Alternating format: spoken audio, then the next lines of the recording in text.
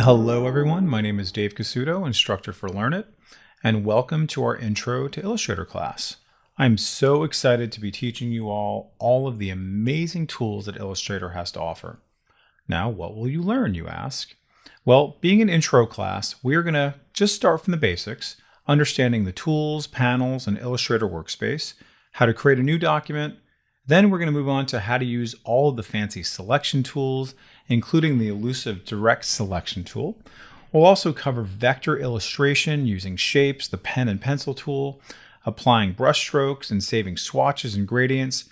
We'll also do a deep dive into type and typography and show you all the tips, shortcuts, and tricks to make you more proficient and more creative using Illustrator. Now, this course is designed to be an interactive hands-on course. So occasionally, you'll hear me say, hey, pause the video and practice on your own. So make sure you download the class files from the link below to do so. This will ensure you get the most out of the course and learn the program in a more experiential, hands-on manner. Now, I'm looking forward to teaching you all the cool things that Illustrator has to offer, so stay tuned and get ready to learn. So where should we begin? Let's imagine that this is our first day of medical school and we need to know where all the body parts are. We need to know our anatomy. So when we are doing an examination, where we're doing some kind of surgery, we need to know where things are. In Illustrator and a lot of Adobe programs, we have something called our workspace. This current workspace is called the Essentials workspace. And that essentially is giving us our tools over here on the left-hand side as one column. And you can see over here on the right-hand side, I have my properties, I have my layers panel, and I have my libraries panel. Now, if you click over here in the far upper right, you're going to see this little dude right there. When you click on that, you're going to see all of these different individual workspace types. So depending on what you're doing, you may have a variety of different preset workspaces. These are things that Illustrator just gives to us. So if I were to change this, let's just say to typography, everything's going to change dramatically to look very different. Let's try another one. I click on this. Let's go over here to painting. And look at that, a lot of very, very different stuff. What I'm going to do now is I'm going to go right back to Essentials. And I'm going to click on that again. I'm going to say Reset Essentials. In case I've made some modifications to that, it is all set back to where the default is. Okay, now what we're going to learn how to do is pretty much just customize these things. So in the upper left-hand side, you're going to see that little double arrow right there. That is essentially going to allow me to make this go from one column to two columns, because I really like that. I like that how that's set up a little better, easy for me to navigate through all of these little icons here. And notice how it kind of groups it together. I don't got to go up and down. So I really like that. And we're going to be going through all these things in subsequent lessons. On the right-hand side, you'll see again, I have my properties panel, I have my layers panel, and I have my libraries panel. Okay, that's great, fantastic.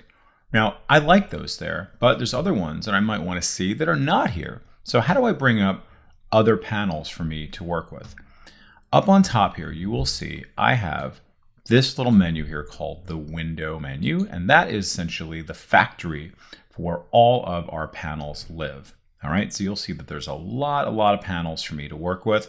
I want to essentially bring some of these in so I can work with them over and over and over again, right? Have easy access to them. So let's, for example, bring up the appearance panel, a very important panel in Illustrator. I want that. And then notice it comes smack there in the middle. I can just drag this from the top, move it wherever I want. That's great. Go over to here. Let's go to window. Let's bring up artboard. Absolutely another very, very important one. I love that. All right. And now let's maybe bring up, let's just say color, and let's bring up swatches. Great. And this is just many that's available, as you can see. Now, you will notice that a lot of these come with their own little sort of brothers and cousins and uncles that like, okay, swatches, like, hey, if you want me, you got to get brushes too. You got to get symbols too. Okay, well, do I want those right now? I'm not really sure if I do. So for example, there's symbols. I don't even really know what a symbol is. Am I planning on using symbols? I don't know, maybe later on, but right now I know I don't need it. So very simply right click on the tab and choose close, and that goes away. Do I need brushes right now? I don't think so. I'm going to say close. Okay, very good. Now I'm going to keep that as is. And now, do I need something else like color guide? I'm going to get rid of that. But I noticed that these two, color and swatches, should kind of be together. So very easily, I can then just join these right there just by clicking and dragging, waiting for my little blue halo, and then bam, now these are one and the same, all perfect, just like that. Love that. That makes me very happy. Now, let's see what else we can do with some of these other ones, right? So let's just say, for example, my asset export, I don't want that. So I'm going to right click on that and say close. But notice when you right click, you get a lot of other options, right? To close it, to close the whole tab group, like we have a tab group here that would close everything. You can minimize it. Oh, that's kind of cool. Or I can double click to then expand it out again. I can right click and I can say collapse to icons. And that makes it nice and small. So it's just kind of even smaller so it doesn't take up as much room. Okay, that's kind of neat. So I'm going to keep that there just for future reasons. Okay, and then I'm going to go over to here to appearance. And then you'll see I have a few other options here in the upper right. You can see I can click on this, which also collapses to icons. Click on this, it brings it back. And then click on my X, and then notice that goes away. Like, oops, what happens when you accidentally or even intentionally remove one of your panels? Guess what? We go right back to where we started, go to window, and what was it that I let go of? Was it appearance? Yep, bam, there it is. And it's back again. Okay, now let's go ahead and bring back another one. You can see here, I have a bunch of other options here I can work with. So let's just bring up, for example, info. That's a nice one. All right, have that there. All right, now let's start customizing this a little bit more. Let's say I want to bring these guys into their own little kind of panel areas, for example. So let's just say, for example, I wanted to have swatches and colors on their own kind of section over here. These guys have their own section. Why can't these guys? So you'll notice that when I drag this over here into this little area, you'll notice I get this like blue halo here. Come way down to the bottom, right? I'm gonna get a blue halo down there. Come over to here, I'm gonna get another blue halo. So this is gonna give me some choices in terms of where I want to place these things potentially, okay? You'll notice if I do it with this one, I'm just gonna go and simply click and drag. I can move this over here if I want to, but because this is an icon, I want you to notice something kind of neat. If I move this right here in the center and I let go, notice how it creates a very different looking panel compared to how these are. So if I want to have like access to all of these guys here, but smaller versions, rather than having to take up all this space, I can then just move this, wait for my little blue halo, and then bam, I can do that, I can do that, and then I can also move these guys here just the same. And you see, very nice, nice and neat. I love that. I love it so much that I want to save this. So right now, this workspace is just called Essential Workspace.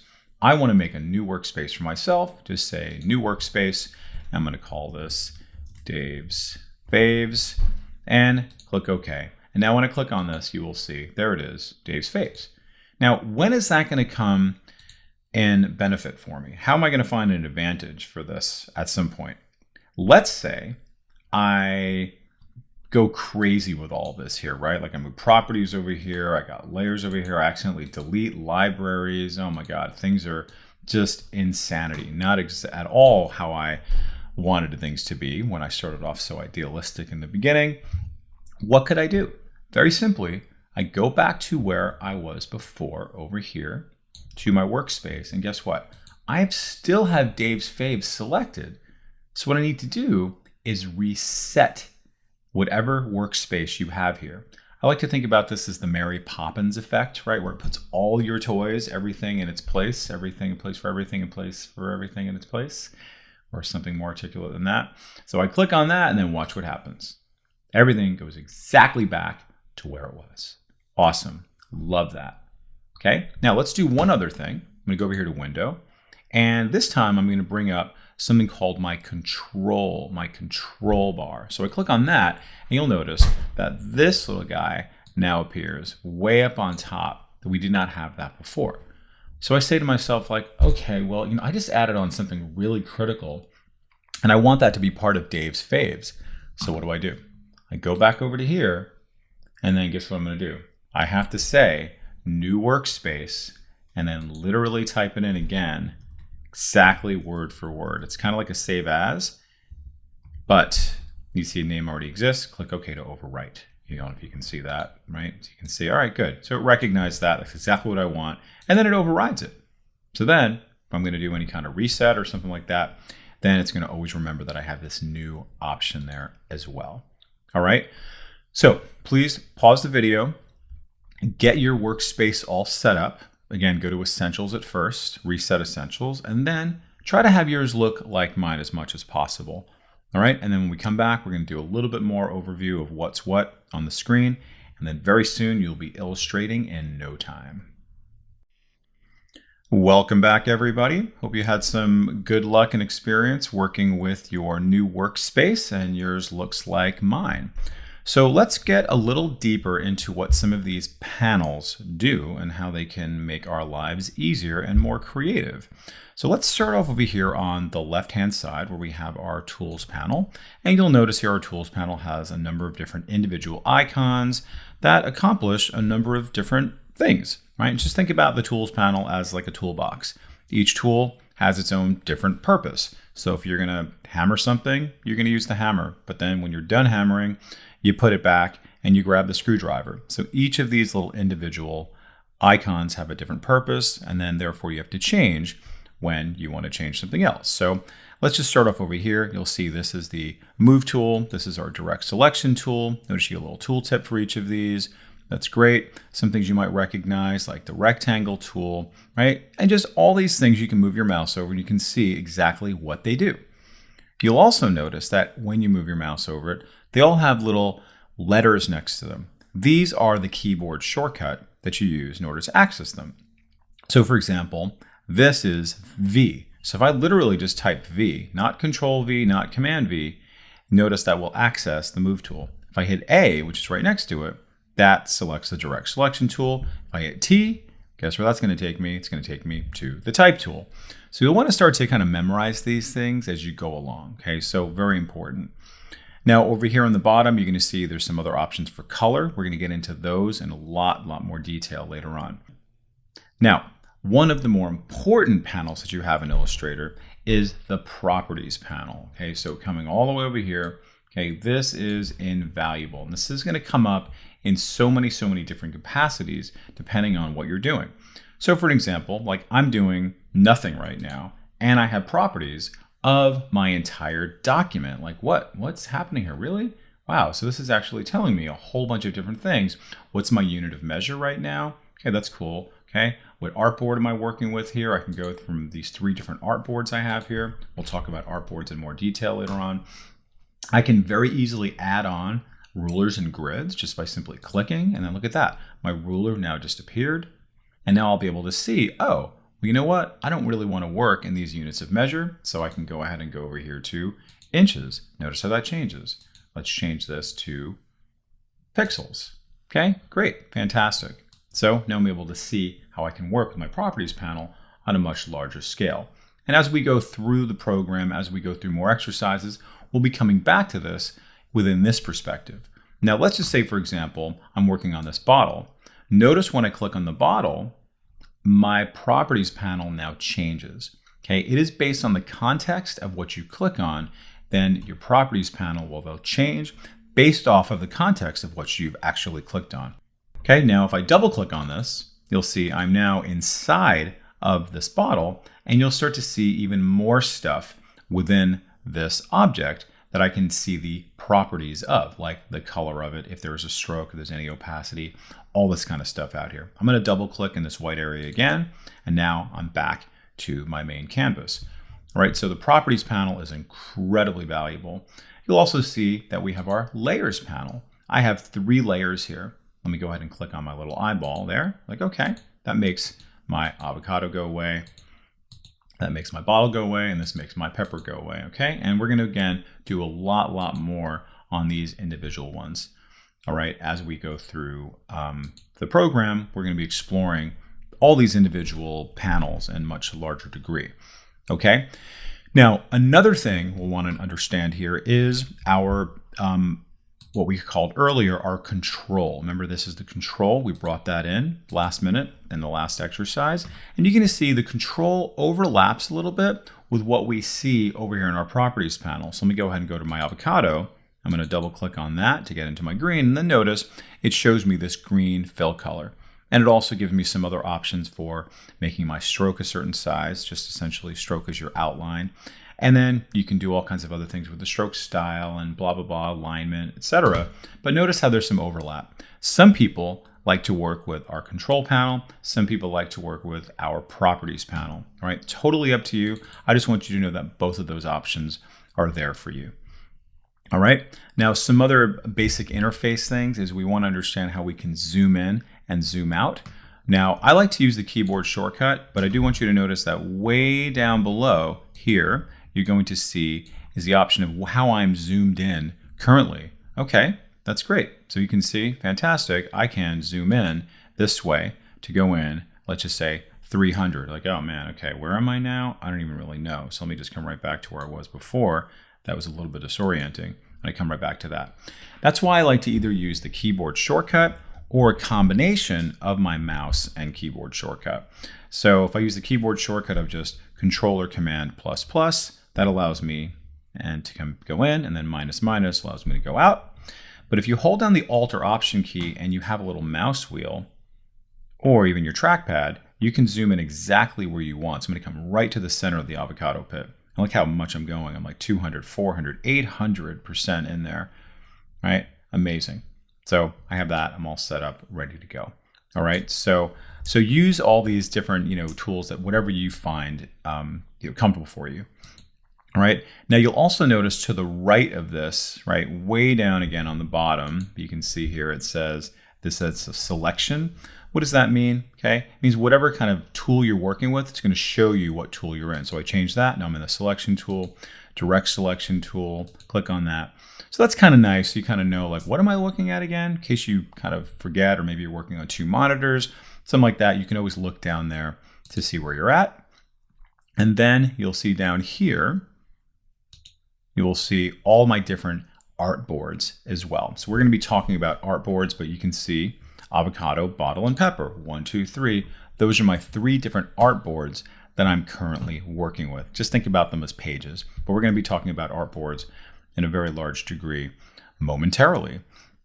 All right, so this will get you going for some just like basic things in terms of our zooming, in terms of our moving in with our art boards, etc. I'm going to show you one last thing as you're moving in. Let me just move in real close.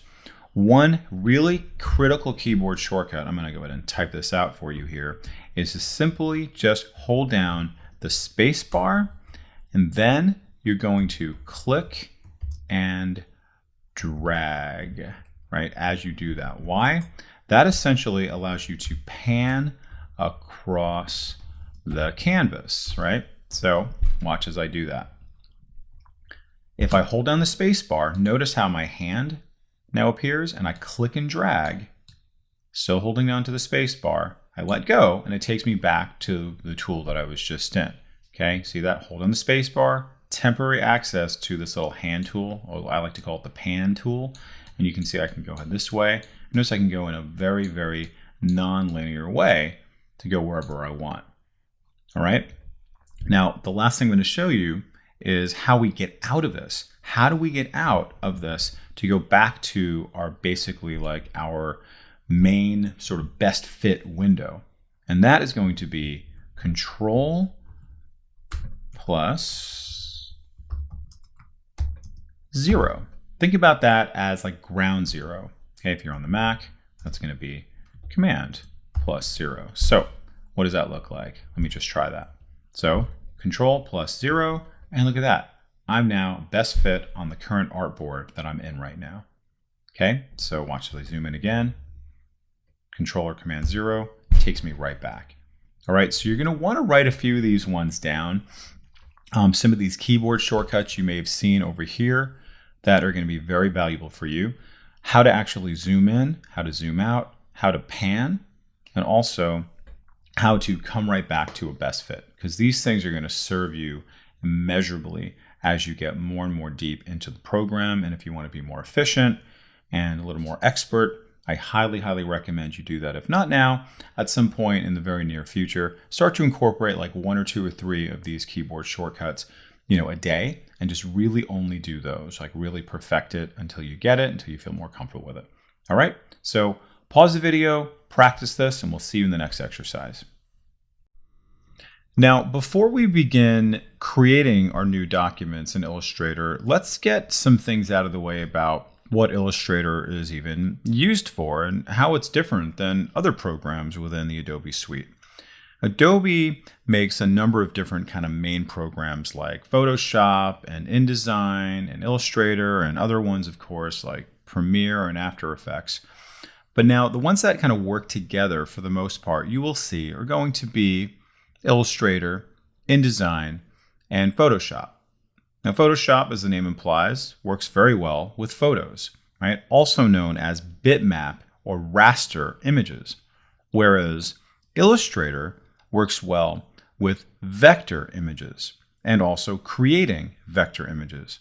Now, InDesign is a layout program and it works well with actually all 3 of those things, all 2 of those things, and all 3 programs can kind of come together. Now, that said, there is an abundance of overlap between all 3 of them. Okay, more than ever, you will see that you can actually create vector images in all 3 programs. You can manipulate bitmap images in all 3 programs. Okay, so it's actually really nice that Adobe has done that for us. So we have access to be able to do that. Now, what is the difference between a bitmap and a vector, you ask? I can hear you thousands of miles away asking that same question. On the right-hand side, we have what is known as a bitmap image. Okay, this is basically pixel-based.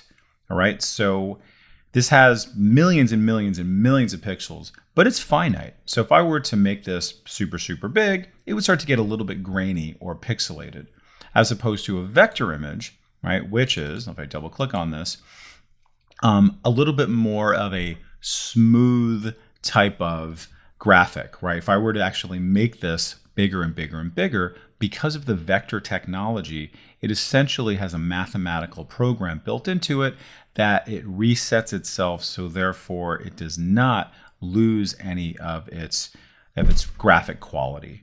All right, so when you are creating graphics inside of Illustrator, you are essentially creating them as vector graphics. Now you can bring in these bitmap images, certainly, and you can have them work together side by side. But when you're drawing graphics like this and this and this, you will see how nice and smooth they are. And watch how nice it is when I get really, really close up.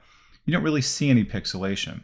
If I go over to these guys here and I come in there, you can see how it starts to get a little bit kind of grainy. See that? I'm like literally looking at what? A pixel. All of these little squares are pixels. Pixel is just a contraction for picture elements, right? That's what we're looking at here. So you see that? We're kind of just really looking at a molecular level of these images. Whereas with vector images, vector graphics, we don't have that. All right, so we're going to be learning how to create vector images from scratch using a variety of different tools, but I want to just kind of get that out of the way just so you understand what Illustrator primarily does, how it can potentially work together with the other Adobe programs, and what maybe some of the limitations you might see when you are working with bitmap images versus vector.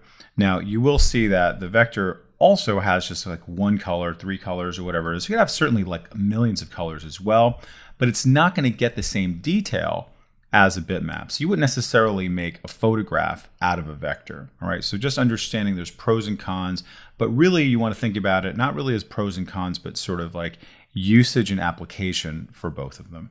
All right, so just want to get that out of the way, digest that, and we'll see you in the next video. Let's now discuss how we create a brand new document. Now, when you're working with Illustrator, it's going to be very similar to other programs potentially, where we're going to ask you how big you want the document to be, potentially what's the color profile, but it's also going to ask you things like, well, what artboard do you want to use? And maybe what kind of bleed do you want?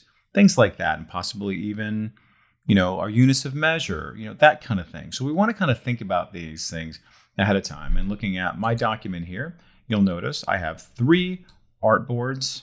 And you'll also notice that here's the size of each individual one by pixels, right? You can see this, my unit of measure is measured in pixels, etc. So what we want to do now is create our own new document, knowing what we know now, and let's just see what that dialog box looks like. So many times when you just start Illustrator, it's going to come up, give me the option to do a new document. We're going to do it directly from this interface by going to File and New, but also notice the keyboard shortcut. Big fan of keyboard shortcuts, so you'll hear me talk about that a lot. Control N or Command N takes you now to something that might potentially look like this. Now, I want you to just not get distracted by anything down below. I want you to get distracted by this. You can see here, I have a number of different tabs here, saved, mobile, web, etc. And they're giving me some nice little sort of presets. So if I go over here to mobile, you'll see there's some nice little presets based off of the different phone sizes. And you'll also see the different units of measure there. You go to web, different kind of presets, right? So maybe I'm doing a mock-up for a website. Great, it's all set up for me, ready to go. Go to print. Notice how it's a different unit of measure this time. It's in points. Okay, and then film and video, art and illustration, etc. You'll also notice that Illustrator is very generous enough to give you a whole bunch of different templates to work with. So definitely check those out if you're feeling comfortable with that. All right. Now, you'll also see here is saved. So you may actually have some that you've been saving so you can use them over and over and over again. Okay, so that's what we're going to do. We're going to create a new one, and then we're going to go ahead and actually save it. So I don't have to actually create it all over again. So I'm going to go over to here, just choose print. And again, here are my presets. I'm going to go over to this side and now make my custom changes on all these different things here that I have available to me. So for example, I want to make this in inches. Notice how it now changes. That's great. And I want to change the orientation from portrait to landscape. That's great. Love that. And then here is the thing I was talking about before, is working with artboards. Okay, how many artboards do you want? Okay, so for right now, I'm just going to say 2, so you can see how you do it. We're going to have a whole discussion on artboards in a little bit. All right, then we also have our bleed. Okay, so you might have something that looks like, let me come down to one of these templates, like this right here, how you want it to just bleed off the edge here. So if you're going to do that, you typically are not going to say 0. You do want to go a little more than 0, so it goes off the edge. So when you are printing it, you don't accidentally get a little sort of like white sliver there or whatever the color of the paper is. Okay, so just keeping that in mind. Then you also want to think about your color mode. All right, notice here I have just 2 choices. RGB is if you're going to be doing something on the web or print, if it's going to be on a screen. And then CMYK is for when you're going to be printing it. Okay, because on the screen, the screen that you're looking at right now, is broken up as red, green, blue. That's like the magic that it's doing from the screen. And the magic that the printer itself is doing is through cyan, magenta, yellow, and black. Maybe some of you have changed your printer cartridges before, and you say, why is this weird colors I've never used before? Wow, interesting. So that's how it's made up. Okay, now it's very important to establish this ahead of time. What is going to be the goal for your project? Is it going to be printed or is it going to be on the web? And then you're going to want to choose your color profile accordingly. All right. And then also notice here is raster effects. That's the word we just used earlier with our with when we talked about Illustrator vector versus raster objects or bitmap. So you want to decide how high quality is that going to be. For vector, it doesn't really matter, but essentially how high quality it's going to be. And typically this is going to be for print. You want to be pretty high like this. And if it's going to be for screen, notice here 72 ppi. So really up to you. You'll know what your projects are. All right, now I'm just going to go ahead and click on create. And now you see here I have 2 artboards all ready to go. You can see it's set up in inches. I love that. That's great. And then guess what? I can do all kinds of other things here. Like I can turn my ruler on here. I can turn my grids on. Okay, I can do all kinds of really, really good stuff here. All right, so that's just the basics of creating something. In a little bit, we're going to learn how we can actually create something, but also learn some basic selection techniques. We have a lot more to go. Just want to get this out of the way so everybody's super comfortable with how to even get started. All right, so pause the video, practice that, and we'll see you in the next lesson. Now, before we actually start creating some things, let's get some of the basics out of the way. And one of the most basic fundamental skills you're going to have in Illustrator is selection. And I know it sounds very, very rudimentary, but it is very important because in order to affect it, you have to select it. So we really want to understand that when you want to manipulate something, edit something, it has to be selected. And there's a lot of different ways to select things. And there's some other nice little chips and tools that we're going to be getting into as well in terms of selection. That's kind of more than meets the eye. So let's see what our basic selection tools are here. You can see here is my regular selection tool. This is my direct selection tool. And again, if you go between the V and the T, they just switch up. Okay, so you can go ahead and switch these back and forth by the mouse or not. Okay, or you can use your keyboard shortcut. It just appears right there with the tooltip. Now, you will also notice that as I change, you will notice also my properties panel changes. Now, just again, keeping that in mind, understanding how the properties panel works. Now, I haven't even selected anything, and we haven't even talked about what's the difference between these two. Now, this regular selection tool will select an entire object, right? Pretty much like what you expect a selection tool to do in any other program you've worked with. That's essentially what selection does. And that's going to allow me to now just simply click and drag, move it around. It's also going to allow me to resize it. So if I hold down the Shift key while dragging on the corners here, I can then resize it. Why did I hold down the Shift key? Because I wanted to constrain their proportions, right? Just like that. See that if I don't, then it gets all wide. Maybe I want that, but again, up to you. And I'm just going to do Command or Control Z to undo, or just go to Edit and undo. Okay, so very basic to be able to do that. Now, I also might want to rotate. So I'm still in the same tool. Now, watch what happens now when I move my mouse to the corner here. Notice I get this kind of little button hook. If I click and drag, now I can now change the direction and rotate this little shape. Okay, so it's kind of squiggly to get there. Now, another nice little tool is if you hold down the Shift key as you're doing this, watch what happens is it locks in place like every 45 degrees, right? And that's pretty cool. So if I know I want it to be exactly like that, I can do that. Or let's go 90 degrees. Cool. All right, so that's holding down the Shift key as I am rotating. All right, so pretty neat. Now let's take a look at some of our other options here. This is your direct selection tool, and this is going to be one that you'll be using just as much, if not more, than our regular selection tool, because we are working with these vector images. All of these are vector images. All of these are individual shapes, you might hear them called. And if you are working with the regular selection tool, you can't manipulate these individual parts of it to really get a custom shape, but you can with the direct selection tool. So watch what happens now when I choose this right here. I'm going to zoom in a little bit. I get these like individual little path points, right? These individual path points, or maybe you hear them called vector points. Let's go to this one. This one has a lot of path points. Wow. Let's go to this one. Okay, just a handful here. So notice whenever there's kind of a curve or whatever, that's where you're going to see these little path points. And you'll see here, if I move my mouse over it, see, it kind of lights up a little bit. That's great. All right, cool. So that's how we can select our individual shapes. We're going to get into in a little bit how we can work a little bit more fluidly with our direct selection tool. At this point, kind of want to get that out of the way. Now, if you right click on this, you'll see there's a few other options here. Like you have a group selection. Things could be grouped. So you can then just go ahead and it just works on the whole group right there. So bam, that's going to kind of overlap between this. In future exercises, we're going to see how this is really going to help us. Then you also have the lasso tool. This is another selection to be able to do, right? So if I choose this now, watch what happens when I just kind of like lasso through. I'm just going to basically just touch this. Notice how that's now selected. Okay, but I want you to notice that what isn't selected is this part down here.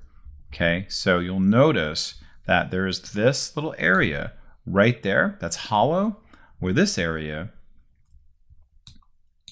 is filled, right? Essentially telling me that this is selected, this is not. So let's just do that again, but this time I'm going to lasso over the entire thing, and now everything is now filled. Okay, so just kind of keep that in mind, that the lasso tool can be really helpful, but many times if you accidentally don't select or you don't touch a certain part of it, if you don't go like through where those anchor points are, then you may not actually be selecting what you think. But notice how I don't even really have to touch anything. As soon as I now close up my loop, everything now gets selected. If I would just hit delete right now, everything then gets deleted. I'm just going to undo that and then come right back there.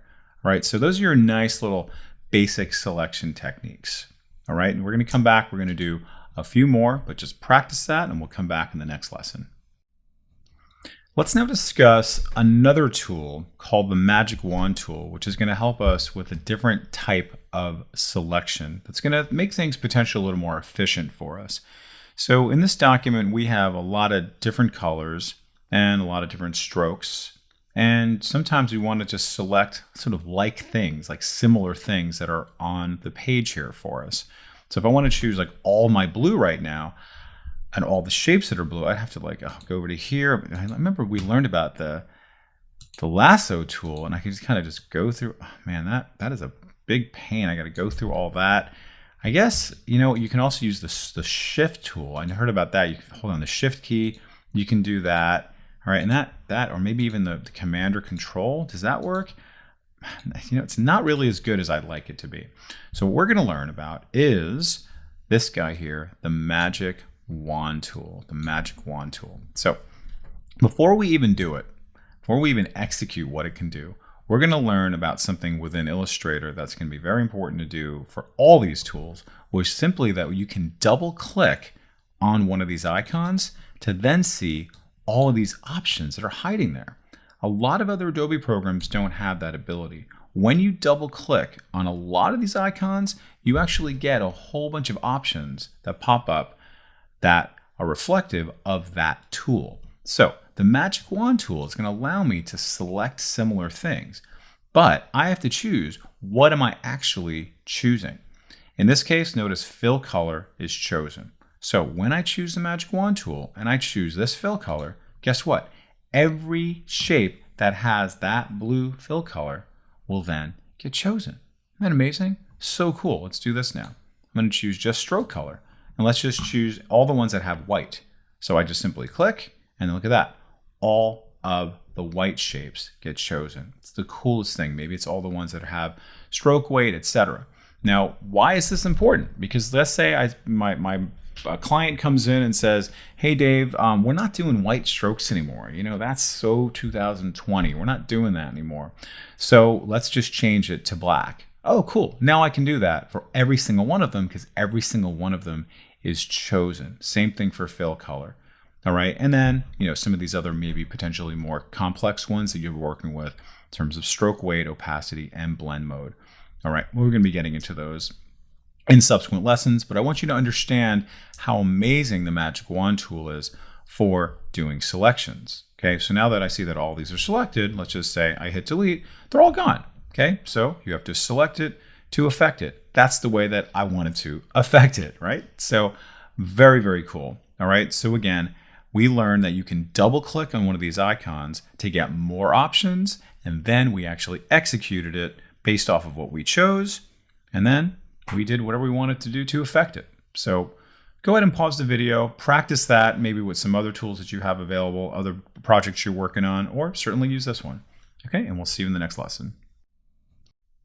Okay, well, ready or not, we are now going to learn how to do some basic illustration. And we're going to start off just by using some of the shape tools that Illustrator gives us. All right, so you will see on the left-hand side where our tools are, we have this little box right there, and you'll notice that tiny little triangle right there, which is indicating to me that when I right-click, I have a whole bunch of options here to draw out in terms of what shapes I want to work with. Now, you'll also notice that Illustrator gives this nice little arrow here that's going to allow us to do, guess what? Click on that and then tear that tool away. So therefore, I don't have to keep going back here to then go ahead and draw out what shapes I want. Okay, so I don't have to actually keep going here and then, oh, I want to choose a polygon this time. I can just go right to here and work with that. All right, now let's start drawing out some shapes. So if I just simply click on that right now, I'm going to draw out a rectangle. Now, you will see, I'm going to just click and drag here, and then I have a white rectangle. Okay, that's great. Now, why did that come out white? Let me go ahead and delete that. Let's discuss what's actually happening before I even start going crazy with all this and waste my time. This is coming in white because, if you notice here, I have a white box right there, and you also notice I have a white box right there telling me essentially what the fill color is going to be. So do you want that to be the fill color? Maybe not. You'll also notice that there's another option here, which is telling me what my stroke color is going to be. What is the stroke? Stroke is essentially just the outline of that shape.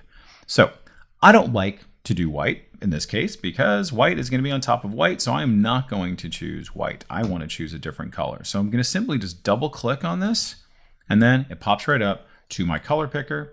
And you'll notice here I can choose from any number of color hues over here on the left-hand side. And on the left-hand side, I'm going to choose my different shading of that set of hues.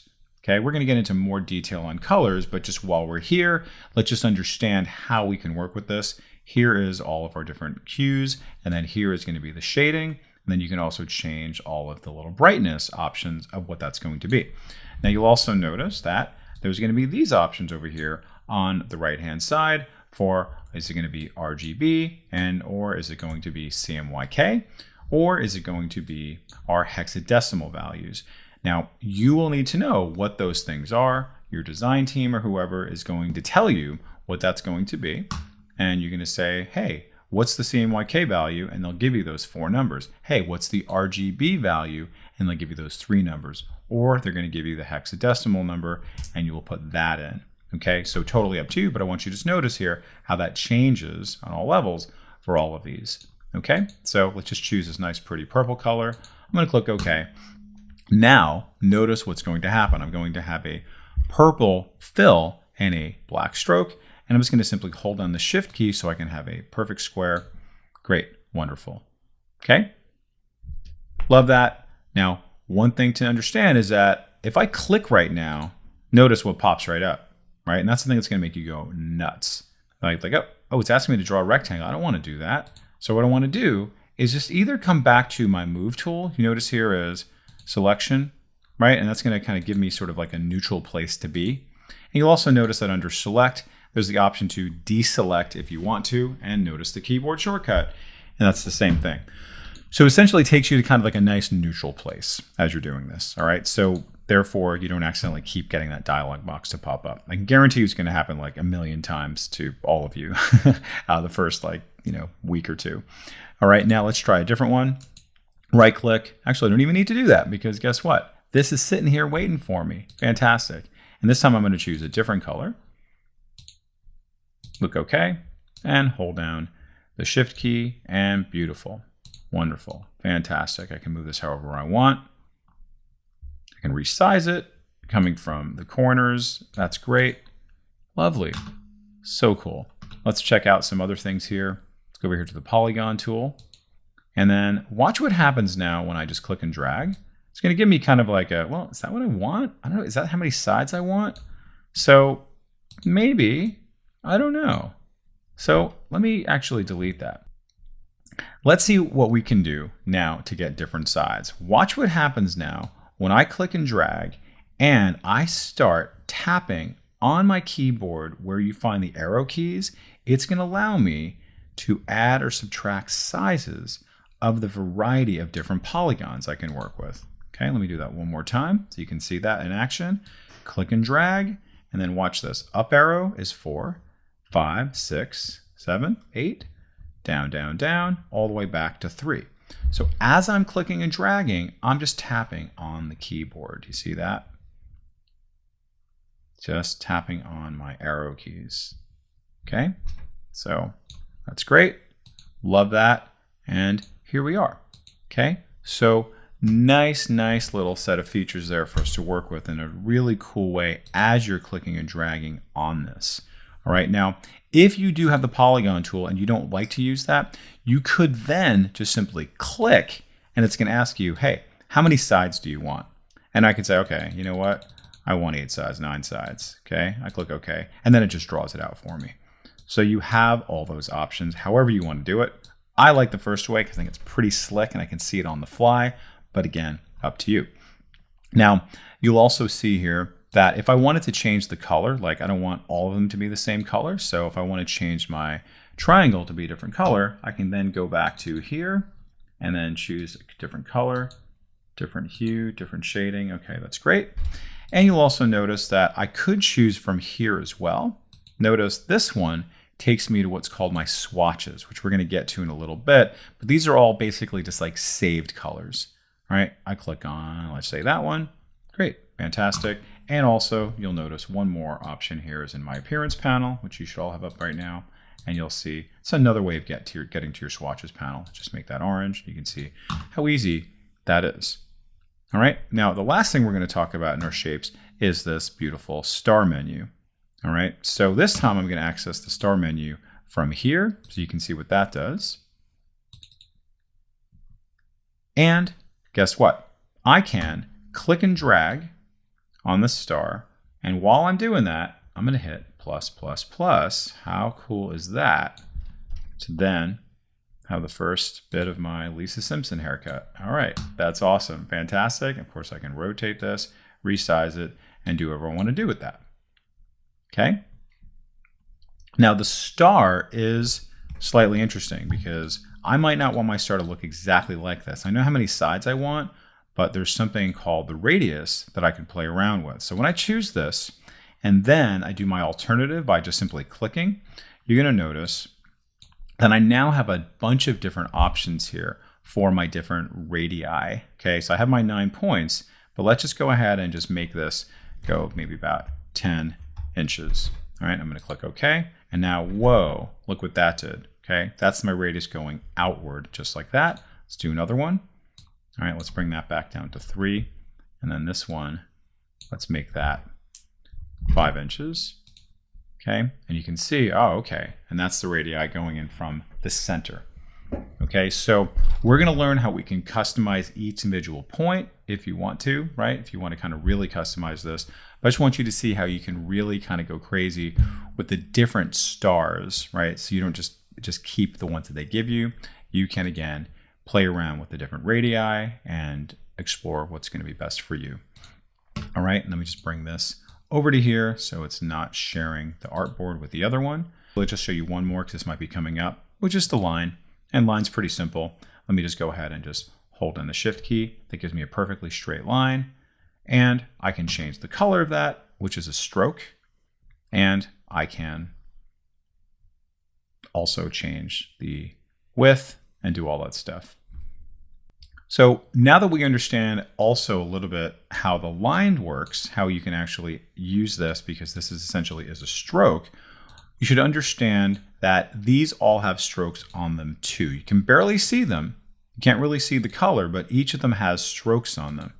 And later on, we're going to get into much more detail on it, but I want you to notice, in case you missed it, that there are some strokes here. So if you go over here in the upper left, you'll see here's the option to change your stroke. You'll also notice over here on the far right in my appearance and properties panel, you'll see here it is to be able to change the width of our strokes. So let's just do that again for my circle, and I'll do it this time. I'll bring this up, up, up. And this time I'm going to change the color of my stroke to something very different. Let's make that yellow and click OK, and pretty cool. Now I'm able to see, oh, okay, cool. I can manipulate shapes in a variety of different ways. I can draw my shapes, I can choose my fill color, I can choose my stroke, then I can manipulate it afterwards, and then I can manipulate the stroke width and the stroke color. All right, so we learned about how to draw a number of different shapes. Now, why is this important for when you're working in Illustrator? For many people, working with shapes is the building block for just basically creating your characters, right? It could be an icon. It could be so many different things, like looking at our avocado. Like this started off as a circle, and our pit started off as a circle. And you see we just kind of built around that. Notice how there's this label as a square. This bottle started off as a certain way. And we're going to learn how we can do some of these things, even make rounded corners and do all kinds of other things in just a little bit. So these are the basics of our shapes. Pause the video, practice up, and we'll see you in the next lesson. So as we've seen so far, shapes are definitely a necessary part of your design, of any kind of project you're working on, documents big or small, just for a variety of different reasons, just to maybe frame things, for visual interest, for decoration, whatever it is. Okay. Now, drawing out your shapes, there is more nuance than just simply clicking and dragging. And Illustrator gives you a lot of pretty neat shortcuts to be able to accomplish a variety of different goals. And they're a little bit hidden, as are a lot of the shapes that we have access to. So we can see here, of course, we have all of our basic shapes, and we also have some other ones, right, that you may not have noticed before, like our spiral tool, our grid tool, our polar grid tool. So let's now discuss some of these little nuances. So for example, let's say I want to draw out a perfect circle going concentrically from the middle. So I'm going to go over to here to my ellipse tool, and I want to draw this out concentrically from the center of this circle, of this shape. So we're going to add on another modifier, which is the Alt or Option key, while holding down the Shift key. So I'm going to move my mouse right here to the center, and then I'm just going to hold down the Alt, Option key, and then bam, look at that. See how it grows out from the center. I let go, and you can see perfect. Okay, and of course I'd want to fill that in so I can really see it. Okay, lovely, amazing. Okay, we're going to learn how to work with guides and grids and stuff in future lessons to really make that where we start off in a perfect place. But for right now, just understand that's pretty neat. Let me do that one more time, and I'm going to just this time do it with a square. And what am I doing? Again, it's a perfect square because I'm holding on the Shift key, and it grows out from the center because I'm holding on the Alt or Option key. Okay, so I'll do that again. Bam, bam, and let's just see, watch it grow.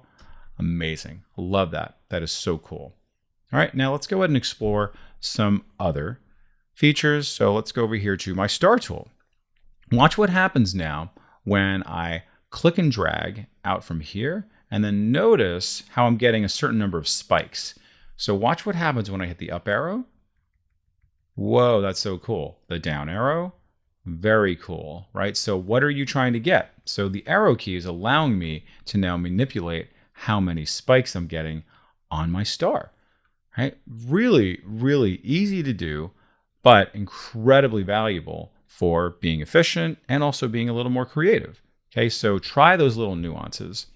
Okay, so in that same vein, using our keyboard shortcuts, our up, down, and arrows, let's go ahead and just explore some other ones here. Like the spiral tool, relatively basic, right? So watch what happens now as I click and drag. Actually, before I do that, let's make sure that I have some kind of thing to work with. Let's make this a little bit bigger.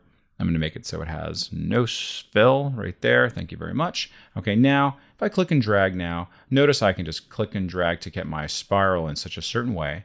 But now if I hit the up arrow, see that? I can actually make it much, much more spirally.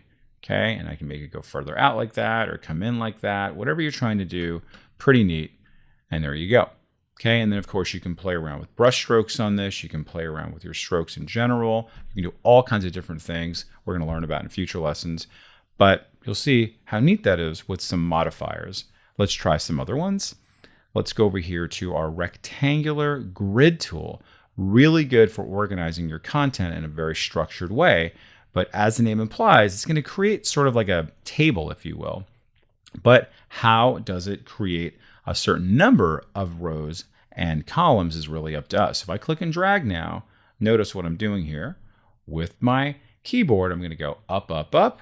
And what is that doing? Adding on more rows, taking away rows. Go to the right, adding on more columns. Okay, so wow, pretty cool, pretty quickly and easily. And you can see, very nice. Now I can just structure my content however I please that way. All right, and then let's now just talk about the polar grid.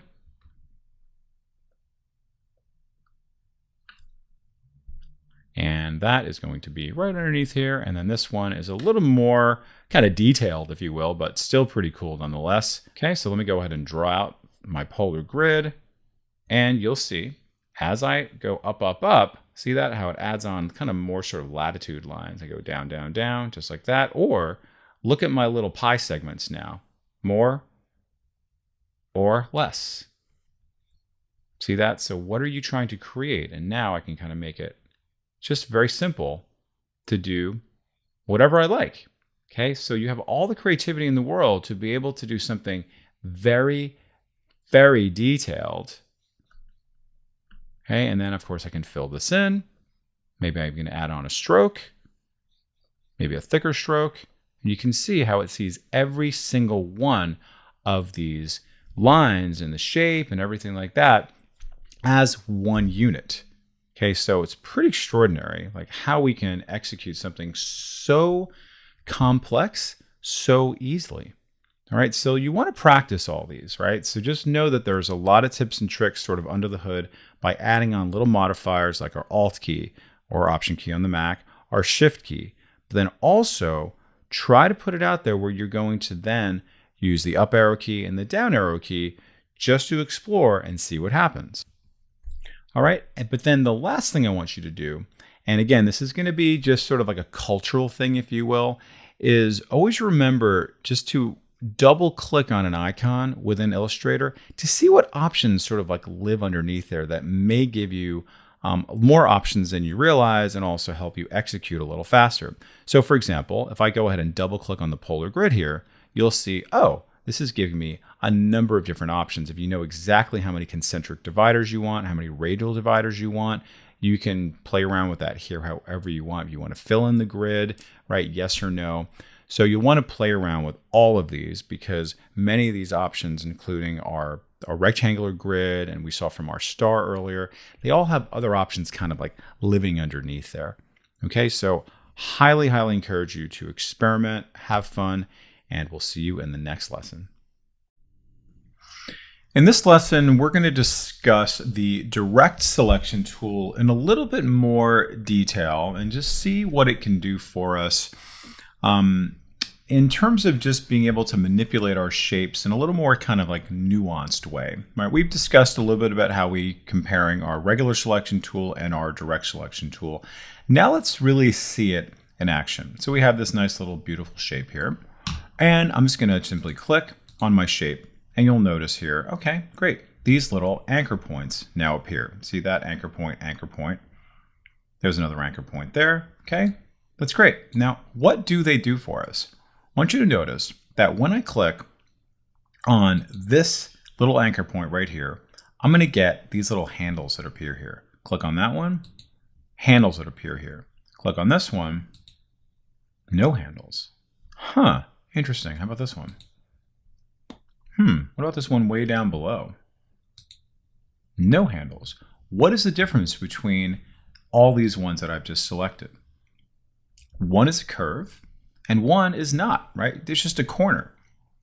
So Illustrator will treat each of these a little bit differently depending on the type of line or the type of shape that it in fact is.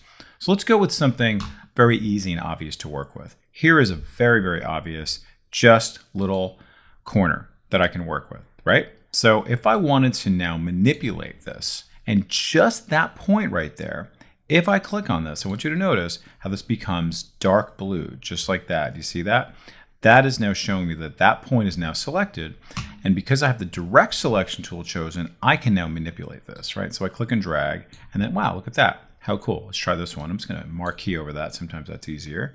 And then bam, I can make this go crazy just like that. Awesome. Fantastic. I love that. So cool. Just kind of treat it like taffy. Now, you'll notice that the one down here right below it is not a corner. So it has a little curve. So therefore, when I click on it, I'm going to get these little handles here. Okay. So again, taking a look at these little handles here, you will see that they're going to give us some power over these individual curves. These handles are known as Bezier handles, and they're going to allow you to control the direction and the magnitude and the degree of the curve as you click on these, right? So if I click and drag on this little guy right here, you'll notice how my curve can go out like that or in like this if you want to. Pretty cool. Come into here, and this time I'm actually going to bring this inward. I'm not just going to click and drag in a circle. I'm just actually going to bring it in so it's a little shorter. So that actually affects how my curve goes, right? So you'll notice that as I'm moving in, my curve then reflects that, right? You see that? How my curve now reflects that. Now it does it on both sides. We're going to explore how we can kind of manipulate that a little bit more. But at this point, it's really about controlling how these guys work as you move them around. So let's just now do another one. Let's come over here to our heart, and let's just see one more where I'm just going to drag this up or drag this back up. Okay, and you'll see also how these lines, how they compare with each other, makes this more symmetrical.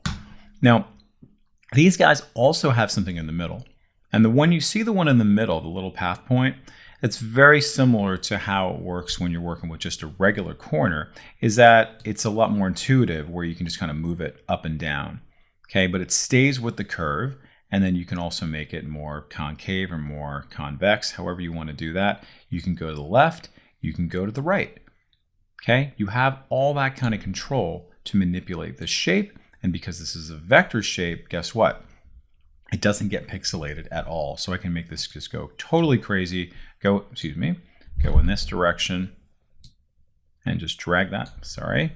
Just make sure you have the actual anchor point chosen and just click and drag outwards like that. Great, and now I can just go nuts.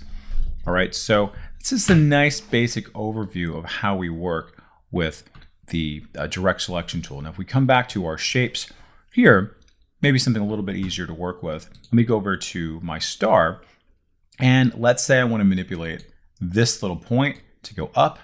Very simply, select that. Come over to here, select that. Come over to here. Maybe I want to make this come inward. Come in like that. Okay, that's great. Okay, have this come in again, select it, make sure it is solid blue. And make this go out. And I'm really starting to kind of come together. Maybe this is going to go in like this. So you can really just start to customize this however you like. But it's really important that you are selecting your individual anchor point using the direct selection tool to then be able to manipulate it accordingly, however you like. Now, we're only now working with what? With our corner points. But let's say, for example, I'm working with this shape right here, and I want to manipulate this to like start making a face. So I click on that. All I got to do now is click and drag this down, and there I am. Okay, so now I've got an alien, right? Or maybe I got a guitar pick, you know? So it's just like, okay, it started off as a circle, and now it's something completely different. Okay, and these shapes are obviously very basic, and the shapes that we were working with here, relatively basic. And we come over here to these, you'll see that sometimes they're going to be a little bit more complex. So if I go back to my direct selection tool, I choose this and you say, okay, wow, there's a lot of anchor points here.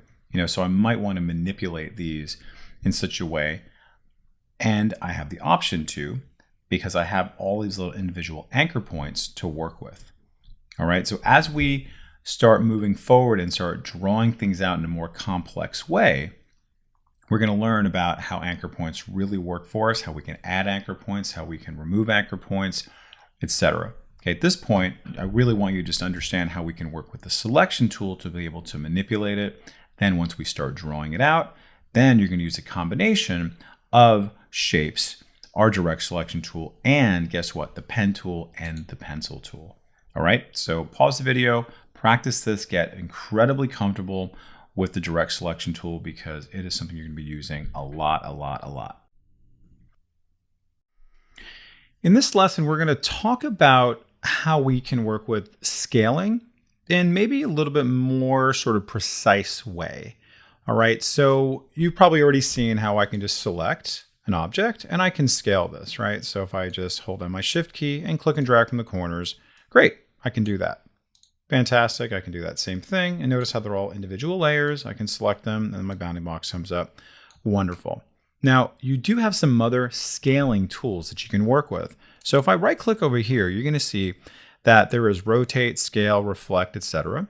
We're just going to work with scale for right now. Notice the keyboard shortcut is simply just S So that's pretty cool. So I'm just right there. So if I just hit V, it takes me back to my move tool. If I hit S, that takes me right to my scaling tool.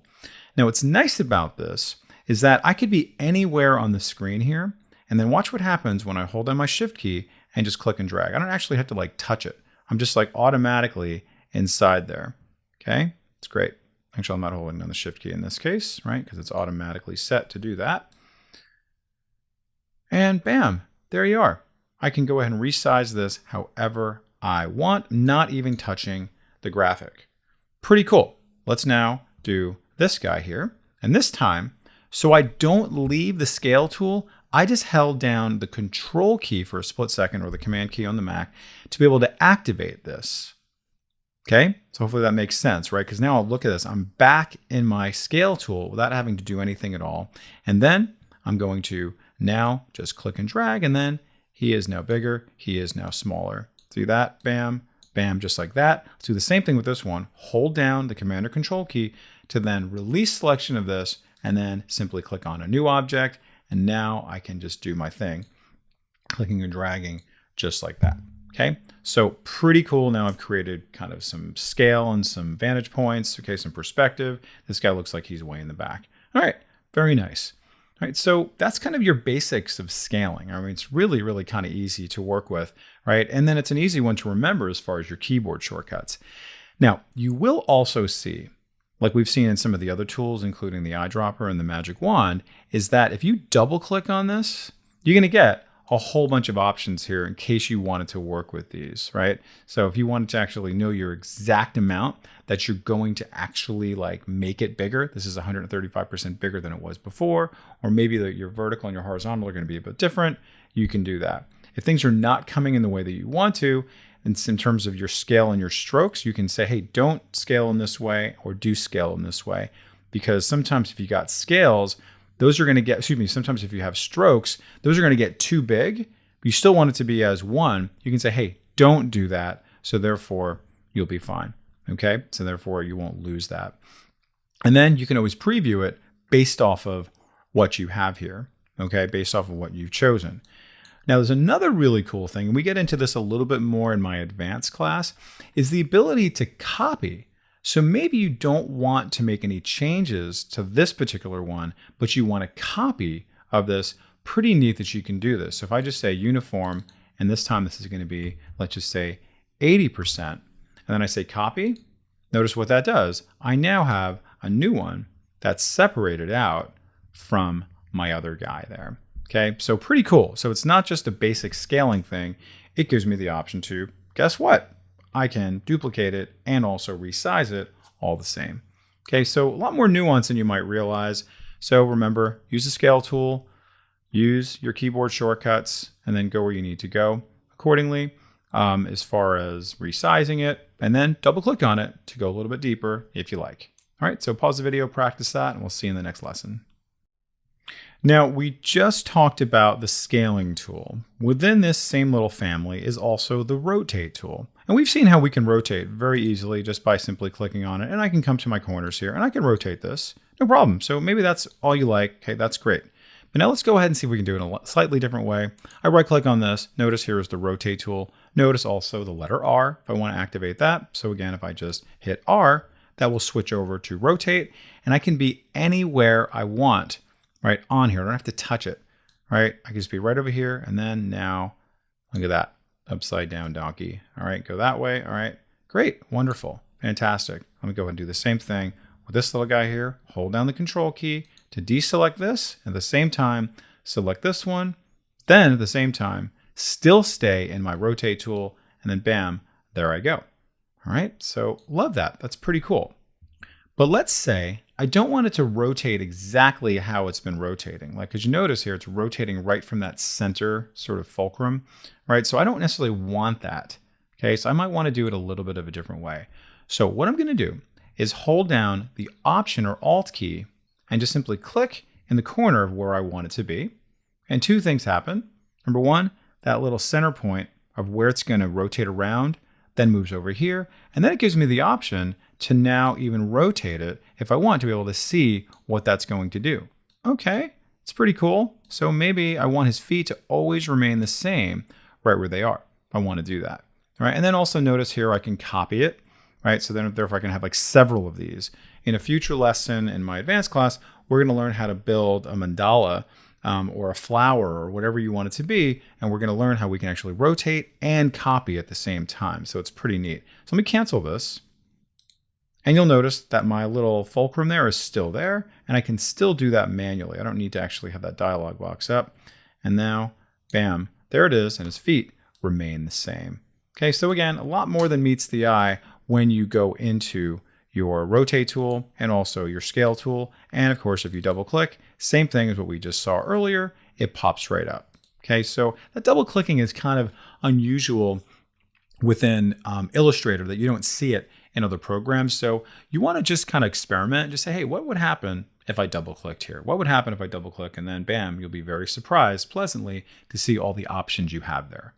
All right, pause the video, practice that either on this document or anything else that you have available. Okay, see you in the next lesson. In the next few lessons, we're going to learn how to draw this avocado. But now, before we start getting our hands dirty with that, let's have a nice little overview of how we work with layers to help us better organize our content. Now, if you don't have the layers panel up already, go over here to Window and then bring up Layers. And then what I'm going to do is I'm just going to bring layers out here so we can all see it together. And this particular document has 1, 2, 3 main layers because I have my 3 little artboards there. All right, we'll talk more about artboards in a little bit, but I want you to see, okay, that's very good. So I have these here. Now, if I click on this little flyout menu here, it's going to open this up to what the content is of that particular layer. Now, this is just known as layer 4. Now, understand how Illustrator works is that when you start creating new things in a particular layer, it just creates new content within that layer. Essentially, like little sub-layers get automatically created. So many people, when they create something, they never actually add on an additional official layer, what Illustrator calls a layer, but new content that gets generated. So for many of you, you may only be looking at things that just have like one layer, just like this, and you have a lot of stuff inside of it. Okay, and it's still called layer 1, but there's a lot of content inside of there. Okay, up to you how you want to organize things. I like to be nice and structured with things. I want to name these. I also want to maybe group them potentially, and you want to separate things out that might be type, you know, maybe bitmaps, maybe your logo images, whatever it's going to be, you're going to give it some context and some structure. So what I'm going to do is I'm going to rename this by double clicking on it. And I'm just going to say avocado. All right. Very good. Fantastic. And then I have a nice little grouping here. Okay. Everything is grouped together as one. And by the way, grouping is pretty easy. I'll just kind of give you a nice little quick overview of grouping while we're here. Let's say I want to group these together. I'm just going to go ahead and just hold down my shift key, select this. And if you just right click on it, you'll see I can group these together, and then therefore these are now grouped. You can also just simply select 2 items and then just do Command or Control G on your keyboard. Okay, so G for group. All right, so just a little sidebar there. All right, and then they will become grouped in your layers panel as well. All right, now I want you to understand about when you're working with layers, I want you to notice this little area right there. Okay, that's telling me what in fact is selected. You may think that something is selected just by virtue of you clicking on the actual layer itself, but in fact this is not selected. But when I click on this little guy right there, notice this gets selected. See how I have this little circle there? That will actually select the objects on that layer. So watch what happens. Again, I click on the avocado. Is that selected? No. It looks like it is, but when I click on the circle, watch this. See that? All the content gets selected in that layer itself or whatever we have going on there. Notice how that's all selected. Okay, it's all grouped, so that makes it easier. All right, so just understand that because that can be a little bit confusing for folks. All right, so notice also how they all have different colors associated with them. So if I go over here and I double click on this next to where it says avocado, this is going to give me a whole bunch of layer options. Okay, you'll see how this is a nice pretty color blue. This is also blue, my bounding box, because that is in fact my layering color. So it tells me the bounding box is the same color as this layer. Cool. So I know what I've just selected. All right. And of course you can change these to lots and lots of other colors. All right. Of course you can change the name of it as well. Down below, you're going to have a whole bunch of options here that you can now control of, okay, this is the layer I just created. Is this going to be a template layer? Oh my God, look what happens. When I make something a template layer, it actually makes it so the image becomes dimmed, it becomes locked, it is showed, it is previewed, but it's not going to be printed. Oh, let me just unclick that. And then, okay, that's pretty cool because it's going to automatically do a whole bunch of things. When would I make something into a template layer? Let's say I want to trace this, which we're going to do in a little bit. And I want to be able to say, hey, listen, let's make this look exactly like what's underneath here because it's a bitmap image. I got it from someplace else. Maybe you drew it yourself and you want to be able to trace it and then make it vector. You can easily do that by making something a template, and then that will dim it to whatever. So it's kind of hiding in the background. Then you have all these other options here in terms of, do you want to show it? Do you want it to be previewed right inside of the layer itself? Do you want it to be locked? And when you do print it, do you want it to be printed? Okay. So just know what your options here. I'm going to click OK. I'm going to keep it as it was before. So I want you to notice that within my layers panel, I have the option to actually turn off the visibility. That's essentially the same thing as when you said show, and that's going to make it disappear just because maybe it's getting in the way. I just want it to go away. This is going to, guess what? Lock it. If I wanted to lock it right here from within the layers panel, I can do that. And then when I try to click it, can't do it, can't do it, can't do it. Now, when I unlock it, now absolutely I can do that. All right. So you might want to do that with other things again that are competing with whatever objects you are working with. All right. Now, you'll also notice that here's another option down below that you may want to create a new layer altogether for yourself, right? So I'm going to create one just called type. So I click on that and now I double click on this. I'm just going to say type. That's great. And then I double click again to change the color because I don't want it to be any of these other colors here. So far I got blue and I got green and I got red. Let's now make one that's just kind of pink. Okay, unclick OK. And now that's going to be pink whenever I select it. Fantastic, that's great. And now whatever I do now, while this layer is selected, is going to end up on this layer. Okay, pretty straightforward, right? That's pretty cool. So if I typed, let's just go to do a quick little type here. All right, I'm going to say yummy. All right, and that's obviously way too small. Okay, there we go. All right, and I'm just using a keyboard shortcut that I'll teach you later on to be able to make that nice and big. But you can see there it is, my little color there. That's come there, and then notice it's going to be right there. Fantastic, it's inside of there. Love that, pretty cool. Starting my layer management, right? Now, sometimes you want to move things around from layer to layer. So, and you're going to want to do that for a number of reasons. Number one is for organization purposes because it just belongs someplace else, right? It's like, okay, you know what? I accidentally drew it inside of the text layer and it needs to be in the avocado layer. Oops, what do I do? Okay, or it actually went into the template layer. I didn't want to do that. It needs to be on its own layer. So it's really easy to get these things out. So let me just show you. Let's say I wanted to bring this type or this yummy inside of avocado. Very simply, I click and drag on this circle and just bring it down below. There you go. And now here it is inside of the avocado. Let's bring that back, select it, bring this back up, and now it's inside of type. Okay, so really nice, really straightforward, super important to do.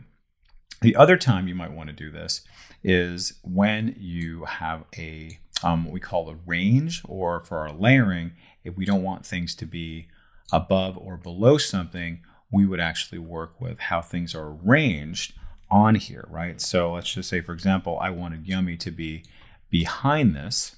I could now move this entire layer below, and now you can see it's actually below my avocado. All right, so definitely important stuff. Not the most glamorous of all things in Illustrator, but it is an absolute must to really understand how layers work, layer management. why we work with layers, etc. All right, so the last thing I'm going to do here is just simply get rid of this layer. I don't need it right now. So guess what? There is my little trash can. I click on that. Are you sure you want to? I'm going to say yes. Great. And it is gone. All right, so practice that. Really get to know your layers. Stay organized with your content. Practice. Pause the video, and we'll see you in the next lesson. Now, this avocado has certain colors associated with it. So before I even start drawing my shapes, I would like to have these colors readily available and saved.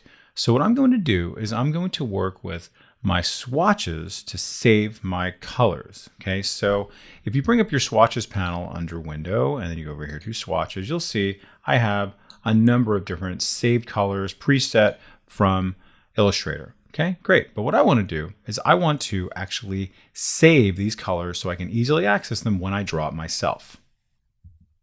So very simple process. What we're going to do now is simply go over to here to a new tool that we have not worked with yet. It's called the eyedropper tool. Okay, notice the eyedropper tool. What does an eyedropper do? It basically just sucks things up. So with that chosen, I'm going to go over here to this little color, and you'll notice that my swatches panel now has that color available for me. And very simply, I'm just going to drag that down here into my swatches, and it's good to go. How cool is that? Now I can also move this other places. We're going to talk about how we can get organized in just a little bit, but let me just start grabbing some other colors as well. So eyedropper, let's grab that guy, and wonderful. Let's go ahead and grab this guy. How easy is that? So let me just drag that down. Very cool. And now let's get this color and then just drag that down. Love that. And let's get this color and drag that down. Wait for my plus sign. And okay, and that should be enough for us, because what we're going to do is we're going to have some of these guys overlap, and you're going to see how the colors are going to come together accordingly. All right, now, like I said, I'd like to organize all of my avocado colors into kind of their own thing. So if you select one, and then you hold down the Shift key, and come over to here, you see where it says New Color Group? Click on that. I'm just going to call this Avo Colors, and now bam, there that is, ready to go. And when I'm ready to draw something out, you'll notice, I'm just going to close this out. Let's just say I'm ready to draw out a shape of sorts. Let's go back to my shape options. Where are you, shape? And you'll see here when I click on the drop down, you can see all my avocado colors are right there, ready to go. All right, so pause the video, use this file, and then save some of your colors that you want to use for your swatches, and then also make a group out of it. We've talked about colors so far, where we have created our colors from the color picker, and we've also saved some swatches where we saved all of our swatches for our individual avocado colors. But now let's go a little bit deeper where we're going to work with global colors, right? So global colors are going to allow us to make kind of a universal change that's going to link up to those colors. Okay, so let's just see what I mean by that. So let's just say, for example, I wanted this color to be, let's just make it up here. I'm just going to come over to here, and that's great. That's wonderful. And now I'm going to bring this into my swatches panel. Let's go there. That's fantastic. But now when I move my mouse over it, you'll see, number one, it doesn't have a name. And number two, it is not what we call a global color. So if I double click on this now, you're going to see here, there's no name for it. Okay. And also the color mode was not accurate. So I'm going to first change the color mode to CMYK. Before it was an RGB. And I'm also going to call this something what I want to call it, crimson red.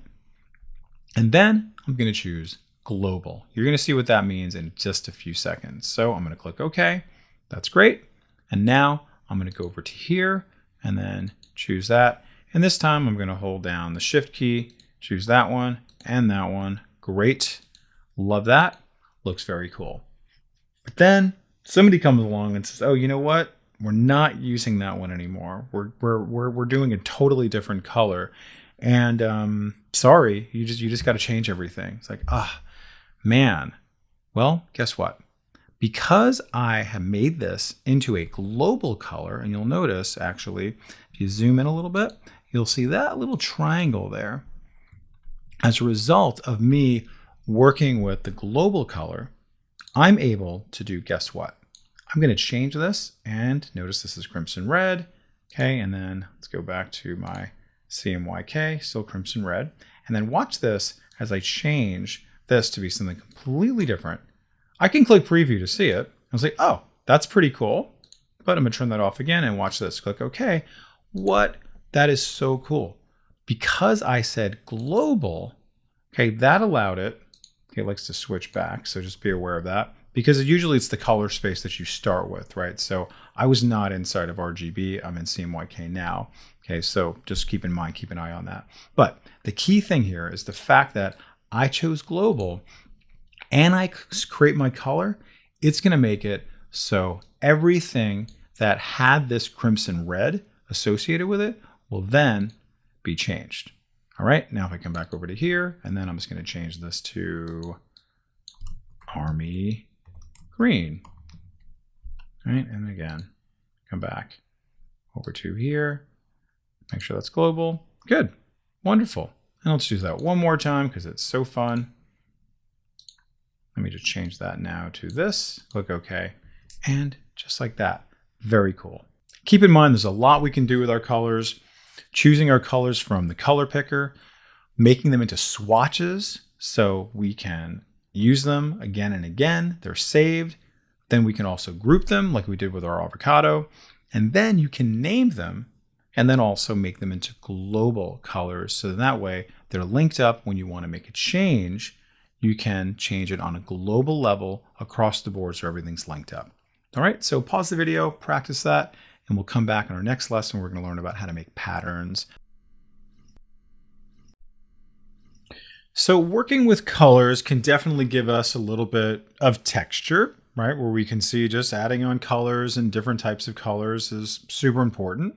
We're going to talk about gradients in a little bit, but working with patterns can be something that can really give you a lot of flavor, especially if you're a clothing designer or any kind of real designer that you want to have something a little bit unique. Now, I'm going to make a pattern based off of something I already have here. Illustrator gives you the ability to make patterns that are custom based off of something that you've already created, and you can blend them all together to be able to do this. So you'll notice here I have all of these little vector images, right, that I can now select. Okay, that's great. Fantastic. And I'm going to make a pattern out of these. Okay, so you'll also notice that I can just do this, and that's great. They're all selected. Okay, that's just with my regular selection tool.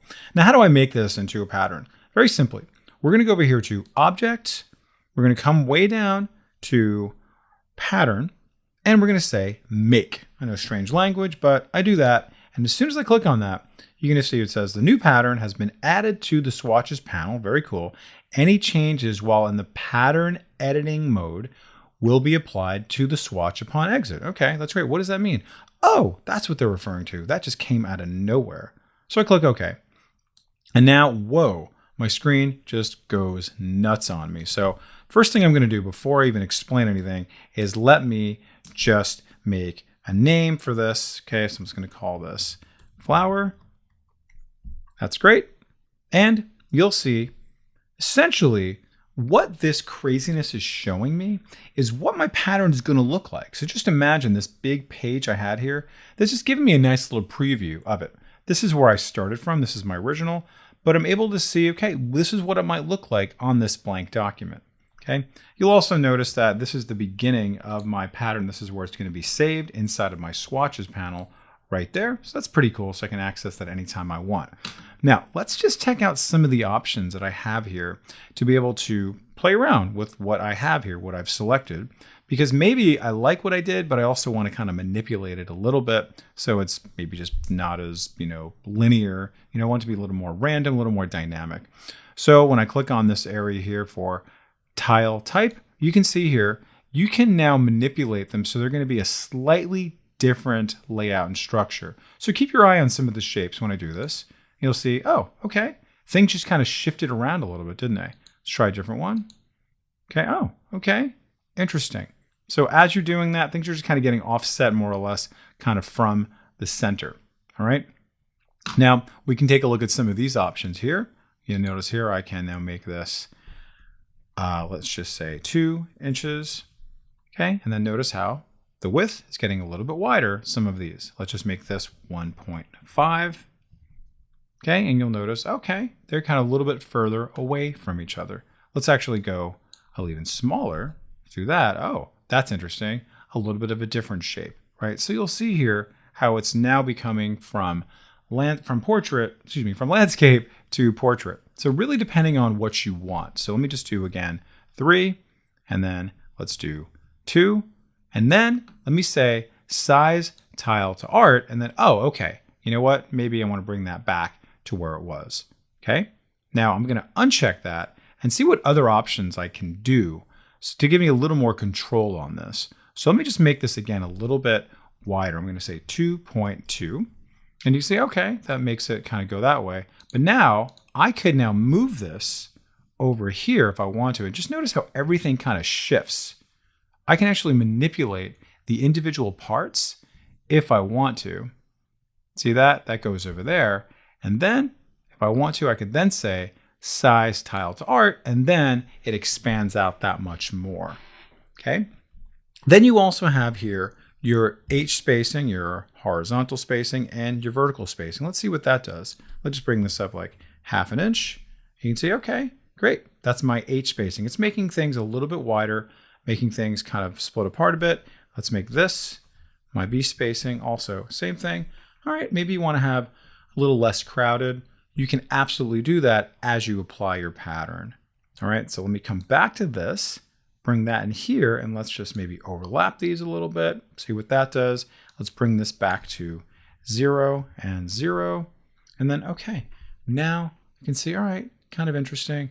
Play around with things however you like. Now, this last part is going to be about your overlapping, right? So you can see how these guys overlap with each other a little bit.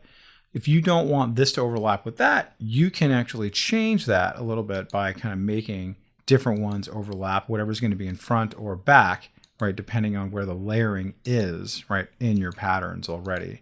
Okay, so you'll watch how kind of some of these will then go above or below.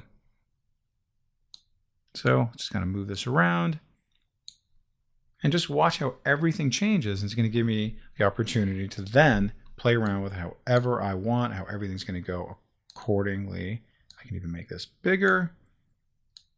And watch again how everything changes. And of course, if I wanted to, I can even change the color of this if I like.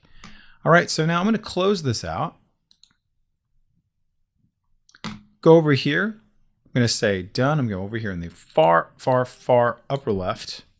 I'm going to say done. And now, what's happened now? Not a whole lot, except for the fact I now have a new pattern. Right, if you move your mouse over it, but you're going to see here, it's going to be right over here. If you move your mouse over it, it should tell you this is my flower. Okay, so now when I click on this, I'm going to click on flower, and now, amazing. Now I have this great pattern that I created that I could easily also recreate in a very different way. Okay, but you can see how amazing that is, right? How cool that I just created this, and now it's applying it across the board here. Now, how do I manipulate this? It's very simply, just come back over here, double click it. Oh my God, and I'm right back to where I was, and then I can very easily now, okay, let's just try something else again. All right, cool, and that changes. Click done, and now everything that was on there before has now shifted as a result, okay, because it's all linked up to this. Okay, so you'll want to choose your own patterns, whatever you got creating on there, and just go to town and just see what you can do. But making the pattern is quite simple. Manipulating it is really kind of a trial and error thing. And then bring it in. If you don't like it, you can always change it after the fact. Okay, so pause the video, practice that, and then find the files inside of our courseware, and we'll see you in the next video. I'd like to explain something very briefly called the expand option that you're going to see in Illustrator quite a bit.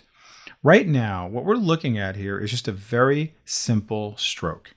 Now, this stroke happens to have a 200-point stroke on here. Like what? Oh my God, I can see that. There's that line. We've done something like this before. And you'll say, okay, that's great. And I can make this smaller. I can make it bigger. And you can see it just makes it bigger or smaller. Let's bring this down to just like 18. Okay, great. I'm going to undo that, bring it back to where I was. Great. So you can see no tricks up our sleeve. This is just a very simple stroke. But now what if I want to do some things to this? Like I wanted to actually like fill this and actually put another stroke around this and do all kinds of different things. Maybe I want to put a gradient inside of this. I can't really do that when it's a stroke. I don't really have the kind of flexibility and functionality as much as I would if this were a shape. Okay, so I want to convert this to a shape. And that's essentially what expanding the appearance is going to allow us to do. So how do we do that? When I click on Object, way up on top here, you're going to see there's this option to expand. So essentially, what it's going to do is going to convert this, which is now a stroke, into a fill. So I click OK. And now, very simply, you'll notice I get all of these little anchor points here because this is now one big shape, no longer a stroke. Okay, then I'm going to have the ability to actually put a stroke around this and do all kinds of wonderful things. That's going to give me, a little more creativity and a little more functionality, a little more options to work with. Okay, because now it's a shape. So many times things are starting off as one type of object using one type of element, but you want to expand it out so that it becomes a shape to give you a lot more functionality. All right, so we're going to use this exact same shape to discuss gradients. So if you haven't gotten to do this yet, pause the video, take this shape that we have here inside of our gradient strokes image, and then make it into, expand it into a shape, and then we'll come back and do gradients. Now, as promised, we are going to discuss gradients. This is going to be the first of two discussions on gradients. Now, what is a gradient? Gradient is just one color that blends into another color, and then it puts a whole bunch of colors in between. Okay, so you can see over here in the far upper right of my window here, if you zoom in, you're going to see I've got a few different kind of default gradients that I can apply from my swatches panel.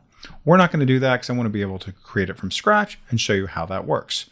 So you will see over here in the lower left of my tools panel, let's go way over here, you're going to see there's this option to apply a gradient. You'll see to the left of that is just my apply color, here's apply gradient, and here is apply no color at all. So let's choose the shape that we just created, and I'm going to simply just click on this gradient. And you'll see just like that, a few things happen.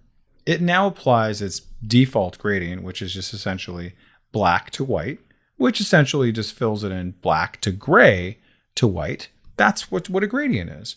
Okay. Another thing that happens is my gradient panel now automatically opens up, which is pretty cool. I kind of like that. Now, if you don't see the gradient panel for whatever reason, if it doesn't show up, you can always go to Window and choose Gradient, and then bam, that pops right up. Fantastic. Now, let's see what we can do to get the gradient that we want. So you'll see that there are a few different types of gradients we can work with. There is the linear gradient, there is the radial gradient, and there's also the free-form gradient, which we're going to do in another lesson. Now you can see if I click on the drop down, they've got some preset gradients for me that I can work with. I can simply click on that. Oh, that's pretty neat. Go to there. All right, that's pretty cool. Great. So, if you're working on something like that where you're just like, hey, I want to have a gradient that's going to be like a nice blue sky or an ocean, something like that, you can see the settings are already there for you. I'm going to go back to my white and black. And you'll also see that down below, I can now change the angle of my gradient to say that. You'll see how that changes. Let's go to 180, see how that changes. Okay, pretty neat. And then you'll also see how I can change these two options here, which are my different colors. So if I want to change the colors of this, if I double click now, you're going to see this little window pops up. And because this is just white, I don't get a whole lot of options here except for black and white. So what I have to do is click on my little flyout menu here, and then I'm going to go to CMYK. Then all my colors now appear. And I'm going to make this, let's just go over here to red. That's great. And then I'm going to go over to here, again, double click, and then let's make that go to green. All right, And you can see I'm going from red to red to red to red to less red to more green. Okay, great. Or if I want to choose my color exactly, maybe I want to do like bright red to dark red. Okay, kind of interesting. But I'm going to play around with this a little bit more by using this little diamond here to say, hey, listen, I want a little more of this kind of like darker red, or maybe you want a little bit of that. Okay, so you have a little bit of texture, so you can see what the gradient is doing for me. Let's now apply a slightly different kind of gradient, which is going to be a radial gradient. I choose that, and then I'm going to go ahead and just maybe have some different colors here. So I'm going to come over to here, and I'm going to choose, let's just say a lighter blue here, and then I'm going to choose a darker blue. So let's go to here, and we'll see, oh, that's kind of interesting. So now I'm starting to see what the difference is. What is the difference? Linear gradient, it just does like a line, right? Very simple line, and depending on the angle you choose, that is going to make it go where it goes, right? So it's going to go 45 degrees, the line's going to be 45 degrees. A radial gradient is just a rounded thing. You can see how it's starting from the middle and it's going outward just like that, okay? Now, let's say I kind of like this, but it's not exactly what I want, all right? I want to have more control over my gradient. How can I do that? There is this really awesome tool called the gradient tool. Just like that, it looks like a little black to white gradient. So what I'm going to do now is manipulate this simply by clicking on the gradient tool. And guess what? All I need to do is just start clicking and dragging where I want it to begin and end. See that? I'm going to start over here this time. I have a little more subtle thing here. Maybe I'm going to go over to here. Okay, or maybe I'm going to start in the middle here. And then kind of just have like a little blast off thing. All right, that's kind of interesting, right? Let me try that now with my linear gradient. And you'll see I can do the same exact thing. Let's just have it go from here to here. Oh, I kind of like that. Maybe I'll just do it from here to there. Okay, interesting. But again, I'm still not satisfied because what I'm trying to do maybe is have something a little bit more kind of complex. So I can actually add on more gradient colors to this if I want to. So I can literally just click anywhere on here to add on what we call gradient stops, if you like. So I'm just going to click, click, click. Okay, that's great. And let's just play around, see what we can do, adding on some more things here. So let's go from a very, very light blue, just bring that down to maybe a little bit less light. All right, so just kind of inch that down. Okay, and then maybe just for fun, I'll just kind of throw in a little bit of a hue, see what that does. Okay, and now let's go a little bit more of that. Okay, interesting. Kind of liking this. All right, and now kind of like that. All right, let's just see what that does now. After I experiment with my gradient tool, let's go from top all the way to the bottom. And now you can see I've created this cool little sky. I like that. And now it's kind of coming right into like the ocean, for example. If I go the opposite direction, notice what that does, right? Very different. Maybe if I stop right here, I'm still going to get a little bit of that dark blue. And you can see they're good enough to show me, let me just back out a little bit. They're good enough to show me what these individual colors are, right, that I'm working with here. So if you wanted to change those, you can simply click on them and then notice there we are, and then you can change that to something completely different. Okay, so there's really, really a lot you can do with this. Okay, but with gradients, you can be super creative. Of course, you don't want to go over the top, but gradients, a lot of times they have a purpose. You can be like illustrating with it, but many times you might have a gradient that's going to be just sort of like a background for something. You might just want to have like just a gradient as a shape. Let me just find my shapes. So let's just do something like this. And I'm just going to put it as a nice little background. So I'll be able to see it underneath my avocado base here. Okay, let me just bring that down into this layer. And let me go ahead and just unlock these, unlock that, and then bring that all the way down so I can see it inside of here. Let's bring that way down below. Great. Now that looks pretty cool, but let's just have a little bit of texture here so I can just make this shape here into a nice little gradient. So making sure nothing is selected, of course, except for my backdrop there. And just making sure that only this is selected. Very good, very important. And I click on that. And all right, on my way, but not exactly what I want. So I go over to here to my radial gradient, and you can see how it's now starting to kind of form a little bit of a sort of a halo around it to kind of really draw the eyes of my user right into it. So I can choose different colors if I want to. And I'm going to go over to here to my CMYK. And then maybe I have these saved someplace, but let's just do a little bit of dark green. And then over here, I'll make this a little bit more on the whiter side. All right, and guess what I can do next is I can reverse it. So I'm going to reverse it just by going over to here. And now, oh, okay, kind of like that. Again, that's a nice little halo effect. And maybe I want a little bit more of that halo. I can do that. So I click on this and go to my gradient tool and then just give a little bit more light or a little less light. Just playing around however you like. Okay, and then making sure when you make your selection that only the object you like is selected. So therefore I don't accidentally get everything else here.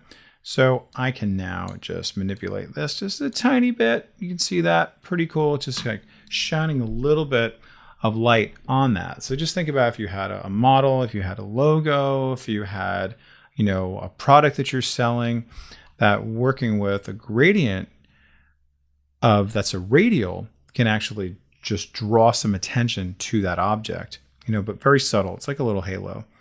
Okay, so practice that a little bit. And when we come back, we're going to work with a free form gradient.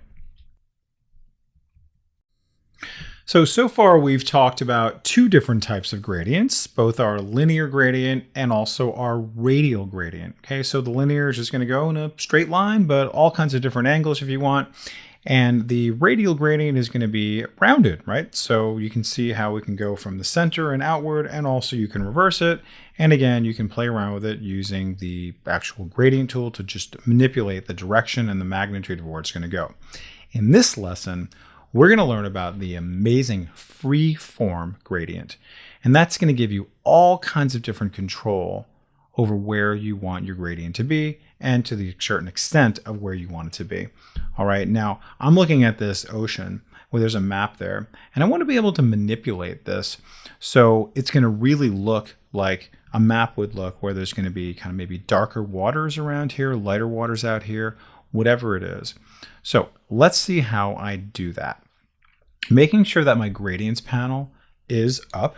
Go over here to window, go over here to gradient, bring that up, fantastic. And remember earlier we talked about these first two, and I promise you we talk about this third one, which is the free form gradient. So as soon as I click on that, you'll see everything on this background now turns into something that I didn't really ask for, okay? Let's not worry about that because we're gonna be able to change that, no problem. So I'm gonna now just start clicking on all these different places of where I think I want the different kind of colors to be.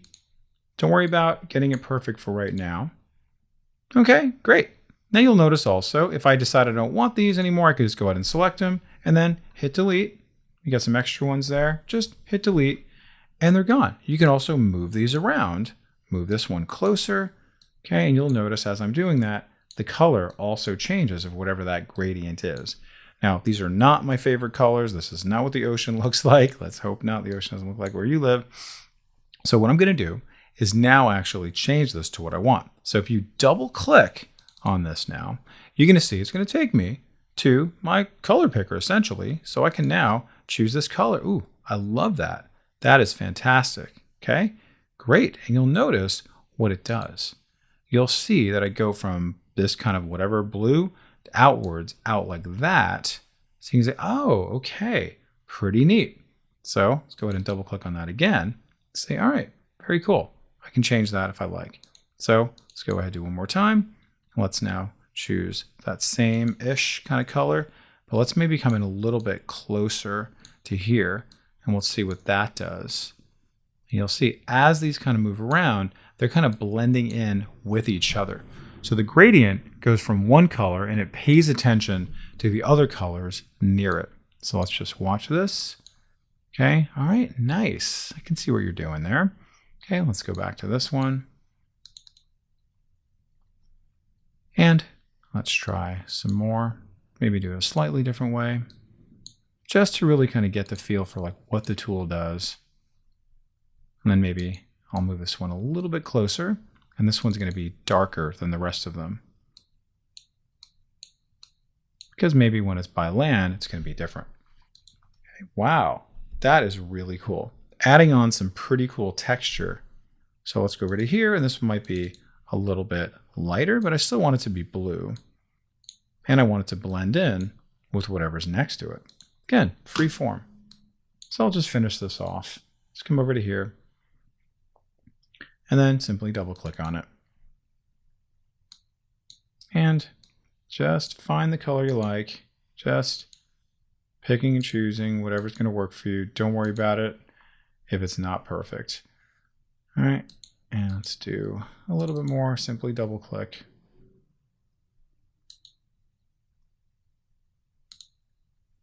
All right. Now, sometimes you might want these to kind of be spread out a little more sort of diffuse. So if you'll notice here on the outside of this is the option for me to now spread this out or bring it in. See how it changes? So you can see how it becomes a little bit more kind of spread out. So let me bring this over here. We'll see what that does. Bring that over there. See what that does. Maybe come out. We'll go in. Let's do some more. Notice how they're all talking to each other. And let's do one more. And then guess what? I can also choose it from my swatches if I have a save swatch.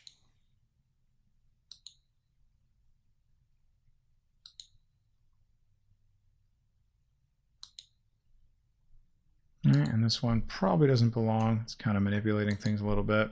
Get rid of that one.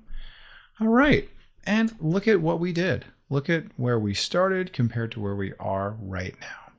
Really gives you all kinds of control. And this could really be on anything. This is just a map that we've chosen here, but this could be just like, you know, an animal. It could be a flag. It could be just a logo, whatever kind of creativity you want to do, right? So, I mean, just really start to think about this. You know, this is just a lot of the similar colors, but you can just go as crazy as you want with like lots and lots of other colors and just see how they blend in together when you kind of move them closer to each other and what kind of things can be created. So I'm going to go ahead and undo that, bring it back to where we just created that, and you're good to go.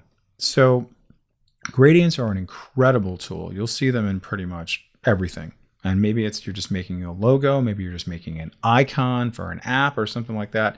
You'll see gradients everywhere, from the more simple to the more complex.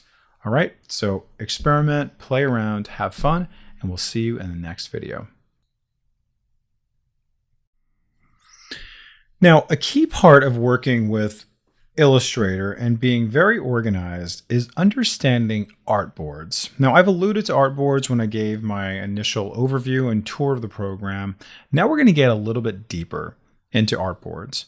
Now, why do we create artboards? Could be for a number of different reasons. Maybe you're going to mock up a number of different versions, different prototypes for your projects. Could be that you're printing multiple pages. You know, you just want to stay organized in a particular way. Now, for me, I have 3 artboards here, and you'll see that I have this avocado, I've got this little bottle here, and I also have this little pepper here.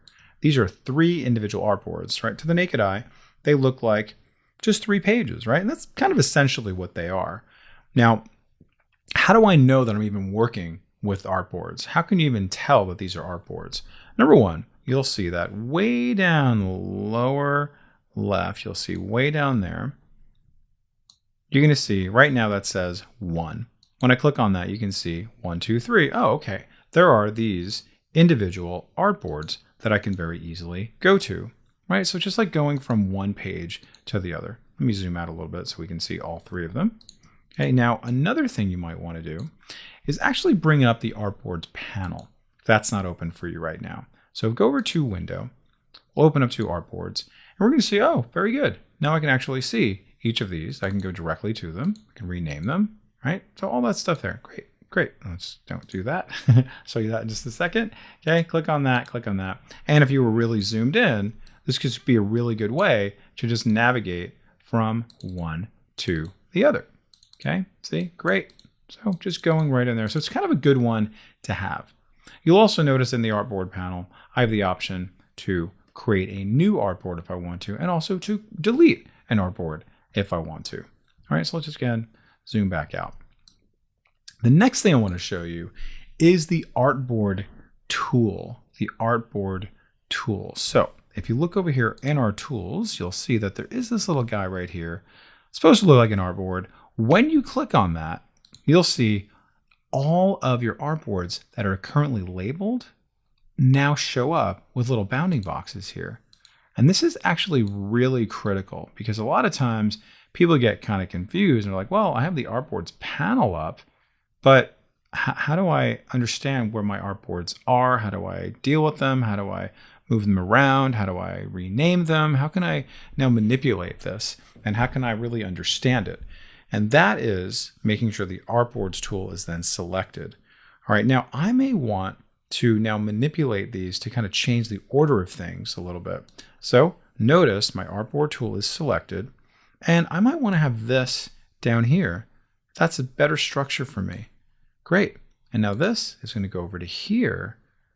Okay, good. Oh, I like that much better because this is just the way I want to show it. And now let me go ahead and create a new artboard, come over to here. And now I want to move that down here. Wonderful. That's great. Now, of course, I'm going to change the name of this, but I want you to notice that as a result of me now being in the artboard tool, I can now do a number of different things to the artboard, right? You'll see that I can manipulate the size of it. So this little transform bounding box now appears, and I can actually just cinch that in because maybe I don't really need it to be so big at all.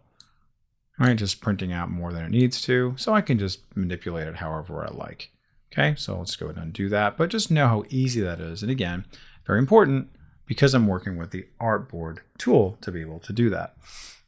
Now I have this artboard 189. I'm just going to very simply change that to some nachos. Simply double click on that. And then that's ultimately going to be nachos. Very cool. It's really very, very simple. Then I would start putting my content inside of that artboard, and then therefore it's going to stay in there. And then when I print it out, you're going to see everything will be part of that page, if you will. Okay, now if you want to get a little more advanced with your artboards, you can see that there's this little icon here to the far right. If you just double click on those, they're going to give you some good options. One way to rename it, you can go through here, change the width and the height, very similar to what I just showed you earlier, and then also your orientation. And then do you want to show some of these things here? Do you care about showing the center mark, the crosshair, all that stuff here? You can definitely do that if you like.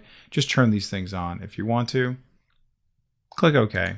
And you can see, all right, good. Maybe that's a little more organized of how you want to work. Okay, and when I'm ready to export, I can go over here to File, Export, and you're gonna see there's this option way up on top here for artboards. So maybe when I'm ready to export, I don't want to export all of these, right? So I can just uncheck this and uncheck this, and I'm only ready to export just this artboard if I want to. Great, and it's gonna export it to a particular folder, whatever I want to do. Great, and I'm good to go. So they do really give you that option to be able to do that, giving you that control over what I want to save and what I don't want to save. Okay, so kind of valuable to just know how we can really master all of our organization, understanding the value of artboards to be able to, again, really structure your content where you want it, in addition to everything we've done with layers, but you might want to put individual pieces of art in one artboard because maybe it's going to be a different size, different page size, you know, what have you. It's going to have kind of different properties all together. Maybe you're experimenting with different prototype, different comps.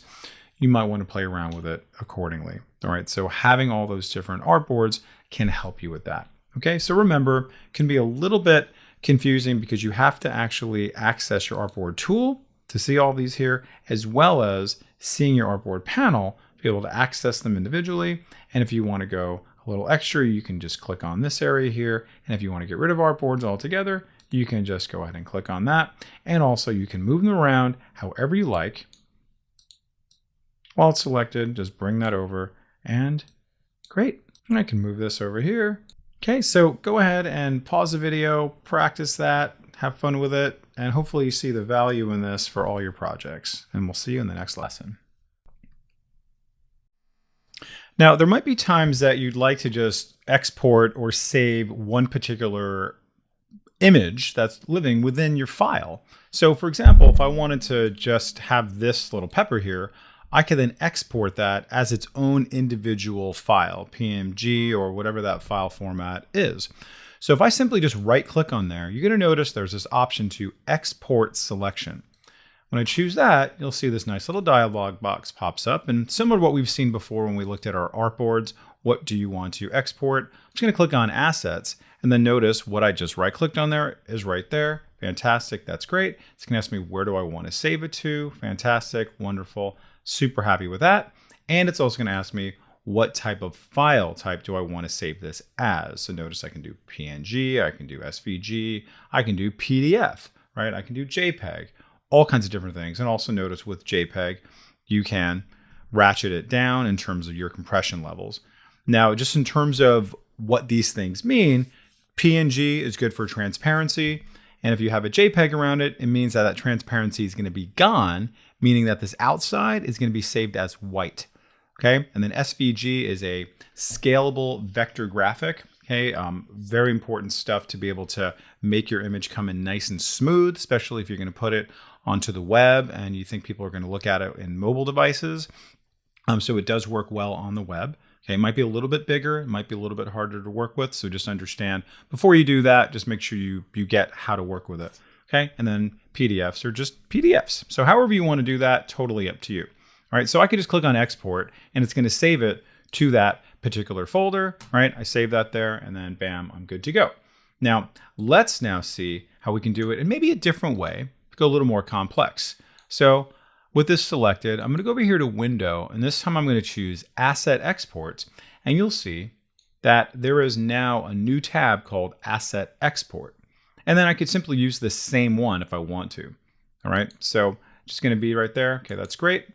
And the other thing I could do is, guess what? I can add on to this. So if I want us to start collecting things, I can now collect this and add it onto here as well. All right, now I want you to notice that in the lower right over here, I have a few different options. This is just, hey, generate a single asset from the selection. That's great. But you also may want to generate multiple assets from the selection. So I have this here, and I'm just going to click on that. And now, oh, look at that. Now my avocado comes in, and now I have both of these. So maybe I just want to have these individual ones. Maybe they're on the same artboard, and I just want to be able to collect them all, be good to go, and then ultimately save it, export it as whatever kind of file type you want. Okay, so lots of options for you to work with. Pause the video, practice that, and we'll see you in the next lesson. In this lesson, we're going to create this avocado, and we're going to be using some basic shapes. We're going to be using some of our swatches we created, but more importantly, we're going to learn a new tool called the Shape Builder tool to be able to create all of these really kind of like perfect little edge kind of shadows around all of this. Okay, now if you look inside of my current layer, you'll notice here I have all of these like little individual layers that are basically kind of creating that illusion of depth within all of this, right? So all of these are their own individual shapes. You can see them just double clicking in there to get into them, right? Because they're all kind of grouped. So you can see here, I'm going to create that. Now let's see how we create that. First thing that I'm going to do is I'm going to duplicate this. So if I create a new layer down here, and I'm going to duplicate this entire layer by holding down the Alt or Option key and simply clicking up and putting that in there. That's great. I now have a duplicate of this layer, and I'm just going to call this Avo Trace, making sure this is selected. Go to my Move tool, and then I'm just going to bump that over with my arrow keys, also holding down the Shift key. And now that's there for me to actually trace. Okay, that's great. Now I'm keeping two on here because I don't really want to mess up this first one that I did. Okay, so I'm going to keep that there, but this is going to be designed to be traced. So what I'm going to do now is just lock this and also lock this so I don't mess with it at all. All right, so very cool. Now I'm going to create another layer, and this is going to be Avo New. Okay, so just imagine this is something that, it's just a bitmap that you got someplace, but you want to make it into, guess what? You want to make it into a vector image. So how do we do it? All right, so you're going to learn not only about that shape builder tool, but you're also going to learn maybe some techniques that you may not have thought about how to actually create shapes in kind of a nice way.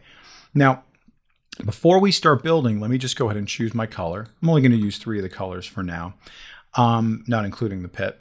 And let me just simply draw out a circle to start off this little back part here.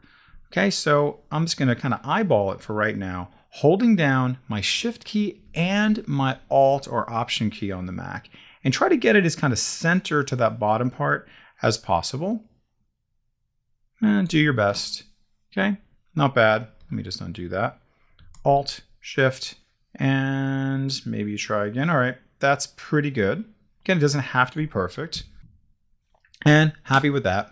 But now I need to move this part up here so it looks a little more avocado-y. So again, I go over here to my direct selection tool. I'm going to select this guy, making sure that this is isolated. Again, using my arrow keys with my Shift key, it's going to go farther faster. It goes about 10 pixels. And we're doing pretty good right till you get to the tip. Not bad at all. Now these guys need to go up as well.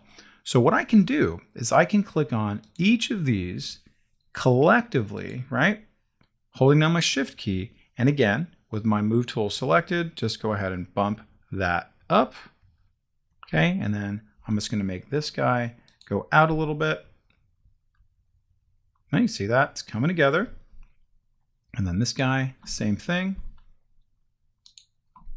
Just using my arrow keys. Very good. Looking for a little bit of precision if possible.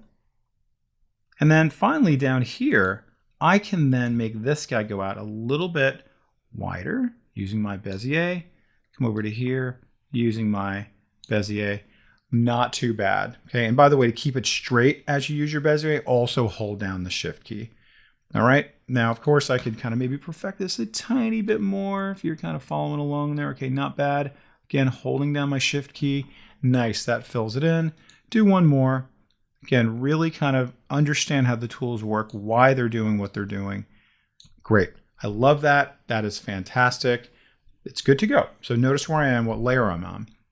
So now, what I'm gonna do, in order to set myself up for the next steps with my stencil, is I'm going to duplicate this. I'm going to clone it by holding down the Alt or Option key and just bring this over here.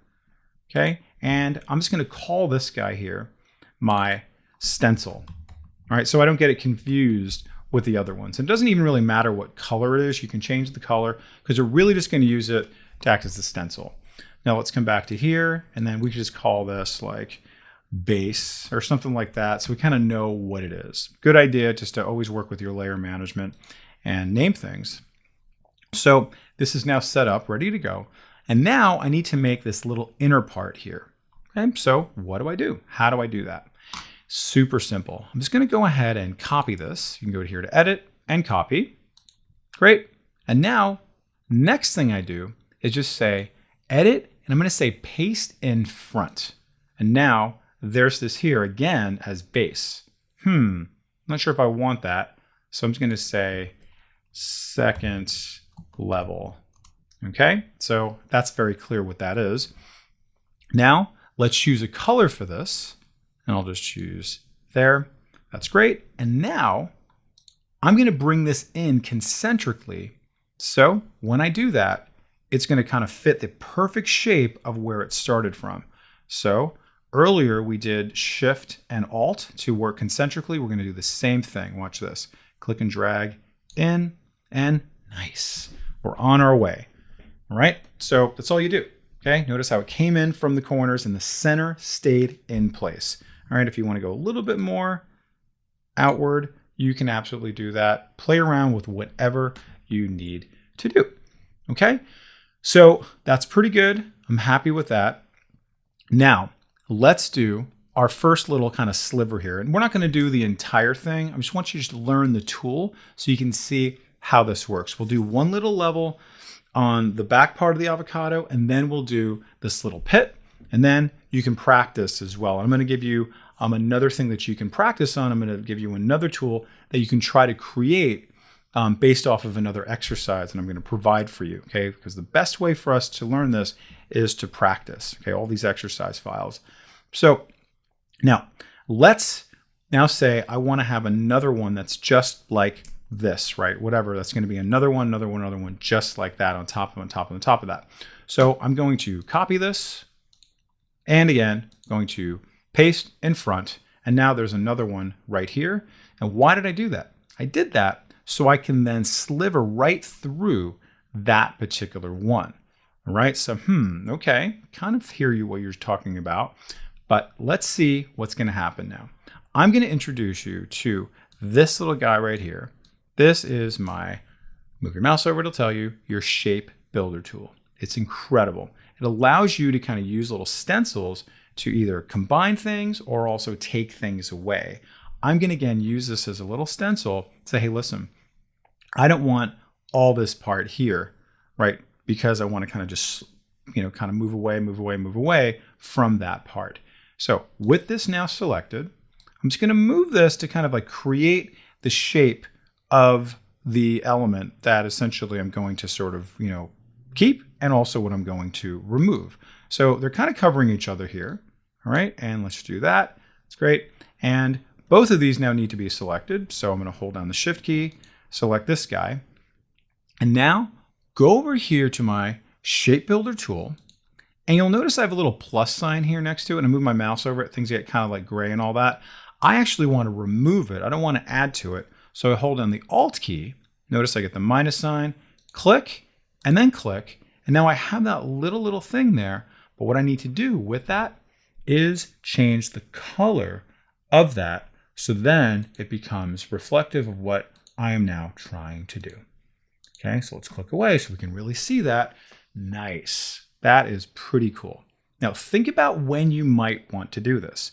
Think about shadows, right? Of like on a person, on a vehicle, on a product, right? On just anything. Anytime you want to add on a little dimensionality, but you also want to conform it perfectly to something that already exists, notice how nicely that just goes around that. We're going to do something similar with this avocado pit. Okay, so this time, let's do that one more time. See how that's going to go. And I'm going to choose this. I'm going to choose my color this time, which is this brown guy that I created. All right, and then I will just now draw it out. And I'm just going to do the same thing with my little circle. And then just make it kind of overlap a little bit. And now let's just come to here with my direct selection tool. You can always hit the A key if you like, and just bump that up a little bit. It's not be super perfect here. And just a lot of times I like to count how many I do, so I do it on both sides. So I'm just going to go ahead and just say 1, 2, 1, 2. Great. And then this guy, let's bring that down as well. And that does not need to be perfect, really, because, hey, you know what? This is nature. Nature's not entirely perfect. Okay. So again, this doesn't have to be exactly like this, but I might want to create something like this to be able to kind of just sliver this in. So it's going to be a very similar process for me, okay? Where I'm going to just copy, paste in place, and I'm going to use this as my little stencil. So let me just get that there, right? So I just clone that guy, and then I clone this again by copying and pasting in front. And again, that new guy is only there so I can then just remove it. All right, that's really the only reason. It seems excessive, but that's essentially what's happening here. So let's now move this right on top of here and then get whatever kind of like shadowy thing you need. And then I'm going to click on this so I have both. And now use my shape builder tool, hold down the Alt key, bam, bam. And now there's that sliver that now needs to be made a little bit darker. So I'm going to double click on that, and then let's just bring our brightness down a little bit darker for that element. Click OK. And now, cool, nice. And you see how perfectly that fits in with my pit. Okay, so we're really making some progress here. It's starting to look very cool. It's starting to look like it really has some dimensionality. It's very smooth and everything.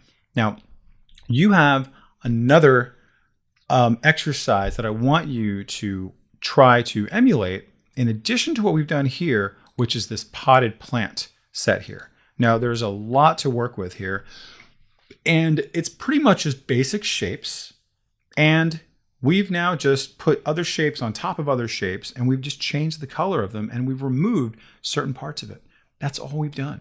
Really, it's not as complicated as this may seem.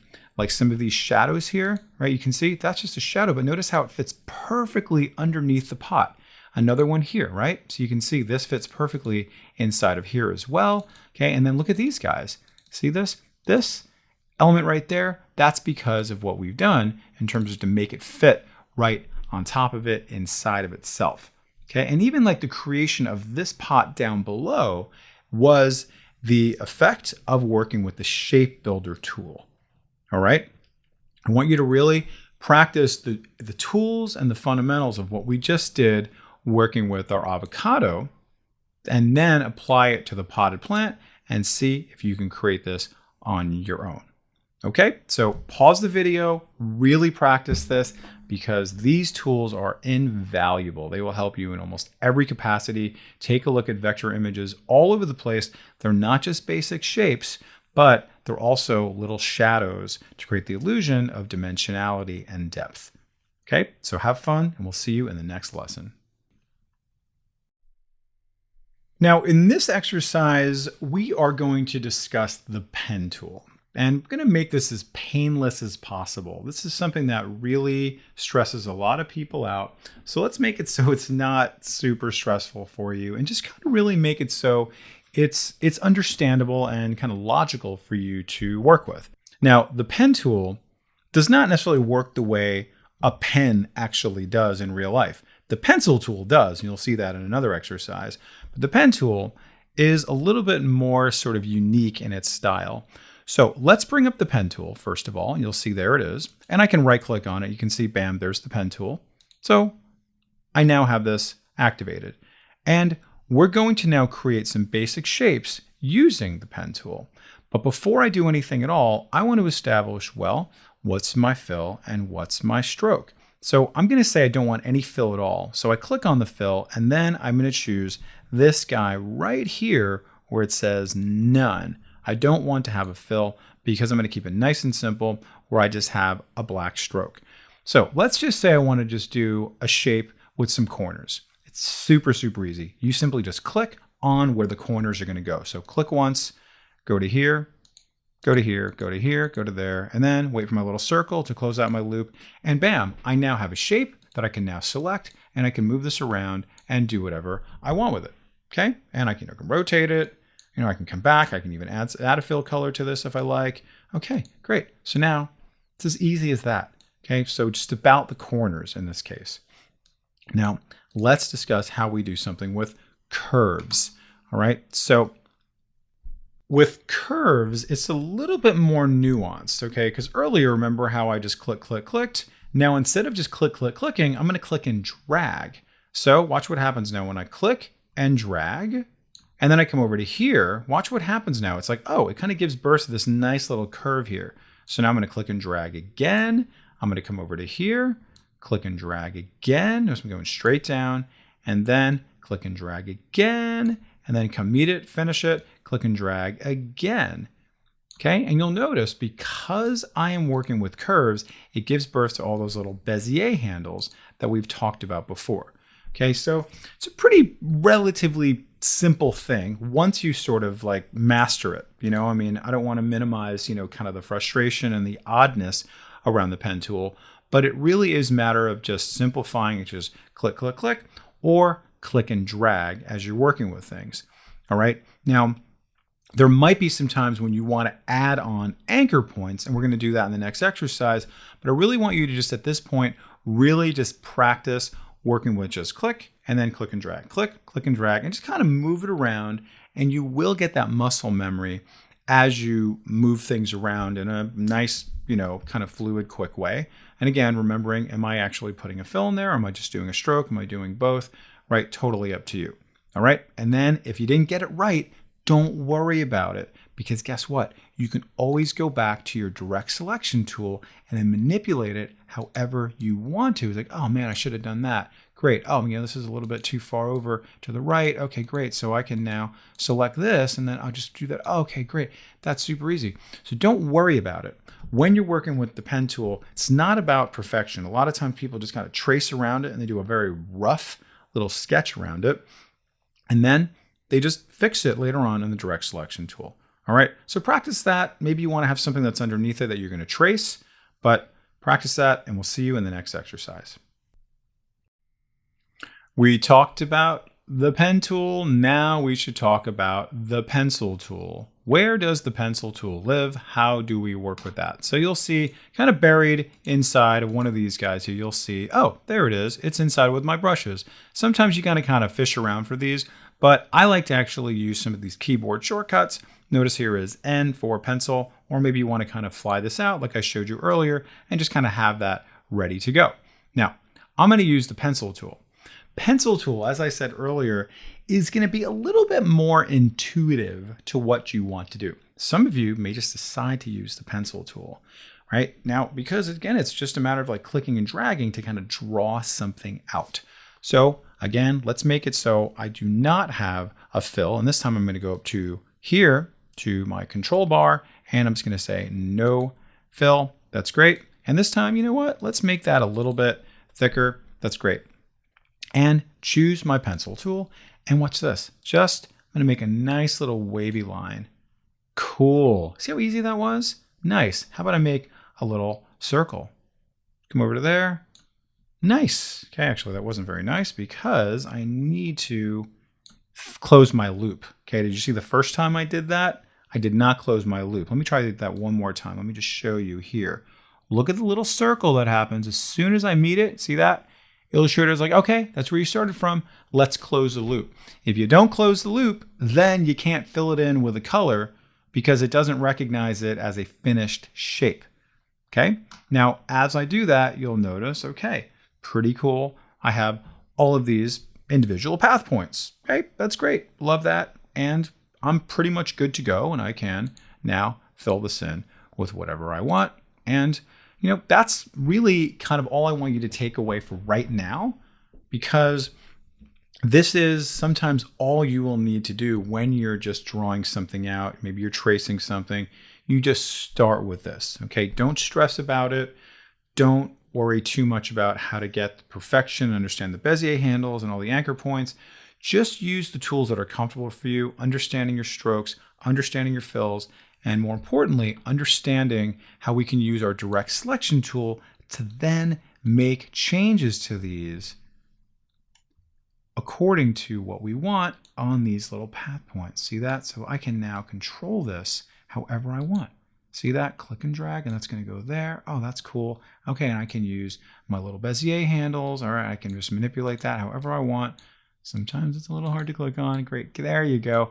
Fantastic. All right, so now this was the pencil tool, but I was able to do something very simple, but actually, or similar as what I did with my pen tool, but just by clicking and dragging. All right, so pause the video, practice that, and we'll come back with more stuff.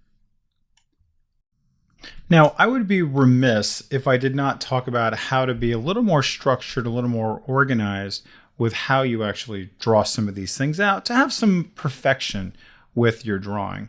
So this is going to go the same for whether it's the pen tool or the pencil tool.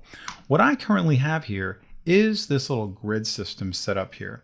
You got to just turn that on. So you can turn that on, turn that off. And I'm doing this here so I can now just kind of snap to my grid options, right? Whether it's a shape that's on there or I'm just going to go ahead and draw some things out.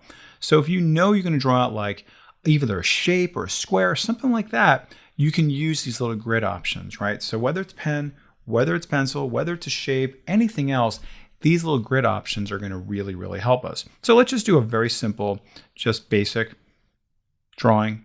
And I'm just going to simply click and then notice how it's going to allow me just to go right there and then go There you go. It snaps into place. I want that. Good. Thank you very much. And you can see how now I'm able to be a little perfectionist about it. Okay, this guy's in the way. So I need to just move him out of the way. Are you waiting for me patiently? Love that. Okay, so you can see, all right, that's pretty cool. All right, so I'm just going to hit enter. And now, notice how nice and even that is. Okay, because I'm using these little guys right here, right, our grids to be able to now be structured with all that. If I were to be drawing out a shape of some kind, let's now just click and drag, and then bam, that's going to go there. Now you want to make sure before you even like set out to do all these things to make sure that your snapping is in fact an option here. So if you look over here on the right hand side, way over here, you have these snap options to work with. And you'll see here is snap to points, snap to grid, okay, and then snap to pixels if you want things to snap to each other. Okay, so let's see. I'm going to simply click, and look at that, how it just kind of now does that. Okay, first time, not so much. I was kind of eyeballing it. They were acting as what they were doing, but now it's really doing it. Before, I had to kind of just really eyeball it. Now, whatever I draw, look at that. It's snapping to all those squares as a result of that. Okay, so very, very cool.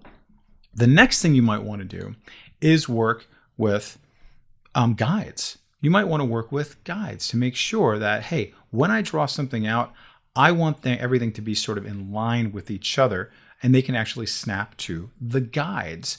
So in order to actually work with guides, we need to make sure that our ruler is visible. So in order to bring up the ruler, just click in kind of the pasteboard, sort of the neutral area up here, and then come over to here and then choose the ruler. So I choose that. There's my ruler. That's great. And very simply, in order to create a guide, all we do is click on the ruler and drag down. And then notice how you can actually lock that also to any one of these grids. And then got to make sure that it is now visible. Okay, so you'll notice how mine was not visible. So I had to make sure that this is in fact visible. So you can see here my guides were hidden. Sometimes they're not. So we want to make sure that they are in fact visible. Okay, because that could make you go crazy. Let's bring this over here. Again, it just say, all right, I am now going to make stuff go here, here, and here. So let's just do for every one of my peaks, I now have this all set up to be now all aligned of how I want to do this. Now, let's say, oops, you know what? Our valley is going to be right here. So I can very simply move this up. Oh, no, but no, I can't. Weird. Why can't I do that? Because guess what? My guide is locked. See that? By default, it will be locked. So I unlock that, come over to here, and now I can drag that up. And now that is a perfectly nicely set up set of structure and organization for me to work with all of my content there. All right, so before you go any further with all your drawing, make sure that you've mastered your guides and your grids, making sure that you're snapping, make sure you unlock them, make sure that, or if you want to unlock them, that is, and also make sure that they are visible as well. Now, some people like to go so far as to put their guides on a completely different layer. Okay, so that might be something that you like to do. So I might want to just do this and say guides, because then they're not going to be interfering with anything else that I'm working with. And then you can see also when I select them, now they turn red. So it also stands out. So it's a little bit different from my other elements on the page, which are now blue. See, these are highlighted in blue. These are now highlighted in red. See that? It's all about making this a more fluid process for you. Okay, so make sure before you move forward that you're all set up and you're comfortable with grids and guides. See you in the next lesson. So far, we have drawn out our shapes using the pen tool, the pencil tool, and even the shape tool. But now sometimes when you use some of these tools, in particular the pencil tool, you're going to see that you maybe sometimes get more anchor points than you want to. Meaning it can just be like a little bit sloppy and a little bit sort of like bumpy, etc. So as an example, let me go over here to my pencil tool, and I'm just gonna kind of draw here, just like I'm just kind of really trying to like trace something here, and I'm just kind of doing whatever, and I'm just not having a great time doing it, but I'm doing my best. I don't have like the steadiest hand. All right, now, no need to worry because there is an option within your pencil tool called the smooth tool. Does everybody want the smooth tool? What the smooth tool is going to do is smoothen these out so you don't have so many anchor points. So I click on that and I'm just going to simply just click and drag, and notice I get a little smoother, right? So less of these. Now I might have to do a little more than that. Okay, great. All right, fantastic. Maybe some more over here. But now before I go further with my smooth tool, let's see how I can see my options for my smooth tool. If you double click on the smooth tool, guess what? Hey, how much fidelity do you want in terms of your accuracy versus the smoothness? It's like, you know what? I want real smoothness, right? Because my accuracy is not going to really get me anywhere in this case. I just really want a smooth line here. So, oh, great. So let's make that really smooth. So then we've changed basically the kind of like properties of my smooth tool. So I click OK. And now when I do it, click and drag. See that? That is way more powerful. Oh my God, that's so much better. Let's do some more here. Nice. Okay, how about this one? Oh man, that's a fun. Oh, look at that. And this got a big curve there. Nice. I'm going to keep going with that. Smooth that out. Oh, nice. So you can see what I'm doing here. Maybe I want to go even further. Cool. You can see how that looks so much better since when I started. Okay, so use the smooth tool, pause the video, practice that. We'll see you in the next video. Now at this point, we have talked about strokes to a minor degree, and we're going to have a few lessons on strokes and even more detail in a little bit, but I want you to just see kind of how we can work with strokes a little bit more kind of nuanced. So of course, you know how we can increase our strokes. That's great. But I guess bet you didn't know. Say that again. But I bet you didn't know we can even have more nuances over here by changing different elements of the stroke. Notice how it now made it, how it's just a little more kind of a different widths kind of going this way, different widths going that way. Okay, kind of cool, kind of interesting. Let me come back to this. And guess what? You can also go a step further by now doing something like that. So it looks more like kind of a charcoal situation. And guess what? You can even do something like that or do something like that. These are all known as strokes, right? Or brush strokes. Okay, so there's a lot you can do. We're going to get into these just a little bit deeper in just a minute. Okay, but I want you to notice, at least at the basic level, what you can do with these. Okay, so notice I can now even manipulate the two of these kind of coming together, where I have a combination of not only this particular denim seam stroke and the variable width around that stroke. All right, so now let's see what we can do to be a little bit more, I don't know, a little more controlling over it. So what I'm going to do is I'm going to introduce you to this really amazing tool called the width tool. The width tool. So let's just do that on this shape right here. And I'm going to make that a little bit bigger, just like that. That's great. Fantastic. Love it. And when I use the width tool, let's just see what it does. I'm going to click on that. And you're going to see it's going to allow me to then control the width. Rather than actually using the variable width profiles that I have up here, I can actually do it here. And notice when I move my mouse over these individual parts, let's say I want it to be a little wider right there. Oh my God, that's so cool. Oh, you know what? I went a little bit too far. All right, let's just bring that again and then wait for that little guy to come up. And then let's just do that. Okay, and let's bring it out one more time. Let's bring on another one. I click there and that's going to go a little more in. All right, let's get a little more creative. Okay, and then, oh, interesting. So I have that kind of control to do this. So now I go to here and I'm going to make this go a little wider. See how it's kind of active to be able to do that. So you have that kind of control to change how you want your widths to be. So if we go over to here, choose my variable width tool. Now let's see what I can do to make this part just maybe go a little bit wider out. Nice, that's much better. Or I'm going to come over to here and then just choose this to just kind of pinch a little bit over there. Let's do one more. Let's go over to this one where I have this nice little snake here. So I'm just going to make sure this is chosen and then go to my width tool. And then guess what? Even though this is just a very simple line, I can control how wide this is going to go. So wherever there's a curve, that's going to get a little wider. Nice. Okay, this one, maybe not so much, right? So I can kind of just snip that in. Ooh, that is very cool. Let's go ahead and make this go also a little wider. Just click and drag out. Nice. Okay, so now I've taken a very ordinary little wavy line and I'm able to actually make it into a different shape. Maybe you're making a mustache or a snake, or you're making a road, something like that, and just kind of curving out, giving it some perspective. And what did I do? I used the width tool to be able to control that. All right, so that's just a very basic introduction to working with the width tool. In a little bit, we're going to show you how you can actually work with individual brush strokes and go even further than what we saw here.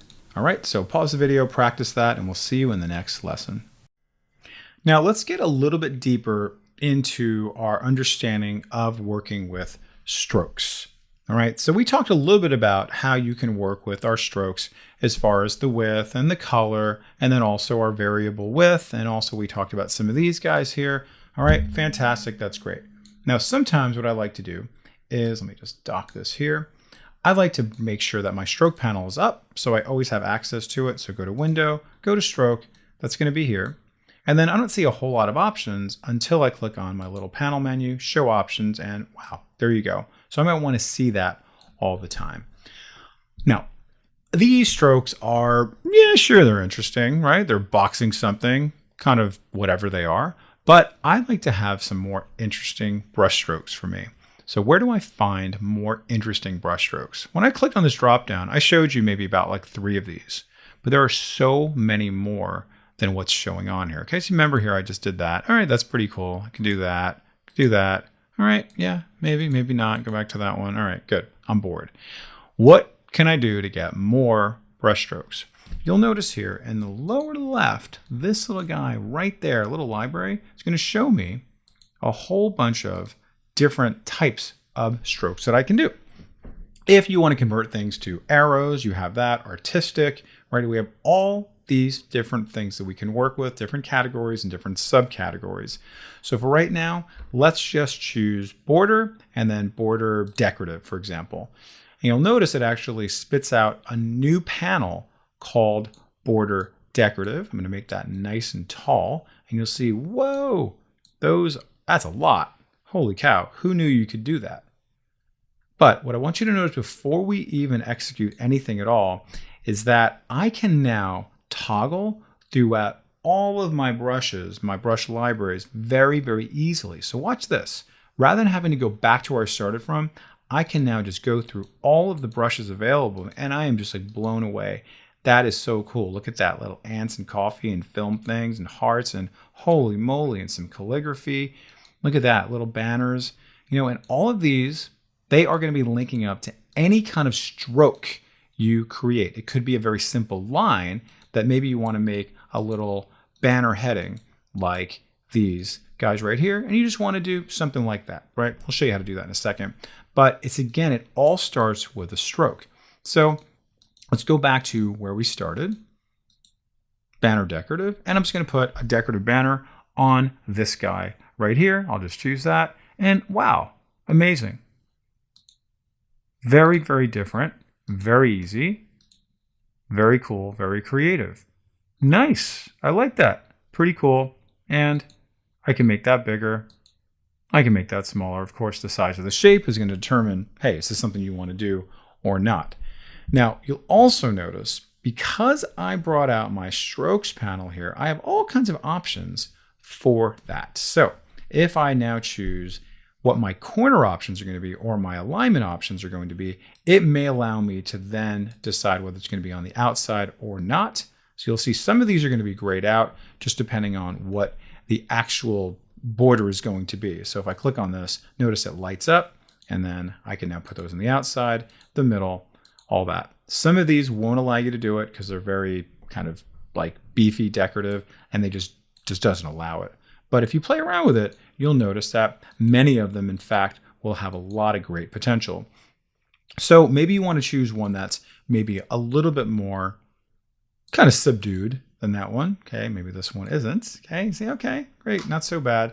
And then just play around with it. I can just go ahead and bring my weight up and then bring that down. All right, so awesome. So easy to change this to so many. Now let's go back to just drawing out a basic line. All right, so I'm just going to do just a basic line, and we'll see what we can do. Even though it's not a shape, even though it doesn't have a border around it, we'll see how these little brush strokes are going to be able to be applied the same way. All right, so my line is going to be living inside where my rectangle and all my shapes are, and I'm just going to simply hold down the Shift key and click and drag, and go over to here, and guess what? Let's just find one of those little banners there. Okay, not too bad.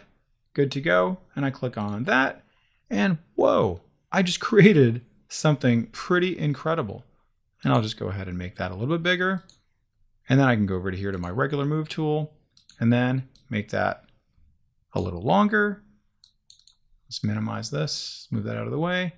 And wow, look at that. Now you have a nice little banner that no one would ever know that you didn't draw that, right? I mean, it's really kind of incredible how easy it is to draw out these very cool individual shapes, okay? But they're not really shapes. All they are essentially just these individual strokes that have a brush stroke living on top of it, okay? So very, very cool, right? In a little bit, we're gonna learn about how you can then add on new anchor points to then even manipulate some of these things, okay, to go even further with it. Okay, even though this is just a straight line, we can learn how we can manipulate these things to really kind of take this home, and then maybe even want to change the color on this by doing what's called expanding the appearance of it. So it's like, oh my God, wow, so many options, but they're not necessarily obvious. So we're going to get into those in just a little bit. But at this point, I really want you just to take away the fact that we can bring in new brush strokes very easily, and we can very simply use our brush stroke library and then bring them in. You'll see that there are like hundreds and hundreds and hundreds of them.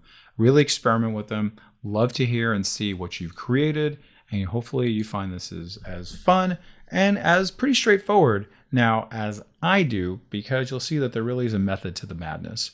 All right, so pause the video, have fun, and we will see you in the next lesson. Now, in the last few lessons, we've talked about working with shapes and the direct selection tool, and also working with all of our different anchor points and all that good stuff. But sometimes when we're working with these things, we might want to kind of manipulate things a little bit more. You want to kind of have them a little more nuanced. Maybe you want to make this straight line into a curve. Maybe this guy here, you want to add in some ridges, things like that. So what you can do with anchor points is essentially add on more anchor points. So you might have a shape and you want to make it a little more complex. So if you click on this shape here, you'll notice that there is literally just one line here, right? That's all this is, right? This is just one stroke we created. And of course we put this little banner around there, and there's just two anchor points here, one on this side, one on that side. And with just two anchor points, I don't have a whole lot of flexibility to do things with this, okay? Because I can't like curve this. I can't really, do anything except for maybe resize it. But I might want to make this a little bit more complex. So when you think about anchor points, when you think about adding on anchor points, I'm going to give you this little analogy, which is your own human body. If you look at your arm right now, you'll see that from your shoulder all the way to your wrist, there is a little elbow right there in the middle. Okay, think about that elbow as like an extra anchor point. One anchor point is your shoulder. Another one all the way goes to the end of your arm, to your wrist. And then in the middle, you have something that gives you that kind of flexibility to bend your arm.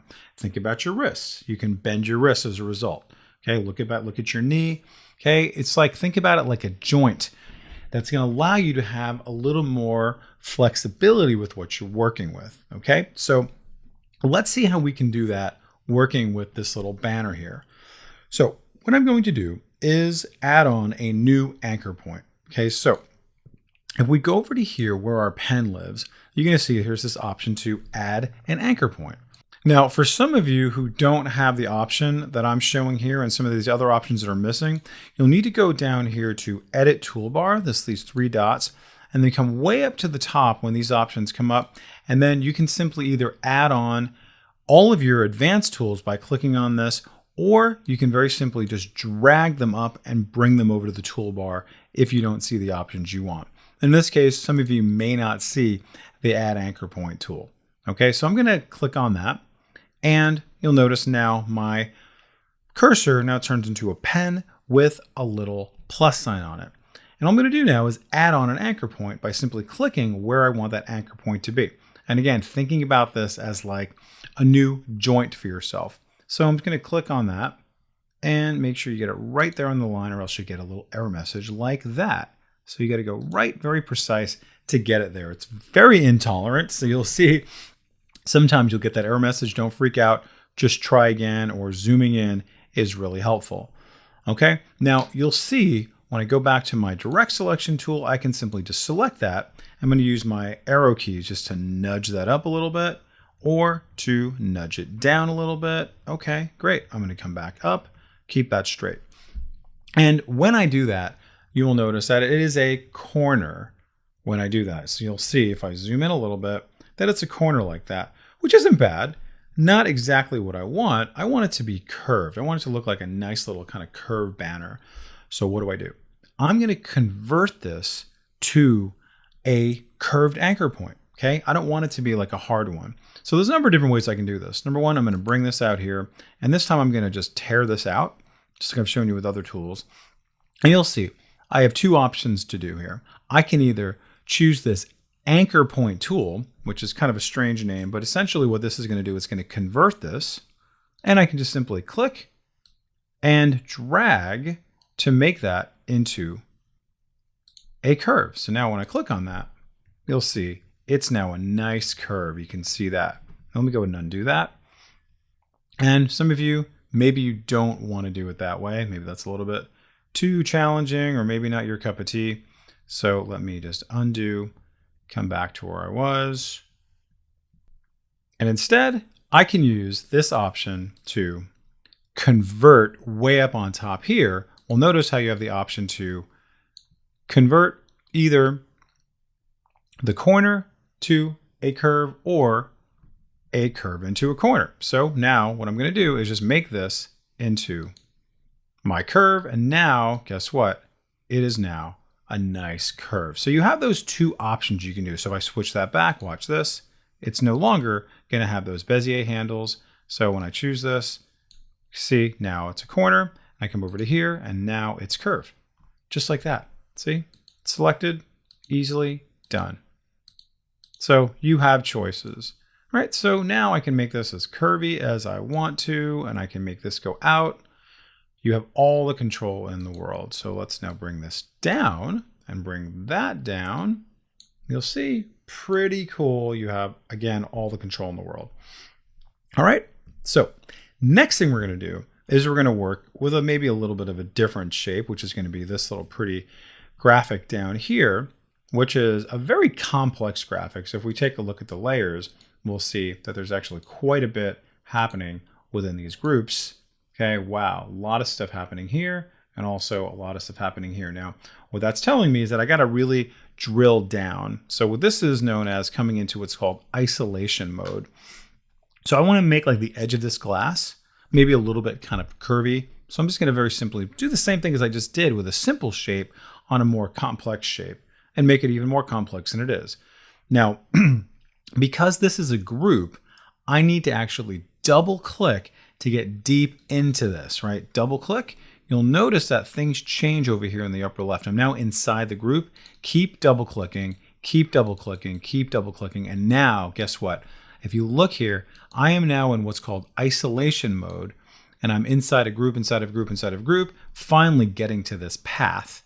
And then I click on my direct selection tool, and you'll notice all of these individual path points that I can now work with, right? So when I click on this here, you can see that's one kind of path point. Here's another one that's a curve. Okay, here's another one that's just a hard angle, and then here's another one that's a curve. And I can play around with these just to see what I can get now that I know how to add on anchor points. Now, you will note that you can also delete anchor points just right next door to that. So let's just see what I can do now, just to make this a little bit more interesting. Notice I'm going to click. Oh, not close enough, right? It's very, very intolerant, right? So just be aware of that. Got to be right on top of it.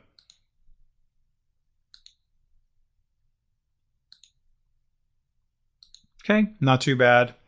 And now that I got these anchor points, guess what? I'm able to now manipulate this in maybe a slightly different way. I'm just going to kind of bring this out here, bring this out here. I'm just using my arrow keys. All right, let me hit the plus sign to then just say, hey, listen, let's add on one more anchor point, and then maybe even do another little kind of fun little jive there. Okay, and then come back to my direct selection tool. I'm going to hit the A key this time. And now let's see what I can do here. And now I can not only do that, but because this is a curve, I can now manipulate this even more so. So now I'm getting kind of a more interesting glass than before. I just had kind of a straight line. I'm able to really, really manipulate this to be something different. Okay. So you'll see how you have all the control in the world of how you work with your shapes. All right. So again, what did we do? We just added on anchor points. Okay. That's it. Sometimes we converted our anchor points because they were a hard angle, and sometimes they were a curve and we made it into a hard angle, all right, into a corner. All right. So you really want to play around with this. We have some files for you to work with here, or find some files on your own and really just get comfortable with it, because this is really the cornerstone of so much that you work with in Illustrator. Okay, now I'm going to come back to where I was. I'm going to simply click on this to go all the way back. And now I can see my beautiful image there. Okay, practice up. See you in the next exercise. Let's have a quick discussion about transparency or opacity. So transparency is basically what we can see through. Opacity is what we can't see through. Now, you'll see this great little illustration here has some nice little sort of translucence, right? It has the ability to kind of see through some of these shapes, so I can actually make this look like a glass. So transparency or opacity is very easily done. So when I select this, I want you to notice this is now selected, this little individual shape, to create these little kind of striations right within the glass. I want you to notice over here inside of my properties panel, I have this thing called opacity. Now right now it is at 30%. Let's bring that up to 100% so you can see exactly what it does and what it doesn't do. Oh, wow, that's interesting. Didn't see that coming. Bring this over to here and oh, wow, look at that, 30%. Oh, I see. So it was white and it was bringing through it whatever layer was underneath it because of the 30% opacity. Let's try this one. Let's go a little bit deeper. You'll see this one is also 30%.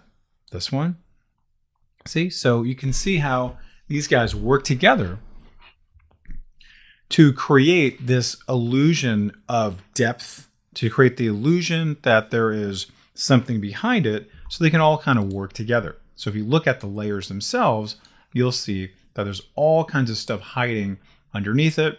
You can see all these layers here, and as a result of being able to see through this, through our lower opacity, we're able to create the illusion of glass. All right, so you want to play around with that. You can kind of create some, more creative things with it. My goal for you right now is just to understand how we actually apply transparency into our graphics, into our image. All right, so you can play around with this image or try it with something else. It works really nice to have a banner that maybe something is behind the banner and you want to be able to see through that banner. Maybe you have a seascape or a cityscape, something like that. And you can make that come through. All right, so we'll do one example like this. I'll bring this down and let's just say this guy here is above, right, what I'm working with here. Let's just go just like that. And if I bring down the opacity on this, which is now 100%, you'll be able to see a nice, cool effect as a result of me just simply bringing down the opacity. All right, so practice that, have fun, and we'll see you in the next exercise. We are now going to discuss the basics of type and typography and all of the elements that you can use within Illustrator to modify your type, format it, and really ultimately have control over the layout of your type. So very simply, I'm just going to go ahead and click on my little T over here, or I can just simply tap on the T on my keyboard and that gets activated. And very simply, I'm just going to draw out a text box. So I'm just going to draw out a text box right there. And automatically, you'll notice that some type automatically comes in there. Like, oh, wait a second, I didn't ask for that. Illustrator gives you this little placeholder type, right? Text, content, copy, right? So if I don't want that to do that anymore, I can go over to my preferences. So if you're on a Windows computer, if you go to Edit and you go over here to Preferences, you'll see there's an option for type. Now, if you're on a Mac, you can click on the Illustrator menu in the upper left, click on Preferences, and then go to Type. And if you don't want that to do that anymore, you could just say, hey, do not fill type objects with placeholders. So you would just not do that, and then you will not get that message anymore. You will not get that set of text anymore. All right, but I'm going to keep mine just because I don't want to type anything out. I'm good to go with what I have. So we just see more or less what this does, right? It puts in this little placeholder text, fills it in from beginning to end, and I want to change this. I obviously don't want it to be this color. So how do I deal with that? There is a number of different ways to work with type. You'll see based off of the context of what I've selected, I'm going to see options for my type up on top here. Great, all that stuff there. Okay, amazing. Lots and lots of cool stuff right there. You'll also see within my properties panel, also more options down here, pretty much the same thing.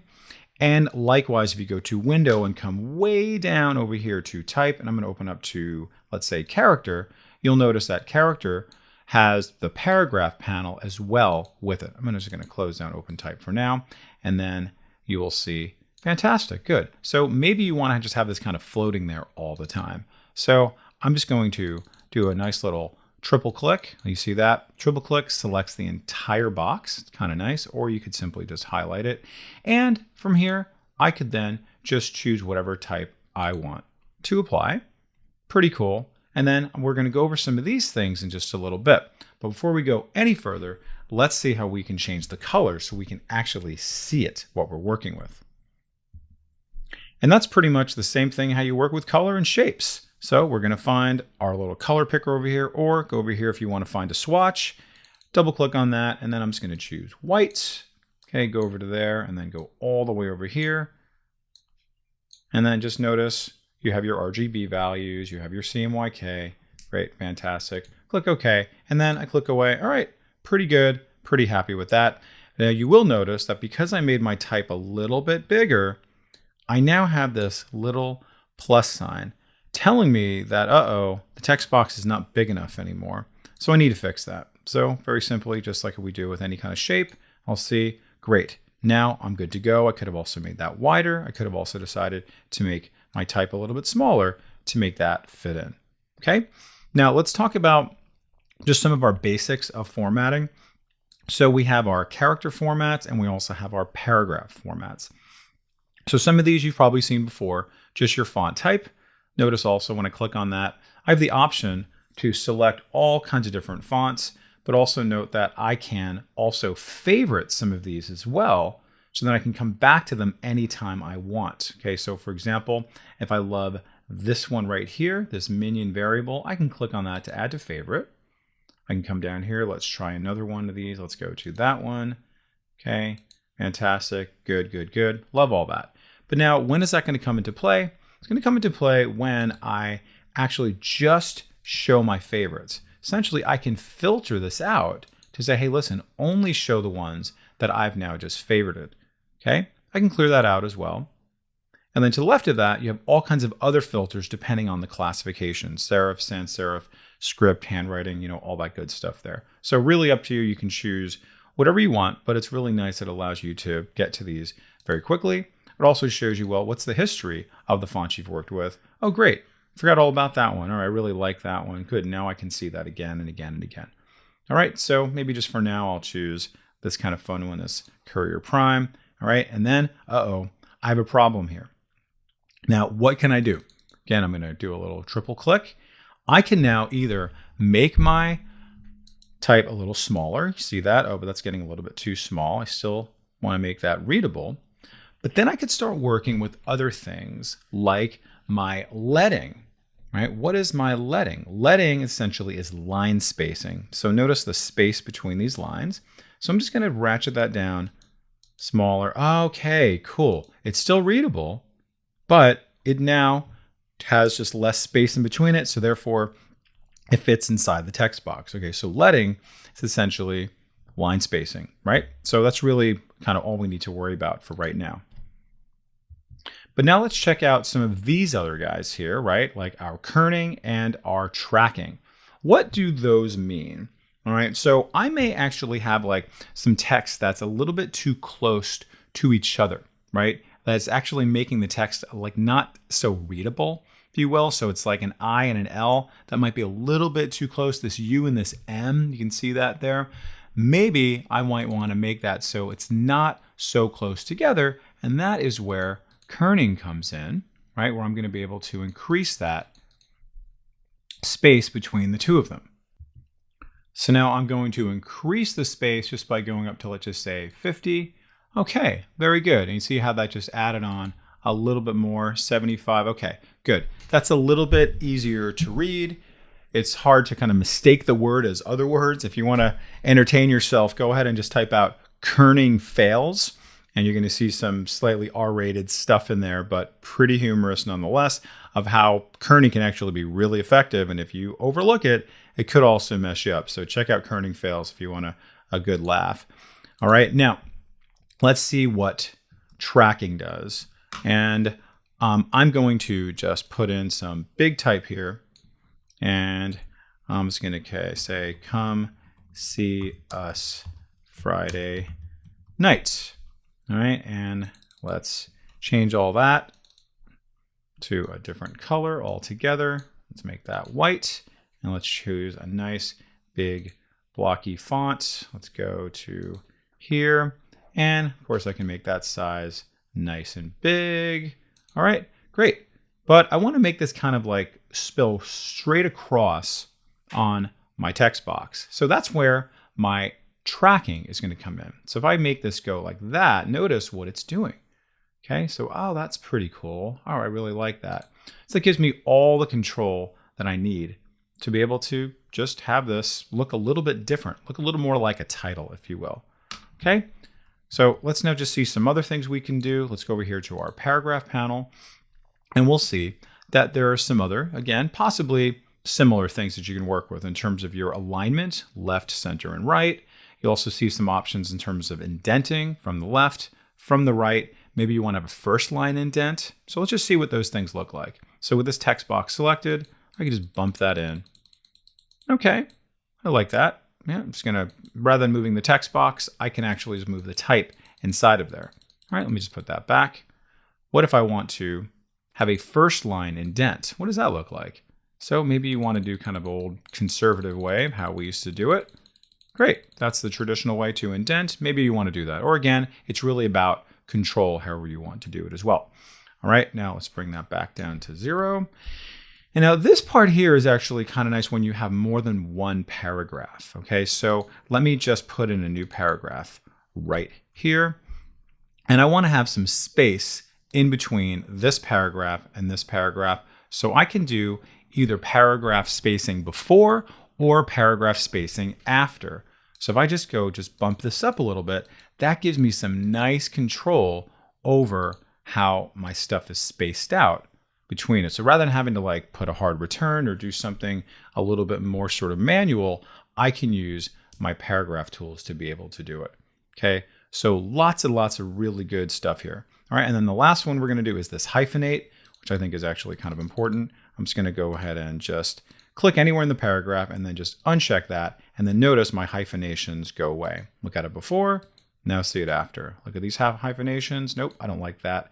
And get rid of it. Okay, so super easy. Working with type is really, really nice. So we're going to just do a couple of lessons on this. And then in some future lessons in the more advanced class, we get into working with styles. Okay, and if anybody has worked with InDesign before, you'll see that paragraph and character styles could be incredibly valuable as well in terms of saving time and then being very efficient. All right, and also being consistent across the board. All right, so pause the video, practice this up, get familiar with both your character and your panels of paragraph, and then all the other stuff on the right side, your properties, and everything on the top as well, and have fun. See you in the next video. So what we're going to do in this lesson is learn about type on a path. So right now you see that Bilbo watches you as you sleep is inside of this circle. Okay, do you see that? And this circle is a path. But what you don't know is that there's an actual official path that is inside of the circle that you can't see, but the type conforms to that path. Now remember what a path is. A path is pretty much just like any vector shape that you can kind of go around, right? So it could be just a simple line. It could be a triangle. It could be a circle like this. It could be anything. Like we could even do one around Bilbo's ears if we want to, around a mountaintop. Okay, so you can do it along his whiskers if you like. This is the path that we might be typing around. Okay, so how do we actually do that? I'm going to just blot this out, and I'm going to create a new layer, and I'm just going to call this type on a path. Great, fantastic. I'm there. I'm good to go. And I'm going to draw out a circle that's just going to be a path. That's just going to be right in the middle here and then come out. And then I'm going to type along that path. All right, so let's just choose our circle. I'm going to make it so I have no fill and a black stroke. Very good. And then my stroke doesn't even need to be that thick. It's no problem. But of course, it's not going to matter in a little bit. And then I'm going to just draw out from the center. And you may actually use a guide to do this. Maybe that's something you wanted to do ahead of time. Totally up to you. But I'm just going to eyeball it for right now and just draw out my circle concentrically. We've done this in a few other exercises by holding down Shift and Alt or Option if you're on a Mac. And then notice that it's coming in, nice little circle there. I'll just bump that up a tiny bit. Okay, love that. And then maybe I'll just bring that tiny bit smaller, make some room for my type. And then great, good to go. Now let's actually do some typing along that path. So how do I do that? I'm going to go over here to my type tool, but I'm going to right click this time. You'll notice here is this type on a path tool. All right, very good. And watch what happens now when I simply move my mouse right over that line. I'm going to get this I bar with a little wavy doodad right there. Okay, I click on that and you'll see, pretty cool, but okay, brought in all that placeholder text, which is no problem because I wanted to see how big it was anyway. So then I can just take a look at that font. Okay, great, no problem. And now I can just simply type right over this. So Bilbo watches you as you sleep. Look at that. Look how cool it is, how it's conforming to my circle, right? The circle that I just drew. And then notice I can still select my text like I normally would with anything else. And then I'm going to use my keyboard shortcut, which is just Control Shift and then it's the period. And if you're on the Mac, it's Command Shift and the period. Or of course you can go up to here to do that.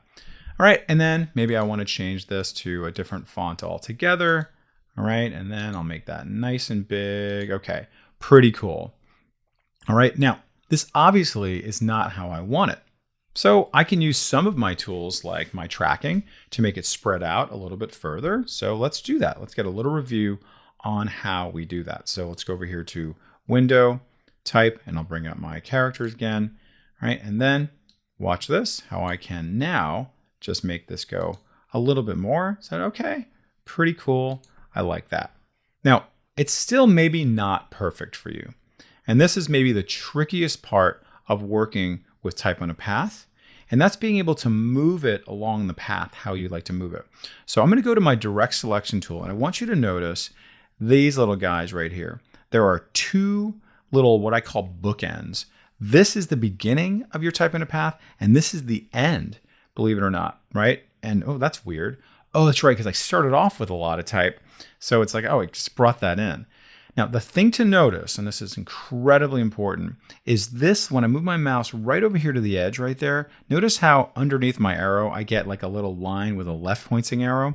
And when I move my mouse over to here, I get another one with a right facing arrow. I'm going to move this one just down a little bit because that's my end, and this is my beginning. So now if I go to here, wait for that. And then I can now move this along the path. So let's do that so you can actually see it.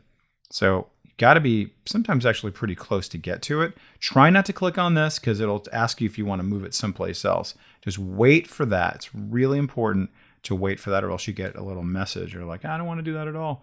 Okay, and now notice how I can just see where it's going to go. It's perfect. Love that, right?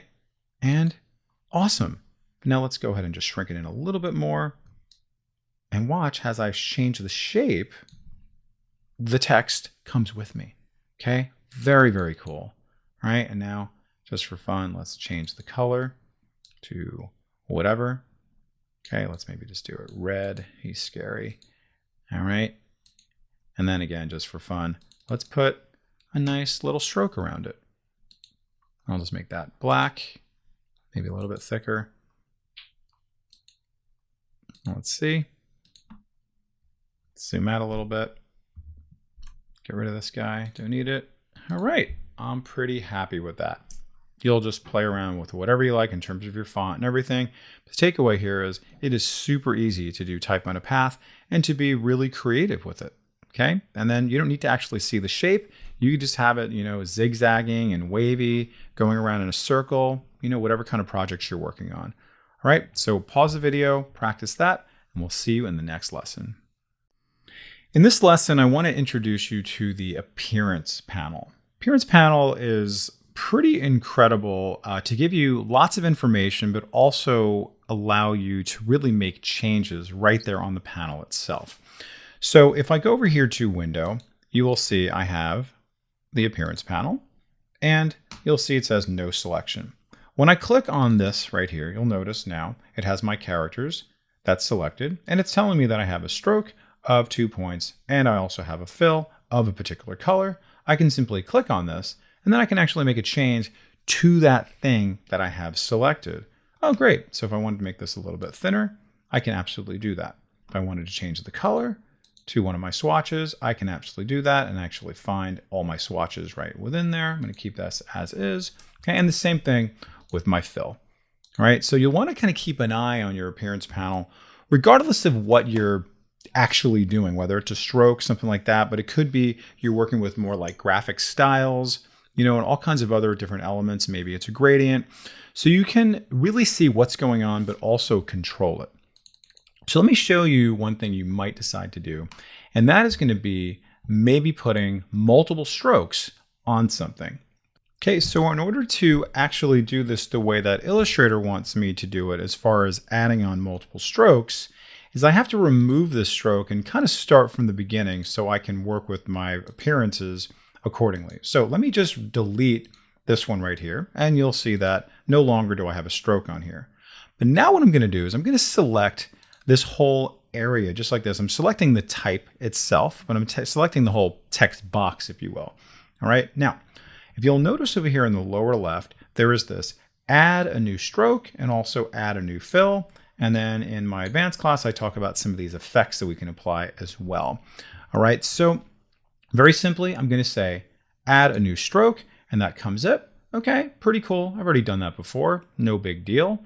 And maybe I'm going to make that bigger. All right, and maybe this time I'll make it a different color. Okay, pretty neat.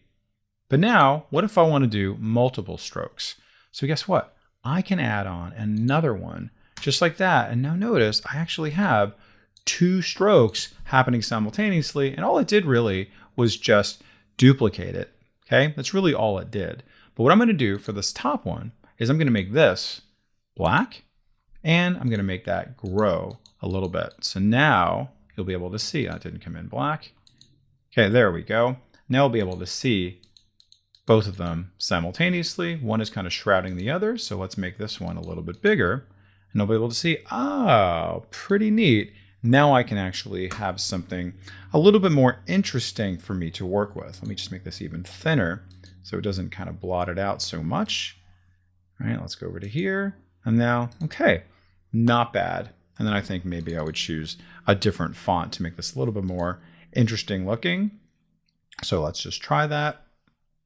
And let's maybe he's like military. Okay, very good. And then come over to here. And if you recall, I can now move this guy down a little bit, and then don't run into this, right? Very important. And now let's go to here. Very tight there. Okay, and then I'm going to do a triple click on that and then just make my font a little bit smaller. And then of course, remember, I can play around with anything in my paragraph and also in my character, another way to get to your character panel. And then let me just bring down my tracking. So that's going to be a little bit closer together. Maybe even they overlap a bit, going negative. And then lastly, let me just do this last one here. Just drag that so it's kind of equidistant. All right, pretty cool. I like that. So if we zoom in, we'll be able to see I now have 2 strokes happening simultaneously on this set of text. Why? Because of my appearance panel. All right, so if you're planning on doing something like this, start off with no content on there, right? And then just apply all of your content, particularly with strokes, on here as well. Okay, and if you want to do any one of these to experiment with, add a new fill, add a new effect, go ahead and do that. All right, and likewise, you will see, by the way, that you have an appearance panel here, but it doesn't necessarily give you all the same kind of options and functionality. So we want to work with the appearance actual panel, not the appearance section within the properties. Okay, so hopefully that's clear. All right, so pause the video, practice this, right? And practice it with the circle if you want to. If text is a little bit too much, just by having kind of multi-layers to be able to just have some more dynamism and some more visual interest. Okay, see you in the next lesson. Now we are ready to finally export our content, save it as maybe another file type, and maybe we want to package it. Could be PDF, could be just another Adobe Illustrator, could be an EPS file. Let's explain what that is. Now, if you are exporting, we talked about one way you could do it. It's just simply just to select your object and then you can right click. Notice here is this export selection. We also discussed how you can go through your window and then go over here to asset export, and you can export these as individual objects if you like, right? So go back to an earlier video on that, but you can see very easy. We can do that. Now, if you're going to be exporting your entire document and maybe all of your artboards in such a way, you can do it in a number of different ways. Now, before we even get into that, let's talk about how we can preview what it's going to look like. Now, you will see over here in the far lower left is this change screen mode. If you simply click on that, you're going to see there's this presentation mode, or just simply Shift F. So I'm going to click on that. You're going to see, oh, because I have these 3 artboards, it allows me just to go through these one by one, right? Kind of cool. So you can see that before you even send it out. You know what it's going to look like, nice and clean. There's nothing extra in there if you don't want it. Pretty cool. There's a few other options in here as well. If you want to do just normal screen mode where we are at here, and then full screen mode with menu bar. Okay, all right, you can do that. Let's switch that back. And let's go over here to normal again. Go to here and then full screen mode, and that takes you to that. Okay, and then I'm going to hit the escape key to get back out of it. You also know that you can hit the tab key is another thing to do. And you can also hit just the shift tab key, which just gets rid of all your kind of like major right-sided panels. Okay, so I can just bring that right back. So there's going to be some kind of like precursor things that you do.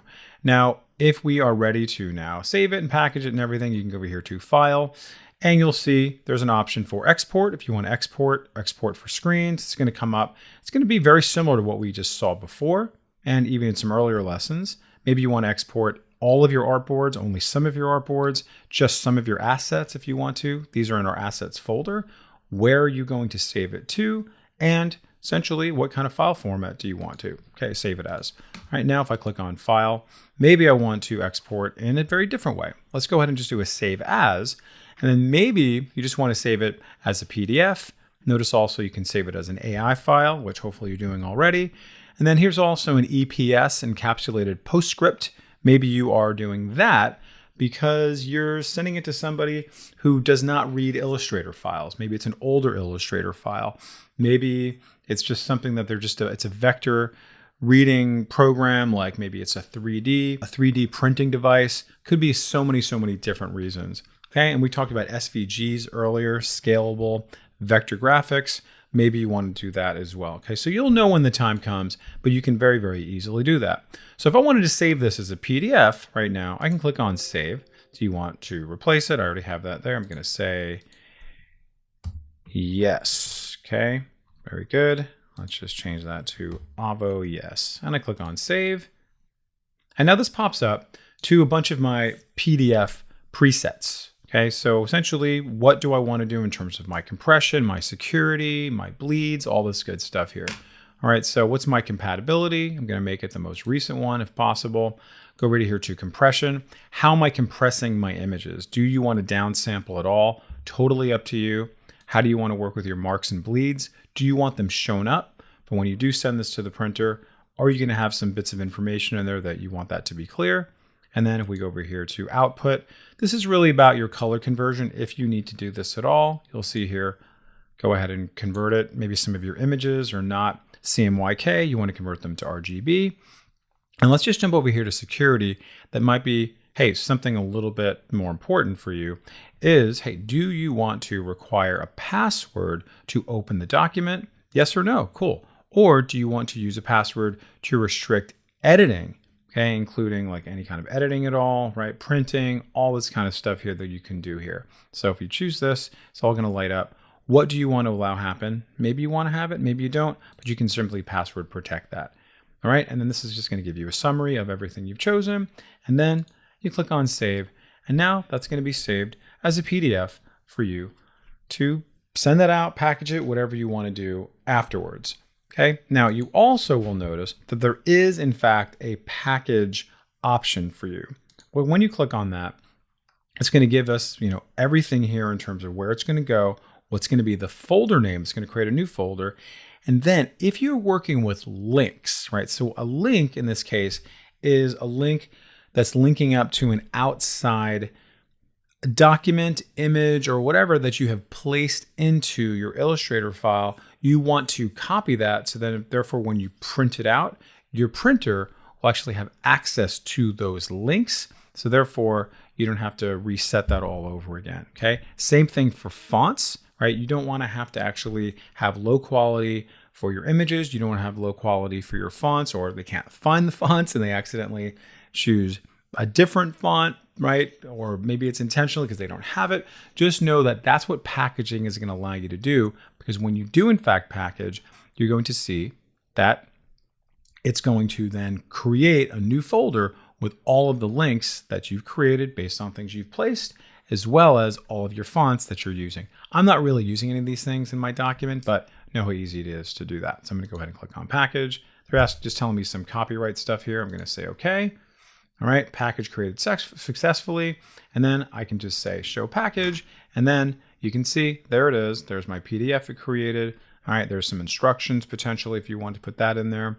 All right, then I'm pretty much good to go. All right, and then with this guy, more or less be the same thing, but you're going to see here, it's not going to be several pages. It's just going to be just one page. All right, so let's just take a look at what we created, open up to my PDF, and now you can see 1, 2, 3 individual pages, and that looks pretty slick. All right, so congratulations. We are on the tail end of this class. Please practice, watch this as many times as you need to, and use the courseware. And then please come back with any comments or questions. We're happy to address anything in the channel. And we'll see you in the next lesson, I hope, on Illustrator Advanced. Good luck and have fun. Thank you for watching, everyone. This concludes our Introduction Illustrator class. Congratulations! We covered a lot in this class. We learned how to draw vector images from scratch, modify your drawings using various tools, including the direct selection tool, the shape tools, anchor point tools, the Bezier handle. We also learned about layer management, colors, swatches, and gradients. We also covered some pretty neat tips on working with brush strokes, typing on a path, how to create both simple and complex illustrations, and of course, a lot more.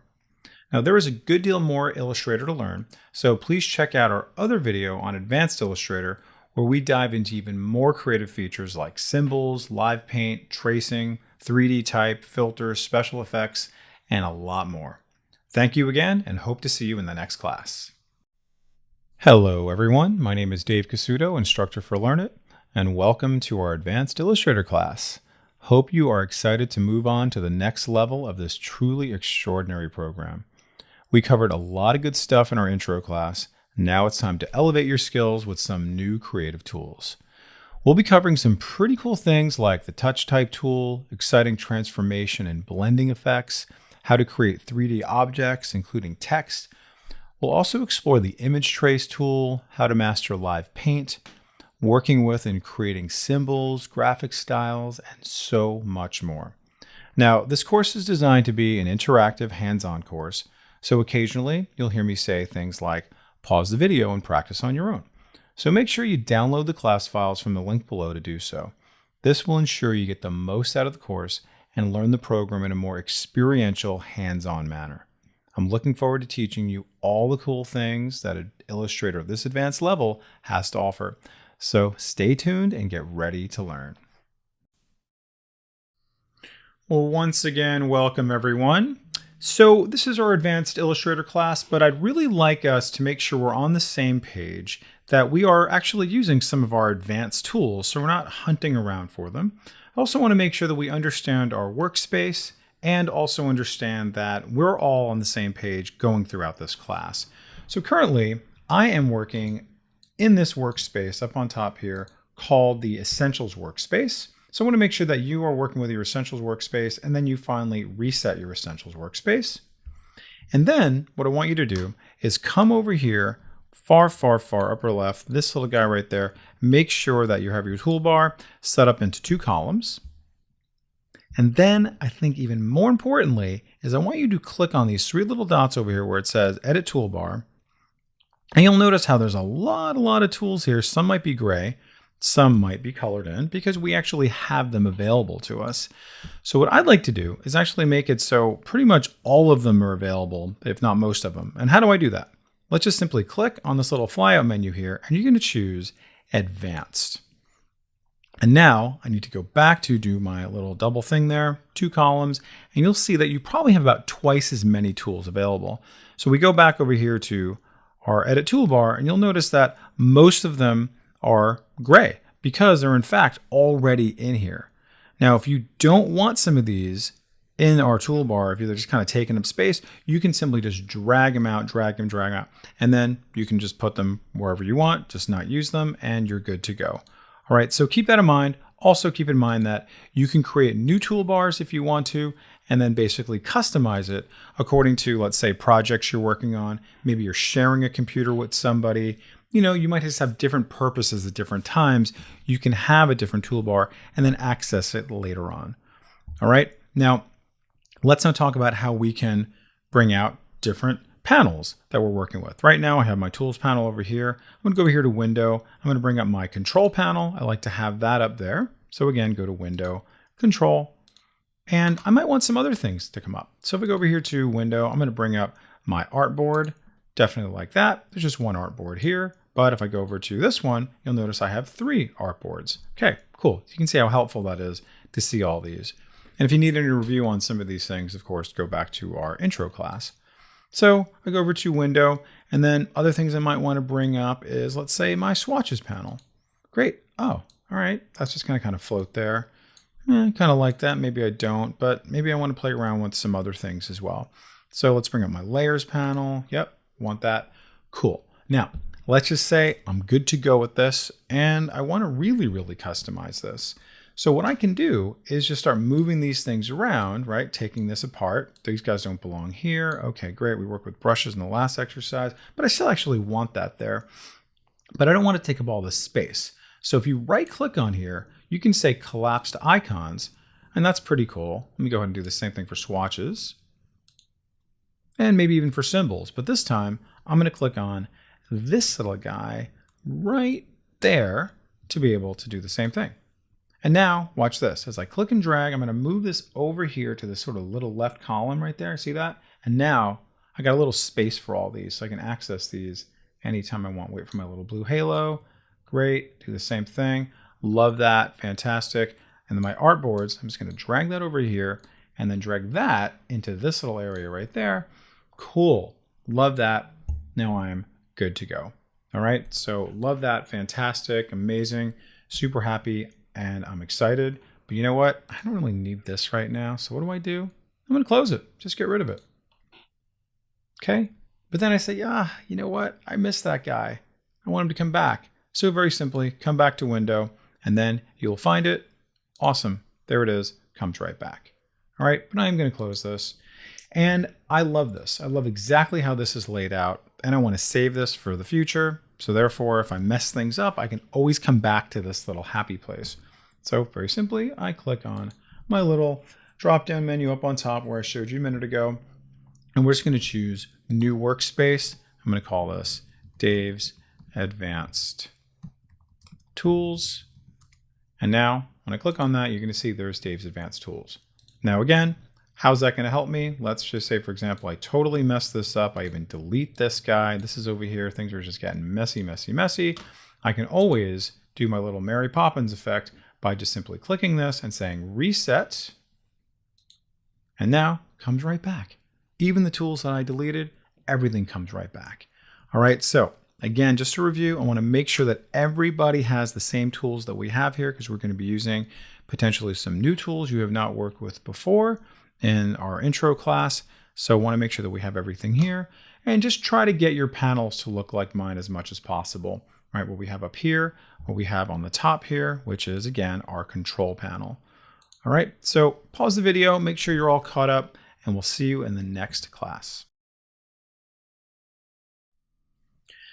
Now, I want to talk about something in Illustrator, something in the whole kind of Adobe ecosystem that a lot of you may have chosen to ignore over the course of your career with Adobe. And I know that because I know that I have.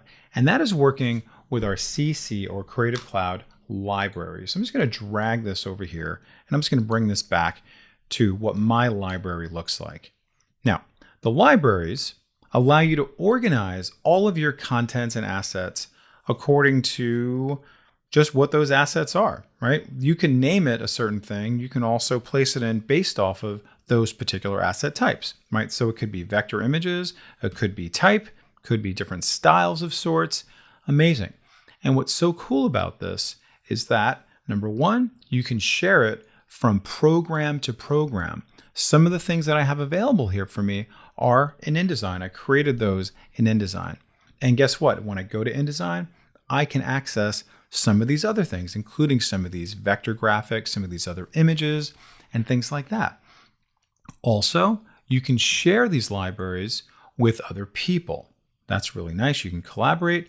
And also, if you go onto another computer, these come with you, right? So it is really, really fantastic. So you'll notice that when I have this here, let me just make this a little bit not so tall.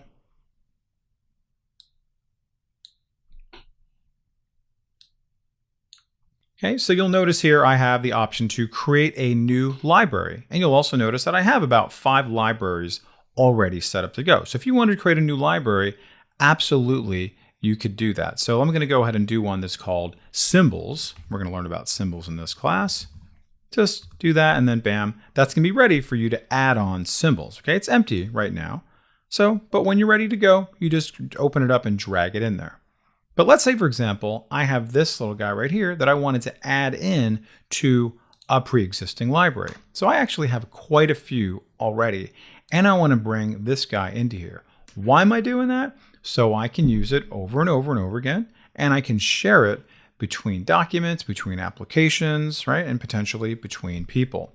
So I click and drag and watch this, it's going to light up and bam, there it is. Avocado. Right click on that and let's rename that to avocado. Very cool. Okay, done and done. Let's go to this guy here and just drag it in. Okay, right click, rename, call that pepper.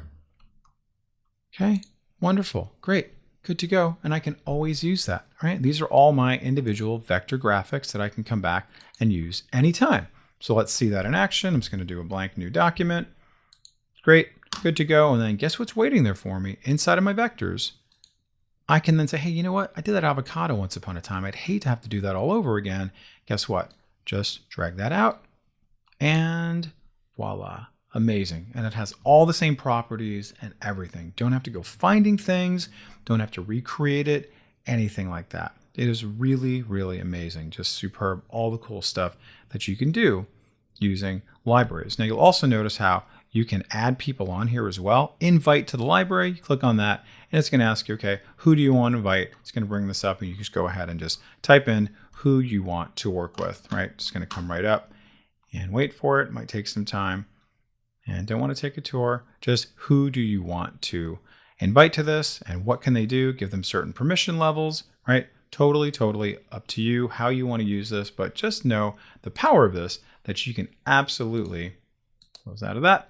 Okay, work with these in a really, really robust way to make you more efficient, your team more efficient, okay? And then just make it so you don't have to recreate all these beautiful graphics that you have created once upon a time before. All right, so practice that. In a little bit, we're going to see how our Creative Cloud libraries can work with Adobe Stock just the same.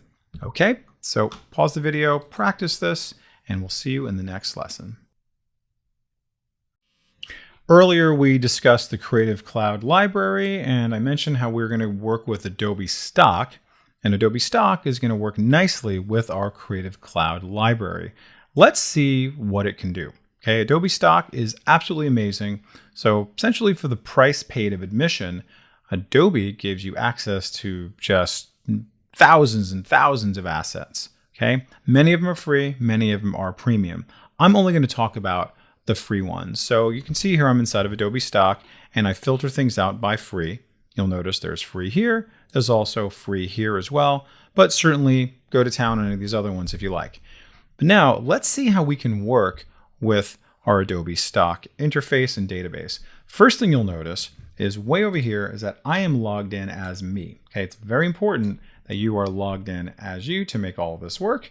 You'll also notice that there is my libraries sitting right over there. When I click on that, you can see all my libraries pop up, including the one that I just created called Symbols. Oh my God, they're all talking to each other. How cool is that?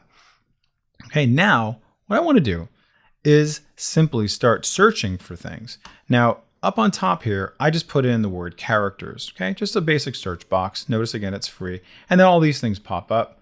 Pretty cool. But I want to filter this out a little bit more because I'm looking for only particular types of formats, okay? So what do I want? Do I want asset types? You can see here is images. Okay, yeah, I want images. I don't want videos. I don't want 3D. Okay, all right, so images is pretty good. But then there's also subcategory of images. Well, what do I want? I want vectors. Yeah, I'm a vector guy now, right? I work with Illustrator. I only want vector images. So fantastic, I do that, and you can see about 3,400 results come up. Great, I love that. And then you can change your orientation if you want to. Kind of nice, right? If I only want vertical ones, you can see how that's going to change a little bit. Now I only have 429. Okay, let's go ahead and just say horizontal. Now I have 1,100. Let's go back to all, and I'm going to have significantly more because it also includes like panorama and square. Right? Do I want people? Right? I chose characters, so I pretty much like want all, but let's just say only includes people because maybe it's giving me more than what I need because I really just want characters. Okay, that's kind of fun. Awesome. All right, and again, I chose vectors, so I'm going to be able to manipulate these in a really cool way. So I'm pretty much good to go. So let's just find one that I really like. Okay, so I want you to notice here, when I move my mouse over it, I'm going to have this little heart. It's going to say save to library. And I'm also going to see where it says free. And I'm also going to see where it says license. I'm going to show you kind of what these things mean and kind of what our differences are. So I'm simply just going to click on save to library. And this pops up. And this also pops up over here saying, hey, it's saving it to vectors. Do I want that? I don't know. I mean, they guessed pretty well, but maybe not. So when I click on manage, I can always switch it up to be a different library. All right. Okay. Pretty cool. This time I'm going to save this little gentleman here. And what am I going to do this time? I'm going to choose license. We're going to see the difference between these two. Click on license and it should save into my library just the same. Nice. Okay. But now notice what it does. It allows me to now download this, okay, into my computer, right? So you can see it's going to be Adobe Illustrator. And I'm going to say illustration man smoking. Kids, don't smoke if you're watching this. This is not an endorsement. Okay, so I'm going to save that there. Okay, don't worry about where it's saved for right now. Very good. Notice this says license. This does not say license. We're going to see sort of the difference there as we move forward. Okay, so just understand we are going to get this. It's amazing. It's going to be ready to go for us. All right, and there's going to be a difference between these two. But understand that we just downloaded vectors. So therefore, we're going to have the ability to manipulate this. Okay, so if I want to give this person different hair, different skin color, maybe I want to remove that cigarette, right? I can absolutely do that. I just wanted, you know, his form, his shape, right? All those things, I can absolutely do that. Now, let's get out of here and let's go back to Illustrator. And I'll create a blank new document. And let's just see the different options I have available to me based off of what I just did. So I go here to vector and look what is waiting there for me. How cool is that? So what I'm going to do is I'm just going to right click and you can see, you can say place copy, place linked. Oh, here's an option to license image. That's right. I didn't license that. And a whole bunch of other options you might want to work with. Okay. Also note that I can just drag this out and then draw it. And then bam, it's right there. But, okay. Not sure if I like that. I just got that. You know, Dave said it was free. Why am I seeing this watermark here? What do you think's happening? I didn't license it. So what I'm going to do, I'm going to get rid of it. And this time, right click on it. I'm going to say license image. And it's going to start kind of talking to the database a little bit. It's trying, it's going, it's going. Wait for it.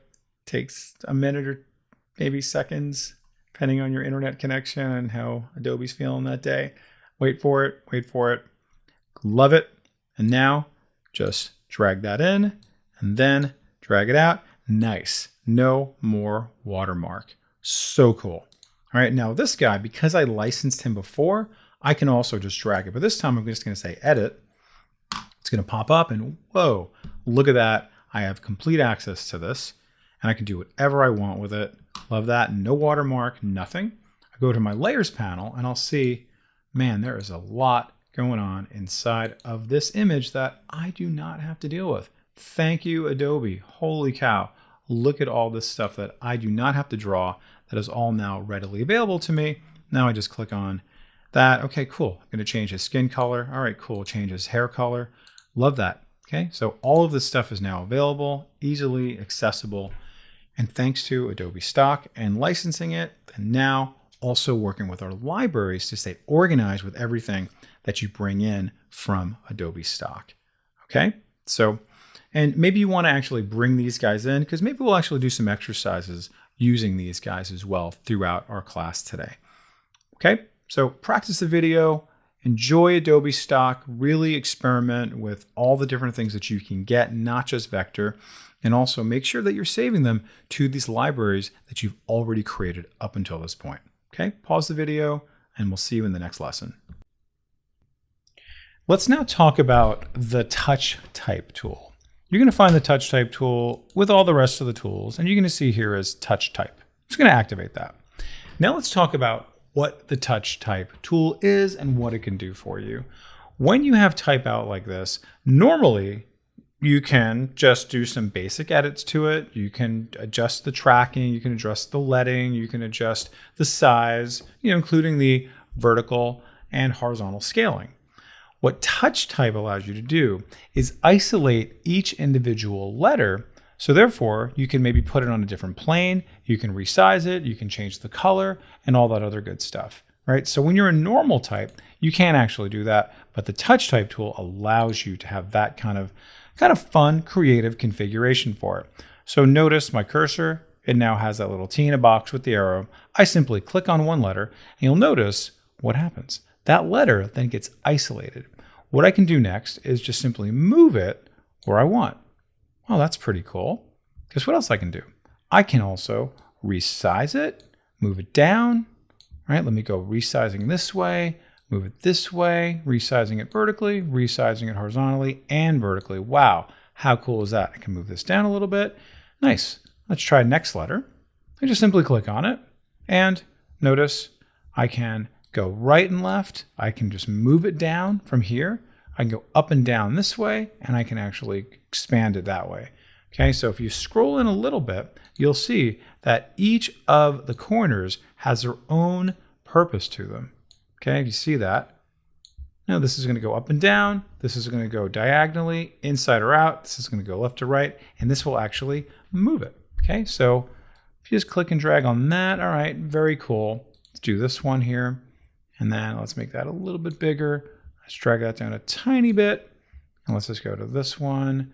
Let's drag that down a bit, come to here. You see how easy that is and kind of how fun that it can be, because now we all want to go to Happy Farms. Okay, very cool. Make that a little bit bigger. All right, and you can just drag that down pretty much from anywhere to whatever kind of feels natural, and just experiment a little bit. And you can make that a little bit smaller. You just want to be kind of creative with how you lay things out. Okay, let's move the F a little bit further away. Oops, let's undo that. Let's move the F a little bit okay, let's try that again. I'm going to grab it from here. Oh, you know why that's doing that? That is doing that because I'm running out of room and it's pushing everything over. So just keep in mind, make sure that you have a little bit of space along the outside. Okay, so now next I might want to change the colors of these. So I go back over to here, and guess what? This is now isolated, and I can change each individual selected color to be whatever color I want. All right, so let's now just change it to one of our happy colors. Very cool. Go to here, and let's maybe choose something similar once again. All right, love that. I'm just going to choose all my pinks right now.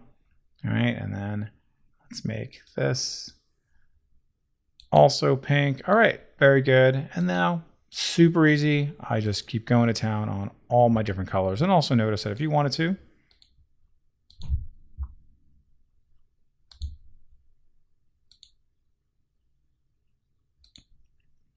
okay. So you see how this works. Pretty amazing to be able to really execute different things that you want in terms of the spacing, the size, and all that good stuff here. And then also the color. Now let's also see what we can do with strokes. So you can see, very easy. I just apply that, make that have a little bit more of a stroke compared to the rest of them. Hey, that's kind of fun. Let's try this one. Let's have this one have a stroke. And let's make that one be a white stroke and make that a little bit thicker. Okay, so just a combination of a lot of different things that you can do, including color, which is both the fill and the stroke, and also resizing it, and then also moving it in other places. Also, experiment with different fonts as well. Sometimes the blockier fonts maybe work a little bit better, but you can always change this because this is still live text. All right, so don't forget that. Even though we've now switched over to our touch type tool, we can always switch back over to all these, and we can change this to something completely different if we want to. So no longer is it just Happyland Farms, it's just Happyland Farm. Okay, and I can very easily work with that and all the other type and paragraph settings as well.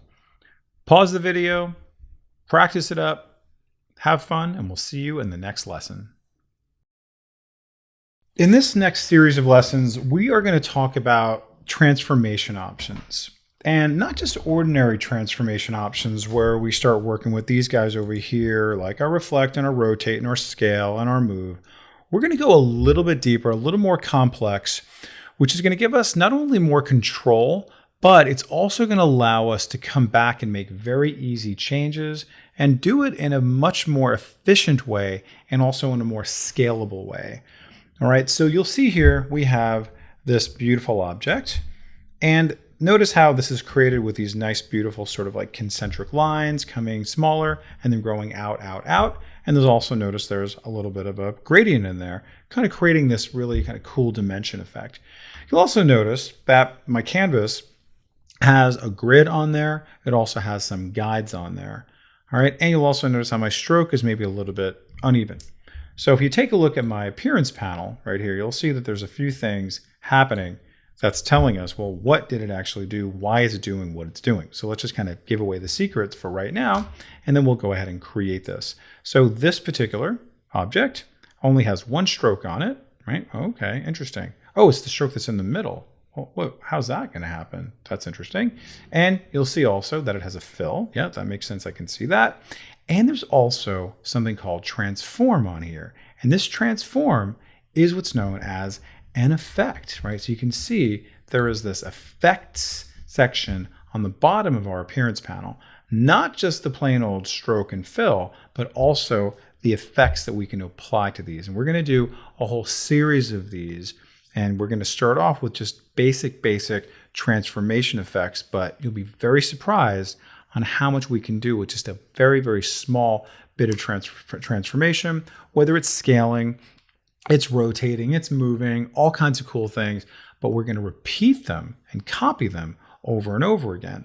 Now you'll also notice that this one has a nice little kind of rounded corner, and it also has this cool little stroke for us to work with to kind of get just a different set of visual element for us to create from. Okay, so pretty neat. So let's just see how we can create something like this. So let's just start off Command or Control N to do a blank new document. I'm just going to do 12 inches by 12 inches. I'm going to do a nice little square. One artboard for now, pretty good. All right, and then really not going to change anything at all, no bleed. I click on Create. And then when this comes up, I'm just going to click in this sort of neutral area here, go over to my properties, because I want to add on some things to make sure that I can see my guides, my grids, and make everything kind of perfect, and also my rulers and everything like that. So we go over here to the far right, and you're going to see here's our rulers and grids, our guides, also our snap to options, super important. So let's bring up our ruler. Bam, that shows up. I love that. I also want to see my grid. Okay, that's great. And also you'll notice here's my guides. You can see, do you want to hide your guide or not, right? So totally up to you. What do you want to do? Okay, so I'm going to make it so I can make it visible. This is also going to make it so, do you want to lock your guides? Sometimes you want to lock them, sometimes you don't. So I'm going to keep that unlocked because I do not want to lock it. And then this one I think is very important, which is your snap options. And this middle one is the one that we're going to choose. Right now it's off. I want to make it on. And we're going to see that is going to come to play in just a minute. So let me now create my first guide so I can say, okay, well, where is the center? I go right there, bam, love that, that's blue. I come over to there and then bam, okay, that's blue. I can see I have these two guides here. Now, the other thing that I like to do when I create guides is put them on their own layer. So when I open this up, you'll notice here I have two guides. I'm just gonna double click on that. I'm just gonna call that guides and then make a new layer. And I'm just going to call this square shapes. I was going to type out psychedelia, but not sure if I can type it right now on the spot. Okay, very good. So fantastic. We're good to go. And let me come back to my properties. And you'll see here, if I need to select that, I certainly can. If you accidentally are doing that and you don't want to do it, you can lock them so you don't accidentally now click them. All right, so just a good habit to get into with all of this. So let's see what I need to do first. I'm just going to very simply draw out a square that has no fill for right now, but it has a little bit of a stroke. So go over here to my square, and I'm going to tell it just to give me a black stroke, and very simply just start drawing right here from the center, holding down the Shift and the Alt key to draw out concentrically. See that? And you'll notice how when I do that, it just snaps right into the guides, right? So very cool to be able to do that. All right, nice. So I'll just do that right now. And look at my appearance panel, and you will see I have one stroke and no fill. But now let's start doing what we wanted to do all along, which was repeat this and kind of make it look a little bit more interesting. So let me go over to here, making sure this is still selected. Come way down to the bottom here and then choose Effects. And this time we're going to go to Distort and Transform and just say Transform. And this is going to pop up. This great little dialog box basically asking me about scale. Where do I want to move it? How do I want to rotate it? So pretty much like all of my transformation options are in one window. Okay, pretty neat. Now you'll see also, I could rotate this. I can do all kinds of other options here in terms of, do I want to transform the object? Certainly. Do I want to scale my strokes and effects as this thing gets bigger and bigger? Totally up to you. But guess what? With this preview chosen, you're going to have the ability to see what you're doing as you do it. So I'm just going to make this go up, let's just say 105%. Okay, and you see, all right, is that doing what I want to do? I don't know. Let's make some copies. I'm just going to make this 20 copies, hit tab. All right, we're on our way. I'm going to go ahead and use my mouse wheel, make that go more and more and more. All right, kind of like that. Let's go up to 35. Cool, sort of. Let me just see what else I can do. I would like to go down here and say, listen, you know what? I made a mistake. I should have actually had that start from the middle. Guess what? Because the effect is only on the middle shape here. If I bring in this middle shape, watch what happens now. I'm going to just do Shift and Alt or Option on the Mac. Just bring that in. And now look how it reinvents itself. Ooh, that's pretty neat. Oh, but I want to go and transform again. What do I do? Do I go back here? I got to start over again? No, just go over to here to the transform option, and it's going to take you right back to where you were before. Oh, awesome. Now let's just see what happens if I make that maybe a little bit bigger and make this a little bit bigger. Nice. Okay, we're kind of getting someplace. Maybe not so big. I'm just using the mouse wheel again. You'll notice how I can also make one part 1% growth, another part a different one. So a little more interesting shape. All right, so totally up to you. Doesn't have to be a perfect square. Doesn't have to be perfect anything. Whatever you want it to be. See that? You're just kind of creating the illusion. Somebody walking down a hallway, right? They're just doing all kinds of, just experiment with it. And you'll see, all right, what do I want?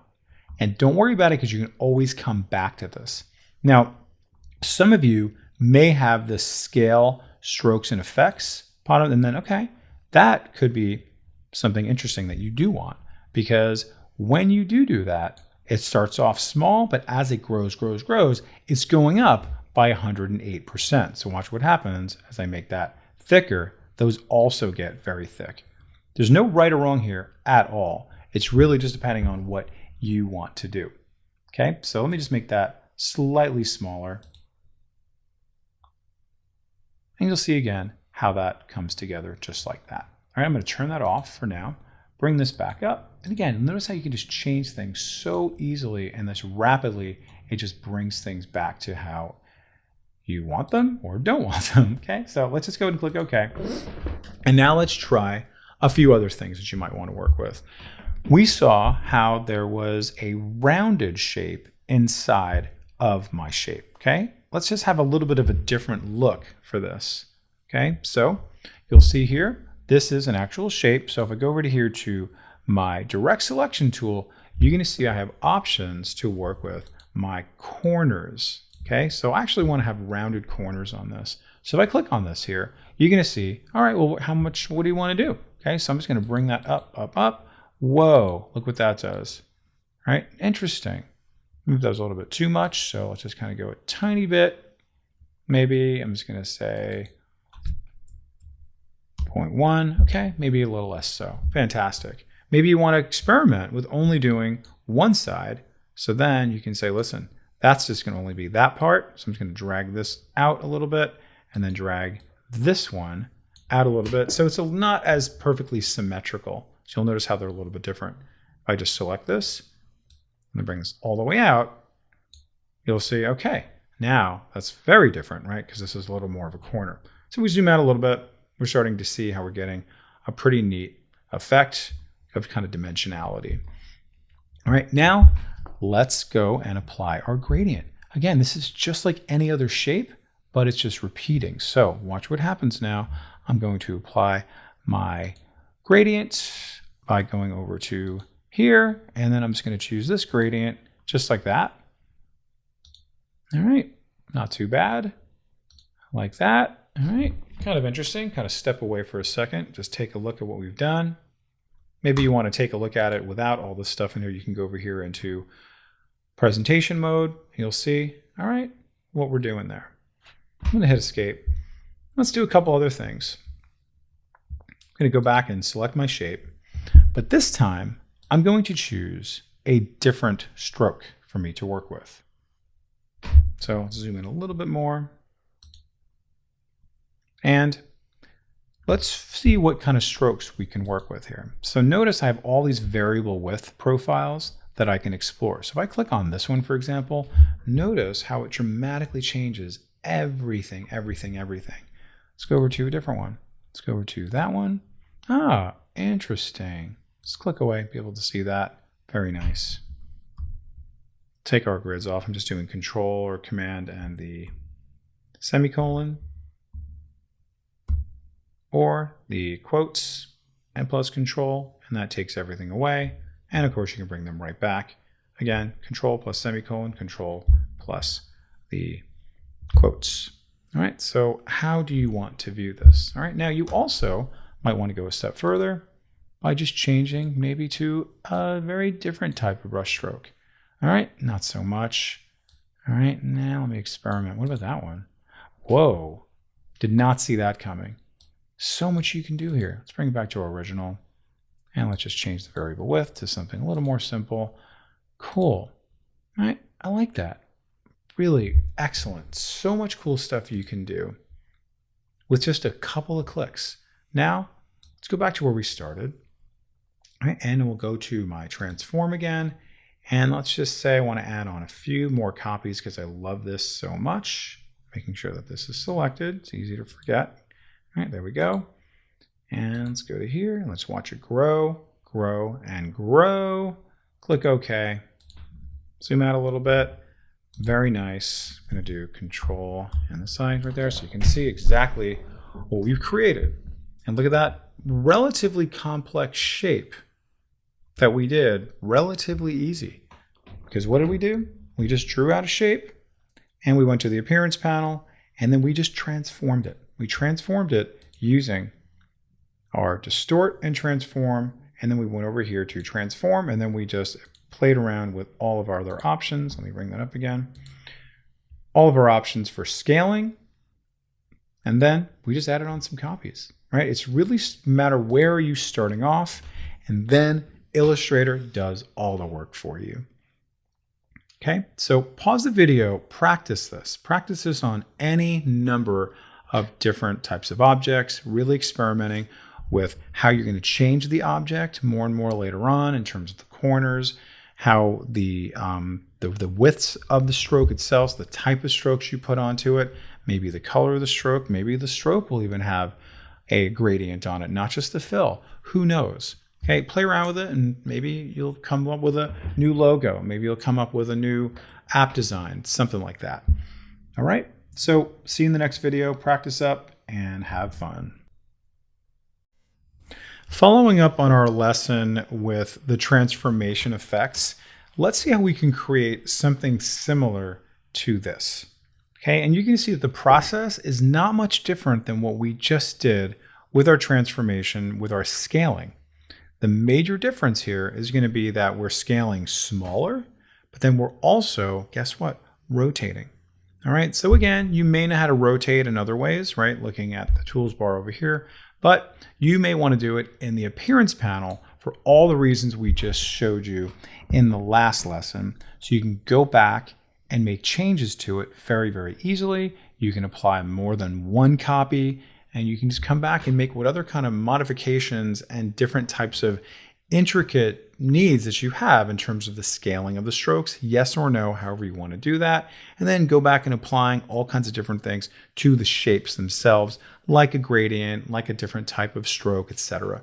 Now, let's just see what's going on with this particular shape. You'll notice how this is a shape that's not a perfect square. You can see I have two corners over here and I've got a little rounded corner here. Okay, pretty cool. So that's just nice to be able to do that. And then you see here in my appearance panel, I have a stroke that is black and I have a fill that is this gradient.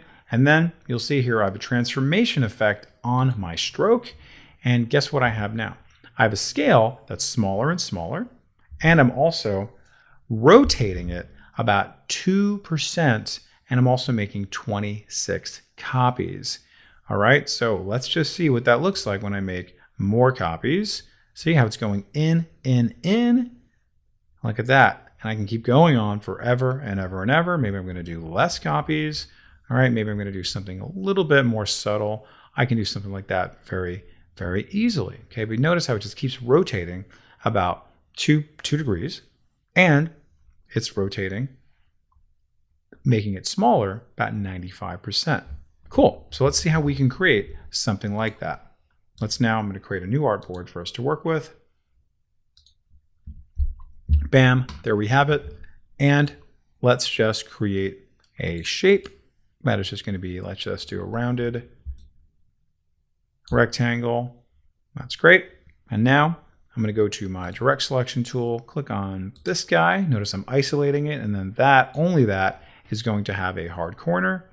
Click on this, isolating it, click on this one and drag it out. And only that one's going to have a hard corner. Cool. Love that. All right, but if I wanted to have this to be a little bit more of a corner radius, I can simply click on this, and I'm going to go over to here and make that even more round. I'll bring that up to 20, and then this one will also be 20. And again, let's take a look at our stroke. And I just remember the last thing that was on there, but of course you can change that to anything else you like.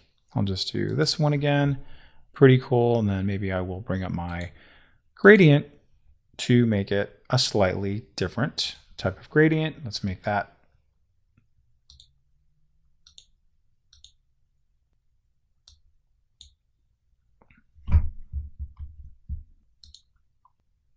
So I'll bring this up, and there that is. And I'm going to make that a radial gradient.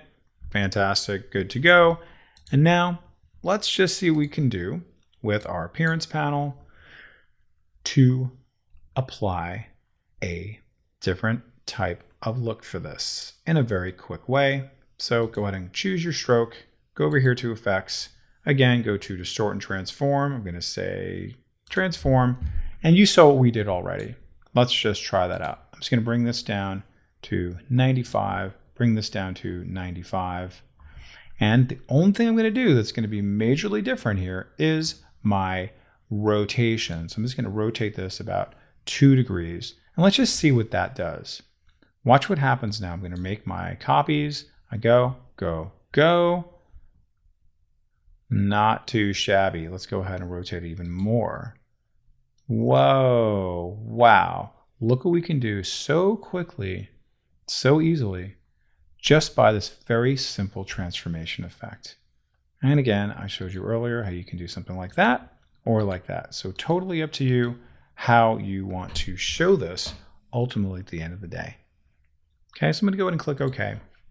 And what I want you to do when you're practicing is try to create something like this or any other kind of shape that you want to work with, but use this as your model, understanding that we just started off with a very, very basic shape, right? We have this little hexagon, and we just repeated it over and over and over again as it, guess what?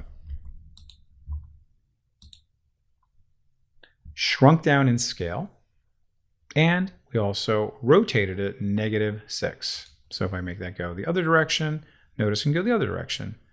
Okay, so wow, look how cool, how quickly you can have something as complex as that. Okay, so I'm going to go ahead and hit OK.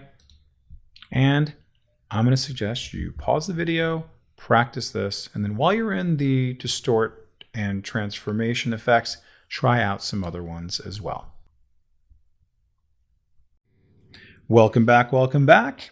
And in this lesson, we are going to get a little more creative. This is going to be about how to actually create a project such as this, which is essentially how to draw what I'm calling just a Celtic knot, right? Where I want to show how do we kind of create the illusion that these guys are going in and out and up and around and around. And it's like, oh my God, how's that happening? How are we actually making it kind of do all of this without actually having to do it manually by drawing it out?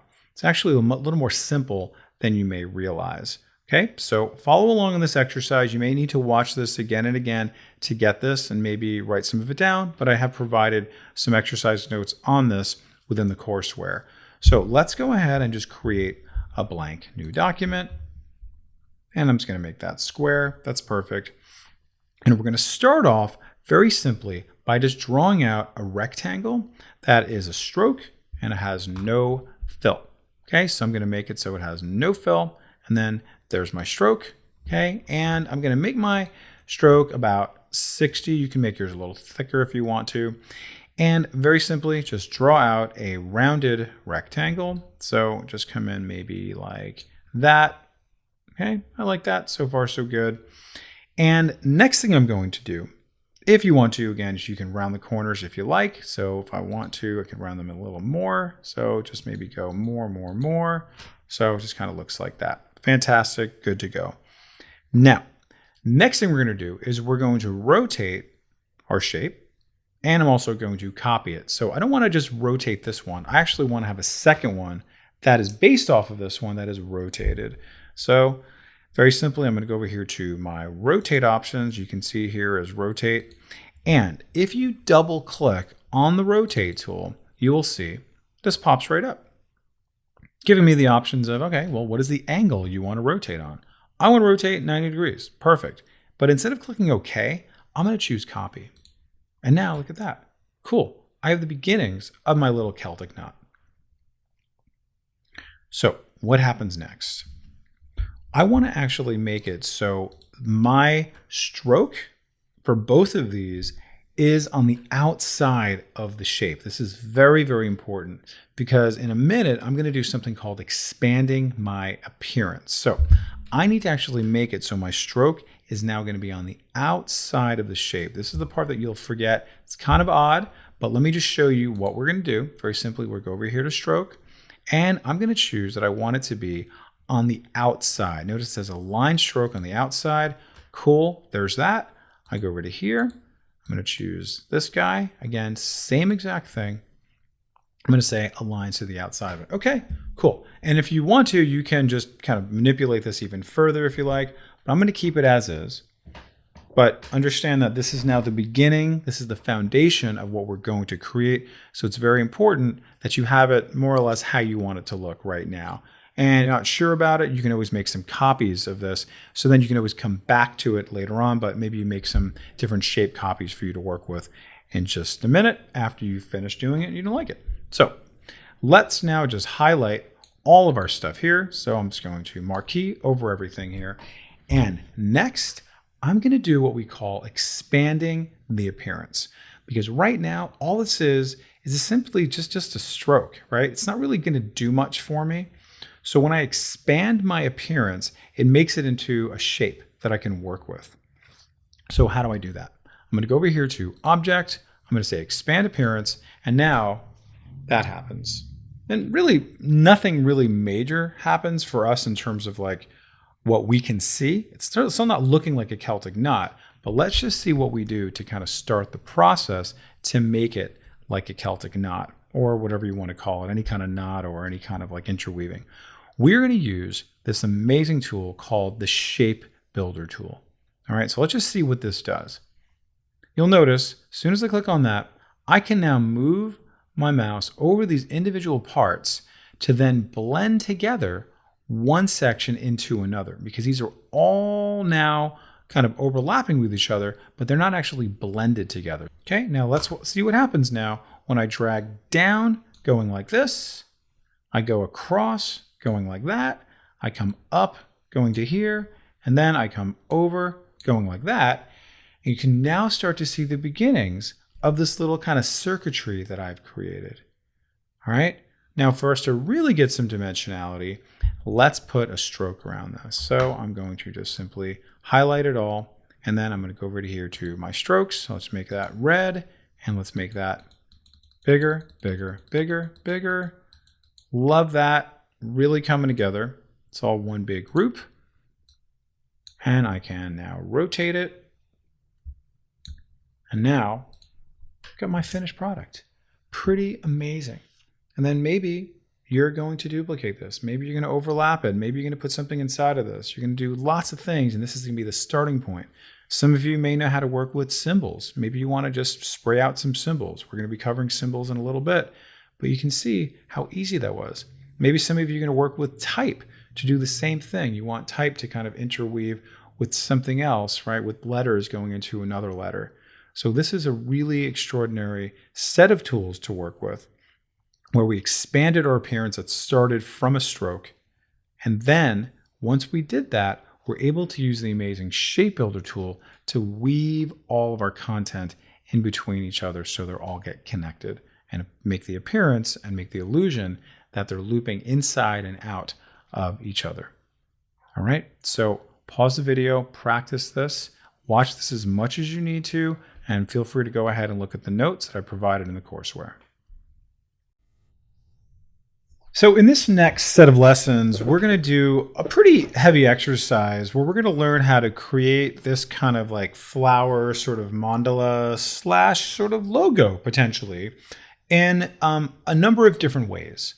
So earlier we worked on creating some pretty complex shapes using our effects on the appearance panel. And we're going to do something similar to what we've already done, but we're going to go a few steps further. We're going to rotate this time, but we're going to rotate a number of different objects. We're going to group them. And then ultimately, we're going to end up at the live paint tool so we can see how we can create something. So we're going to kind of go step by step on this. So I have a blank artboard down below for me to work with. And very simply for right now, I'm just going to create a shape for me to start with. Don't worry about getting this part perfect, because guess what? You can always come back and change it, and then it's going to be linked up to where we started.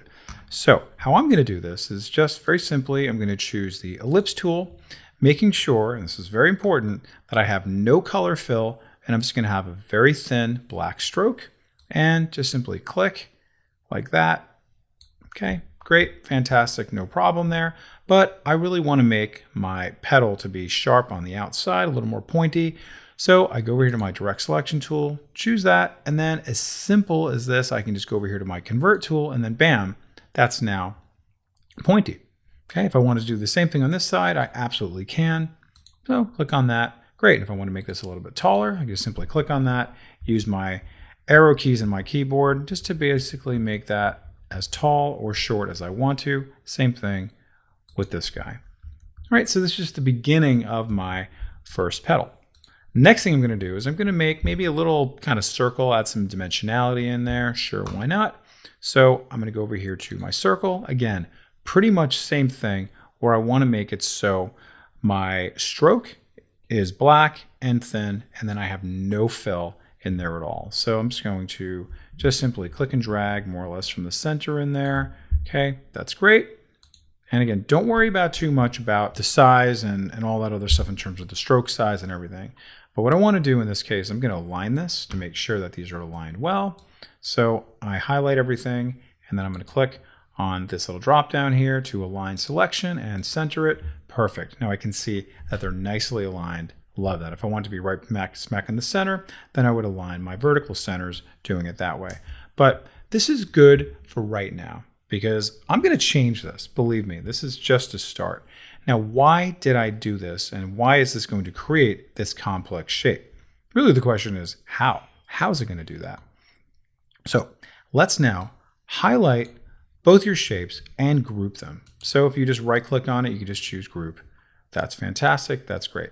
Now I'm going to apply my rotate effect on this. So I'm going to go over here to my appearance panel. I'm going to go over here to effects and go over here to distort and transform, and then transform.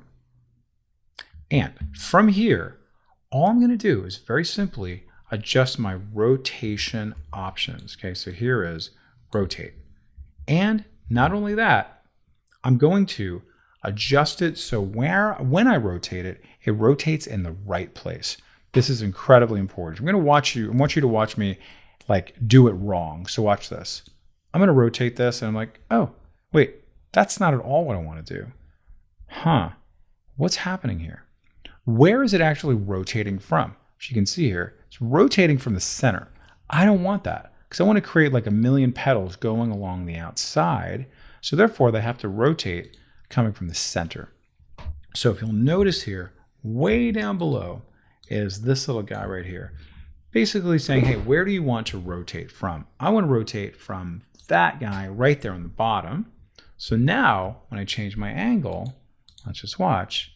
So So I go that way, negative, go that way, one way or another. Okay, cool. Now I'm starting to see what I could possibly create with this. Oh, okay. Maybe it's just going to be a simple flower like that. Maybe you want to overlap. We'll have a little more of a complex angle, right? Totally up to you. And again, because you can change this anytime you want. Now that I have my angle chosen, I can now choose how many copies I want very simply, just by scrolling up and down and down and down. That is so cool. All right, and you'll see, okay, you know what? I could have done my angle a little bit better. Maybe, okay, great. That's perfect. It's exactly what I wanted in terms of my rotation and my angle. And wow, maybe you're done and you love this. You see how I created this so quickly and easily. Let's click OK. We'll take a look at our appearance panel. You can see there's our transform. If we ever need to get back to that again, click cancel. Now let's start to see the power of this. The fact that we actually created this complex shape using our appearance panel is going to allow us to then say, hey, listen, I want to actually make some changes to this. I decide, you know what, I prefer to have this guy here. Just double click on it to get into it. I want to have this move up. So watch what happens now when I move this up. So do all the rest of them. That is so cool. See that? I just choose one to move and they all move. Oh my God, look at that, going up and down, up and down. Maybe I'm gonna have them overlap like that. Oh my God, look what it just did. So cool. So all I'm doing here is I'm just using my arrow keys and then Illustrator does all the rest. All right, now let me see if I wanna just have more than one. So I'm just gonna hold down the Alt key just to duplicate this. So I'm gonna hold down Alt and the Shift key and watch what I do. As I clone this, and I'm going to do that, come back out of this, and now I have two of these. But why did I do that? So then I can separate them out, do it a little bit different. Let's bring this in. Watch, we're all going to do that. And now this guy is going to become a slightly different shape for me. And how am I going to do that? It's going to very simply be let's do another little pointed guy here. So I will choose the direct selection tool, click on that, and I'm going to make this pointed. Nice. So like that, let's make that also pointed by going back up to here and then convert that. Cool. And now let's see what happens when kind of like that, maybe that, bring it down a bit. Okay. And now you see, you just go crazy, experiment with these.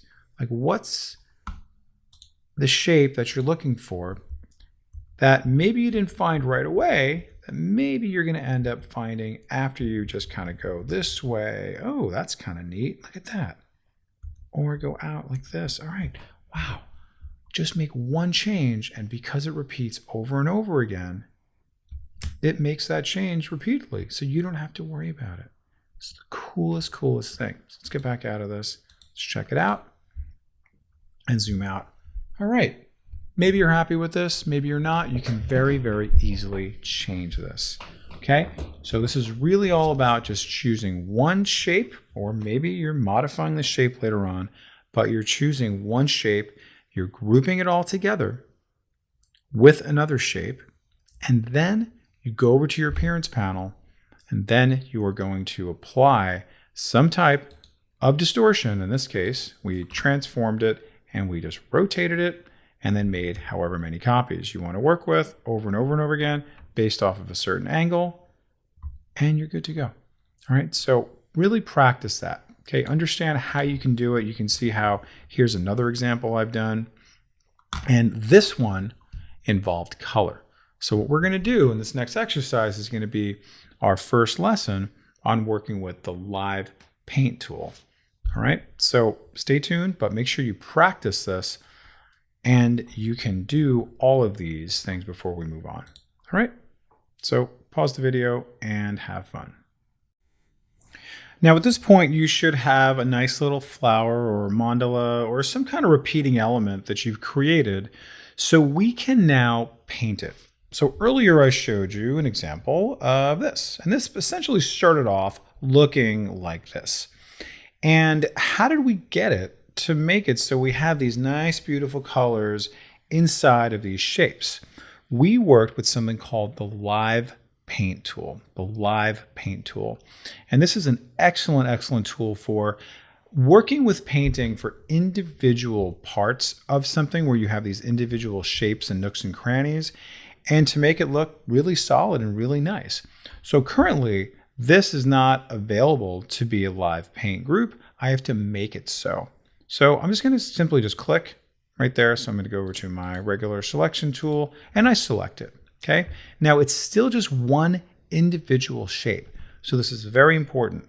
I need to do what's called expanding the appearance. So whatever I see in front of me, it then becomes whatever is shown as individual shapes. Right now, it's just one shape that's able to be repeated over and over again. Certainly that has its benefits, but I'm done. I love this. Okay, so what I'm going to do now is go over here to the object menu. I'm going to say expand appearance, and you'll see, whoa, look what happens now.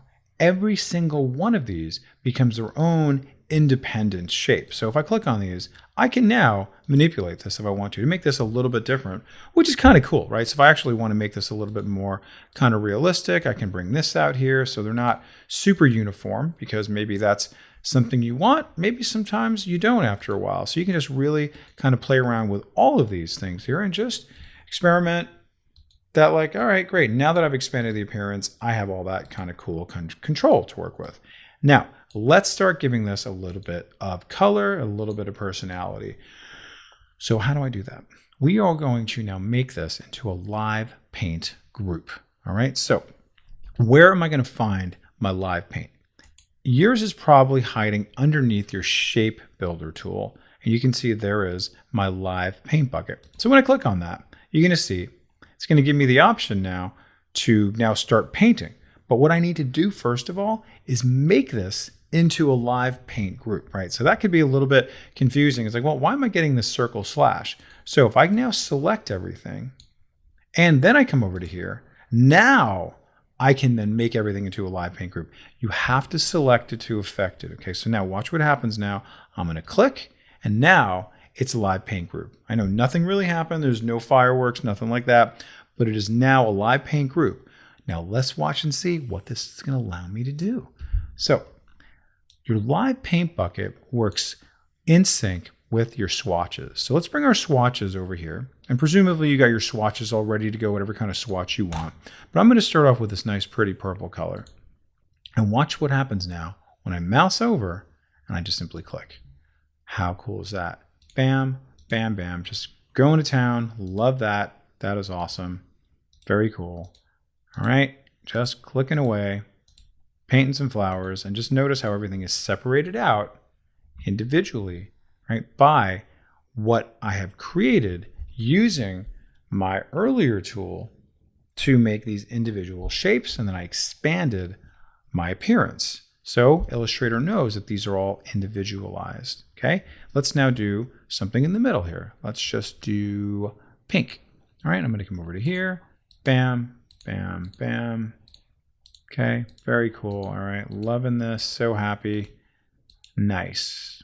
And just imagine this is something that you drew, maybe something you got from someplace else, just like an illustration that you did, just some kind of drawing. All right, it's really starting to come together a little more interesting. Let's now try one of these gradients. Click on that. I can still do a gradient too. Click on that. Oh, that's kind of neat. Cool, yes. Nice. A little more visual interest for me. Okay, now let's zoom in and we can really go crazy with all this stuff here, right? So of course we don't waste too much time, but let's just add in some more purple again. It's gonna come in there. See, you get your nice little nooks and crannies. It's easy as that with the live paint tool. Click, click, and click. All right, now let's just zoom out a little bit. See what we've done. It's gonna click away. All right, and not too bad. Not too bad for about, what, 10 minutes worth of work. Okay, now let's go to the next level with this. Okay, that you may want to just remove some of your strokes. Okay, now this one's gonna get a little bit crazy once I remove the strokes, but just for the purpose of the exercise, I want you to see what we can actually do while we are removing strokes to make the image look a little bit different, because this one does not have any strokes. So notice how it looks a little more cleaner. Okay, so what I'm going to do is just simply highlight everything here, and I'm just going to bring down my strokes. And I click away. You can see how much cleaner that looks as a result. Okay, you can probably zoom in a little bit. Okay, pretty cool. And now I just have that little bunch of things in the center, but they're still there if I want to, right? So if I do want to color them in, I can easily do that with my live paint. They're still there, but I'm just not going to have any strokes to be able to do that. Okay, so I'm not going to worry about my strokes anymore. So I'll just make this yellow, yellow, yellow, but still no strokes. Even though you get rid of the strokes, doesn't mean you can't fill in any of our fills. Nice. Let's zoom out a little bit, see what that looks like. Cool, that is beautiful. Okay, so I mean, a lot of these things, like, wow, what am I going to get once I just rotate things, I repeat things, and then I expand it out, and then I start applying different colors using our live paint tool. Okay, now in a little bit, we're going to do a little more simple one because I wanted to kind of make this sort of a complete project, but we're going to see how we can do live paint on just like a basic character. All right, so practice this and we'll see you in the next lesson. In the last exercise, we talked about live paint. Now we are going to use live paint on these little characters, but I didn't draw these. So what I need to do is trace them. I don't want to have to draw them out because I'm not that good of an artist. I'm not very good with the pen tool. So I want Illustrator to be able to do some tracing for me so then I can do live painting on this. Okay, so what does tracing look like and where do we find our trace options? So I'm going to select my image here. And if I go over here to Window, you're going to see there is an option for my panel to bring up the image trace. Okay, so let's go ahead and make sure you have something selected, and you'll see that this lights up with a bunch of presets for how you may want to trace. So you will see here different presets for different file types, for different quality, right? For different colors. Okay, you can see, wow, all these different things here. Now, before I choose this, I'm going to click on Preview so that I can know, all right, is this the best one? All right, now just understand that if you are going to be tracing like photographs with millions and millions and millions of colors, it's probably not going to come out with the same kind of fidelity that you might expect. It's not going to look like a photograph. It's going to make it into like millions and millions of individual path points. Okay, because ultimately when we are tracing, we want to make this as a replacement for us drawing something using the pen tool. So you can't really draw something out like a photograph because it's too detailed. So just keep that in mind. But if you have a logo or something like that, or an illustration, it could even be something that you drew, you scanned it in, but you don't want to have to draw it out yourself, tracing is going to be an incredible tool to be able to work with. Okay, so you'll see here, I have a number of different options. Is it high fidelity photo? Is it low fidelity? Instead of 3 colors? Oh, I don't know. Maybe let's just try some of these out. Let's go to 3 colors. I get my preview, and something just happened.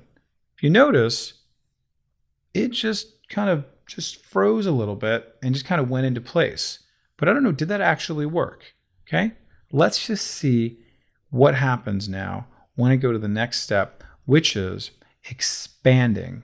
Okay, we've talked about expanding several times in this series.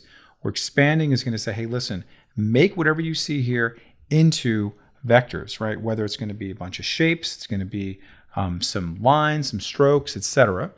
So when I click on expand, you'll notice, okay, something else more or less kind of subtle happened.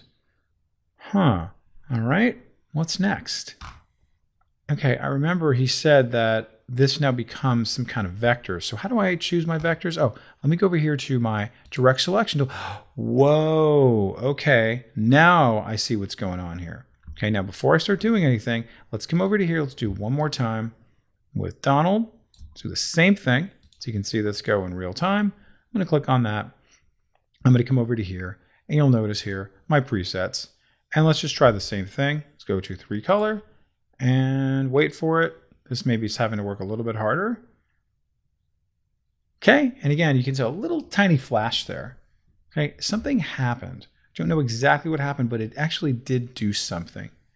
All right, now depending on what you're working with, you may want to have different types of presets that you're going to work with, and you'll play around with some of these things as well. Okay, for right now, I'm going to keep it simple just to kind of take you here, and then you really just experiment with it. But you will see, now that I understand a little bit more about it, that it created 214 paths. It got 3 colors in there somehow. How many anchors in there? Wow, there's a lot that it did.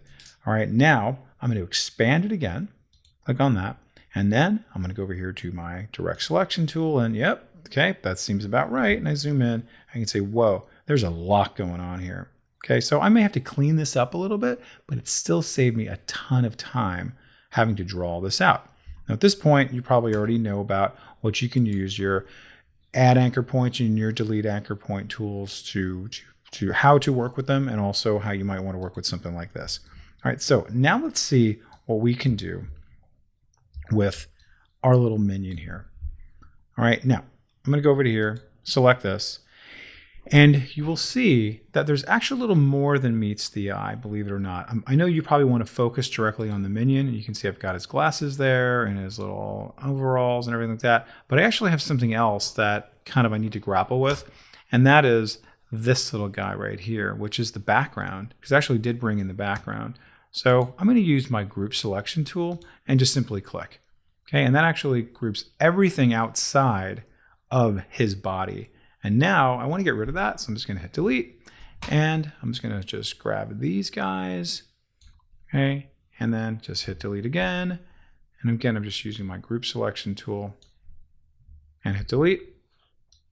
All right, and now one more. And now I'm in a pretty good place to start setting myself up for live paint. All right, so I suggest you get something like this, get your favorite cartoon character, get something relatively simple for now, or maybe even grab a logo, anything that you want to be able to practice on. I suggest you bring this in, you place it, and then you bring up your image trace panel, and then experiment with all the different settings that you can do. And then remember to expand it when you're done so it becomes full of anchor points. And then make sure you get rid of anything along the outside. Then what we're going to do next is work with live paint just to add some color onto this. Okay, so pause the video, practice this. Good luck, have fun, and we'll see you soon. Now that our minion has been traced and expanded, what do we need to do next to give him some color? Give him some color on his overalls and his eyes and his face and everything. We need to make him into a live paint object. So just a few exercises ago, we did that same thing with our little flower.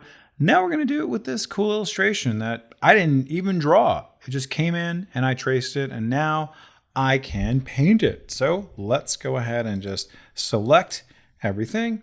And if you recall, I'm now going to make this into a live paint object. Now, I'm going to show you another way to do this if you want to. I can simply click on this live paint bucket, but sometimes you may hear about this when it says object, and this is option here to live paint, and then simply make, or Alt, Control, or Command X if you want to. So I click on that, and now it is now a live paint object.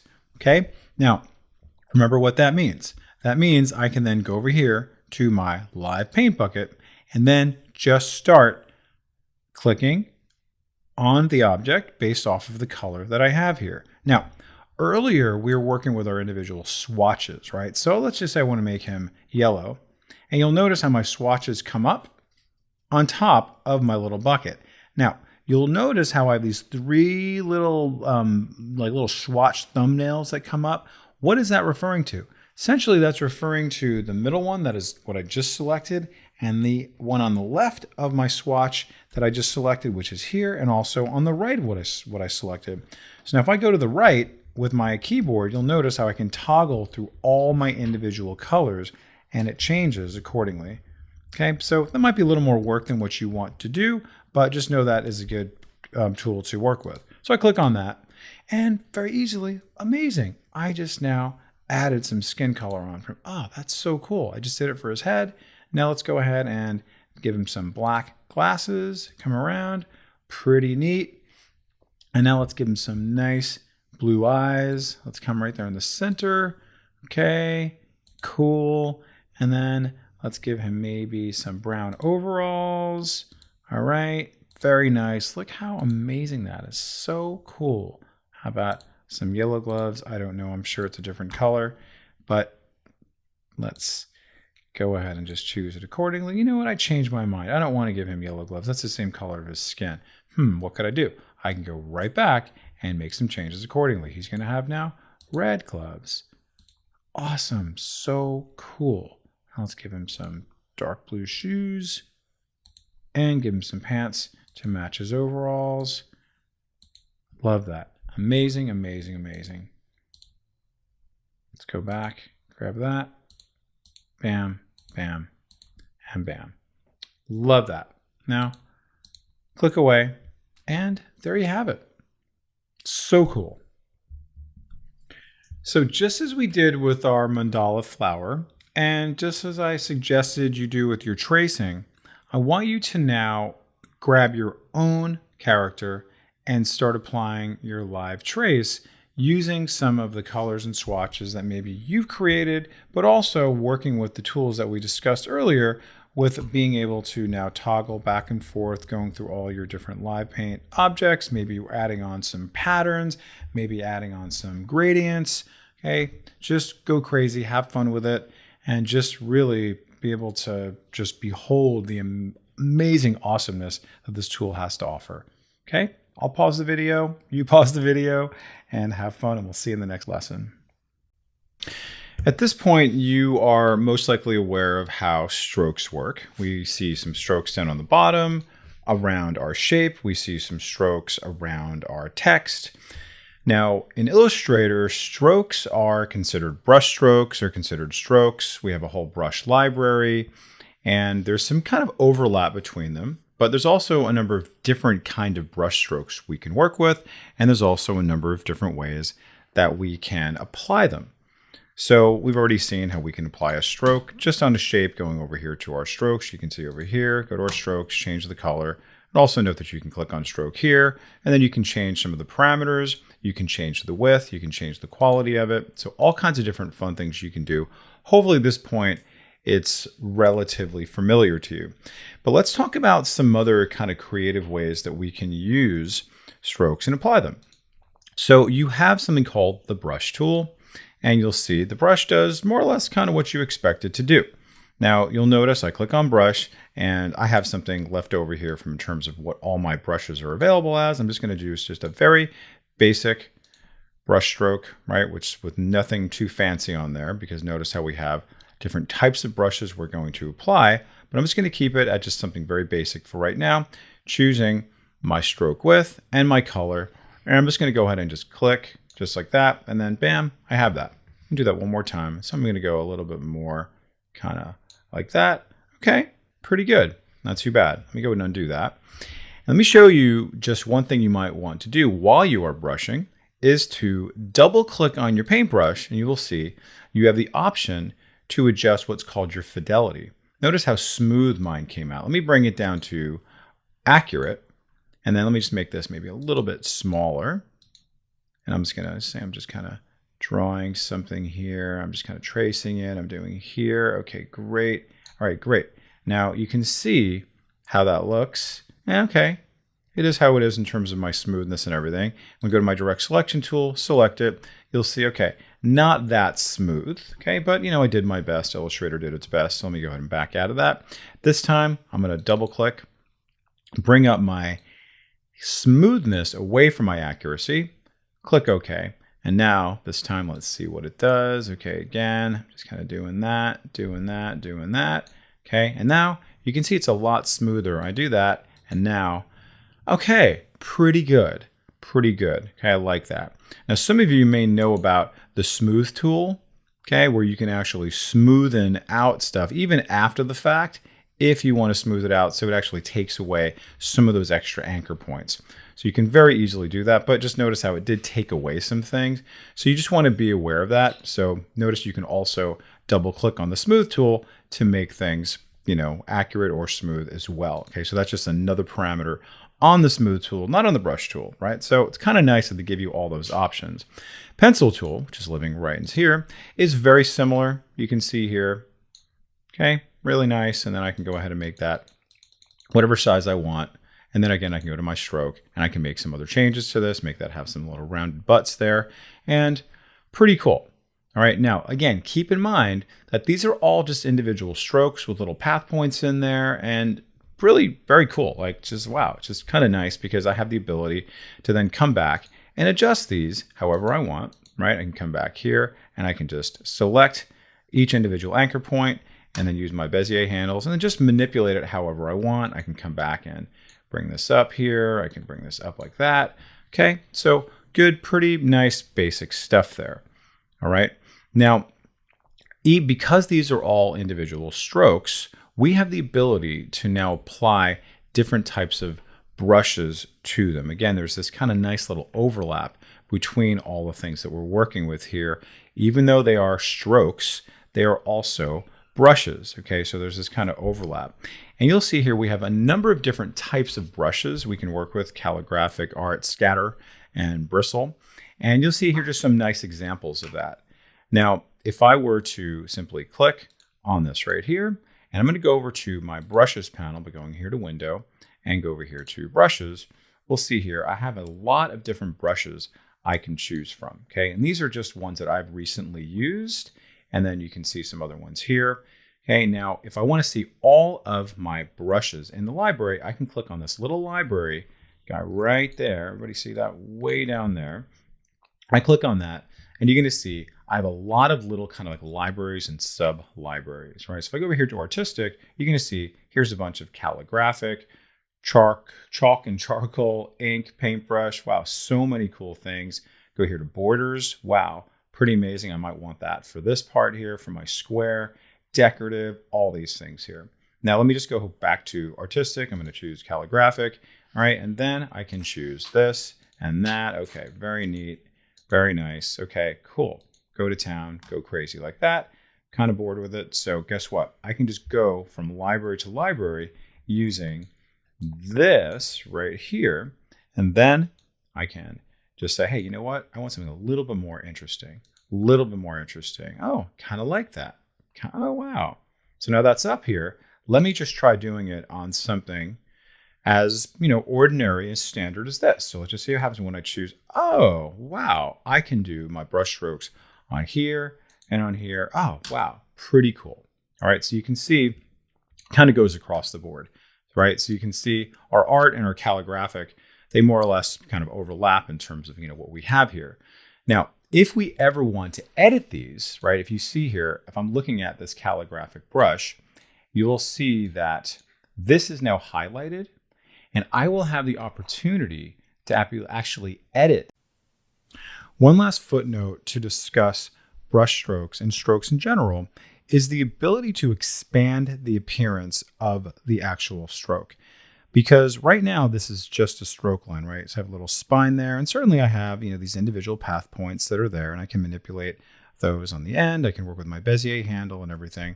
But if I make this into one big solid shape or several shapes, because of the texture of this, I'm able to have a little more control over it potentially.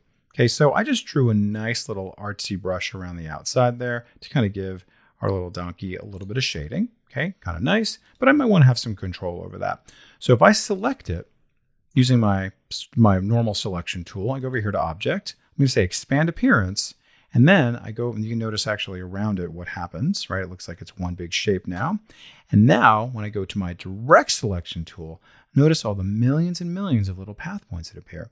So if I really wanted to control this right there to its most granular level, I can do that. See that I can go over to here. I just want to really control how much is coming out there. This, of course, is very chaotic, but I can very, very easily come in there and manipulate it. All right, this is just one example of when you might want to expand appearance, but it's just kind of nice to know that you can start off with a basic stroke and then say, hey, listen, I don't want this to be a stroke anymore. I want to have a kind of different type of functionality with it.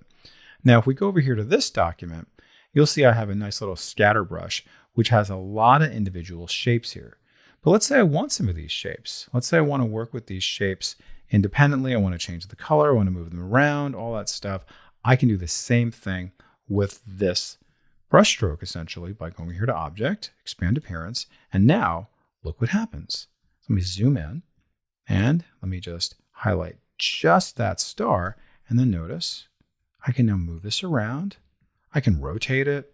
I can change the color if I want to. Look at that. How cool is that?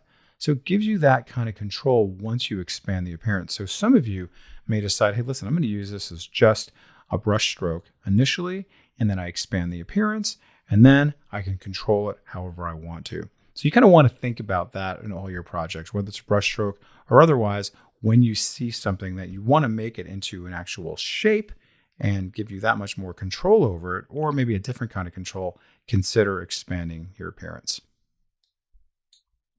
Now, coming back to here, you'll see that there's another example that this is just a line, right? You can see that there, just drew out this line, and I put on a nice little banner on here. You can see there's that little text divider.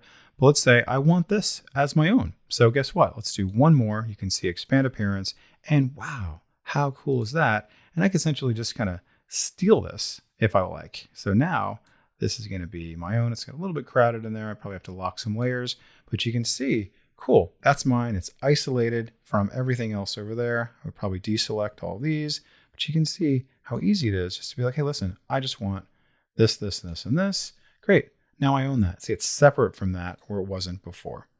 Okay. So you want to practice this. Definitely get creative with it. Be bold, be ambitious, but just know that the options are there.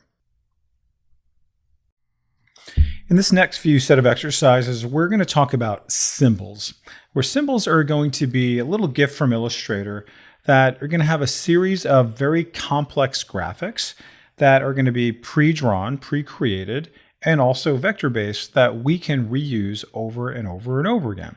So where are we going to find our symbols? If we go over here to Window, you're going to see way down at the bottom is Symbols. And let's just see what Illustrator has given us. If you start off here, you'll see, oh, okay, not too bad. And if I click on this, drag it out, you see, all right, let me just bring this out. Cool, that's very beautiful. I love that. But let's see what else we have available to us. Outside of just these 6 ones, I have this little guy right there, which is my symbol library. So I click on that, it's like, oh man, there are a lot of symbols that Illustrator has given me. So if I just choose one of these now, you'll see it's going to pop up to its own little individual panel. And you'll see here, this is just my 3D. So same way that I brought this out here, I can then bring this out over and over and over again, right? I can just say, go over to here, and then I can do it again. All right, cool, I'm gonna use several of these. Fantastic, I can keep using this over and over and over again, okay? But now, where am I going to see all the rest of them? I don't wanna have to keep going back to here and then doing this and over and keep repeating that. So what I'm gonna do is simply click on this little guy right here, and that's gonna allow me to toggle through all of the Illustrator library of symbols. So if I click on this now, go to the next ones, oh, pretty cool. Go to there. All right, very nice. You can see celebration, charts, communication, okay? All kinds of different things for fashion. Wow, excellent. So let's just say, for example, I want to just bring out a pair of shoes. I just drag that out, make that nice and big, and cool, there you go. And I could reuse that, and I could just maybe go this way. All right, fantastic.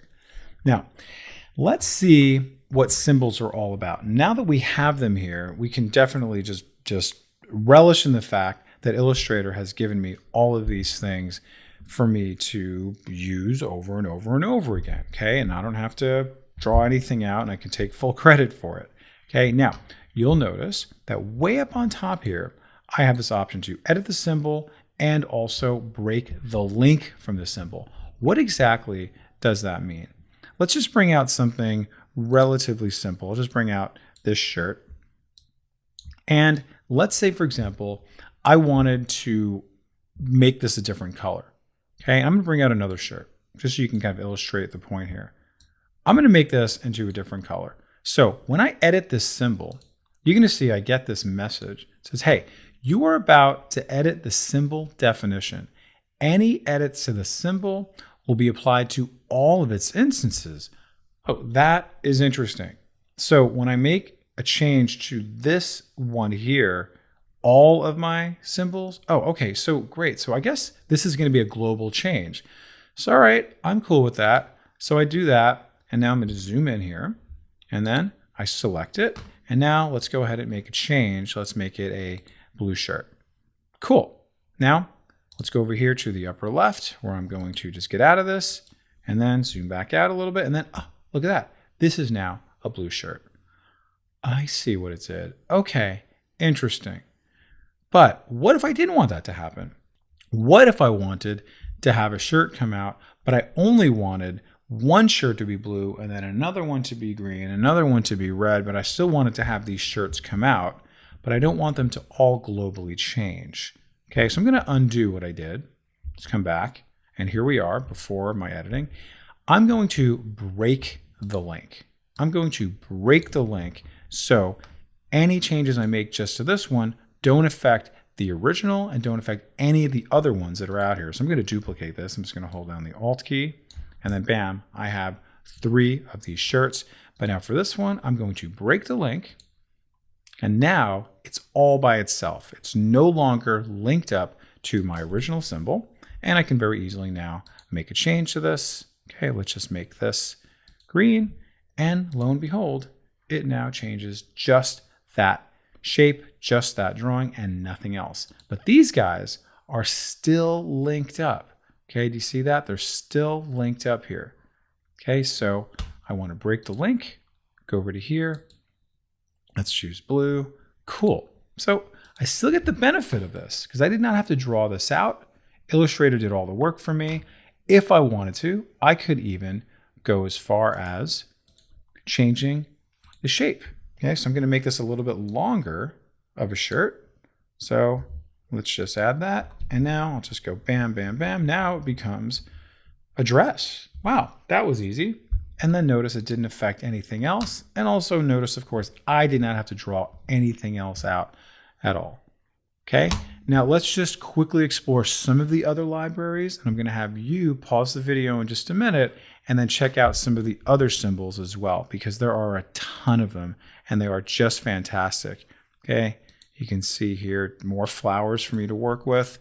Okay, that's great. Some hair. You can see different flowchart items that have little gradients in there. Okay, wow, very cool. Okay, they call this indigenous logo elements, mad scientist, map things. Okay, for nature, very, very cool.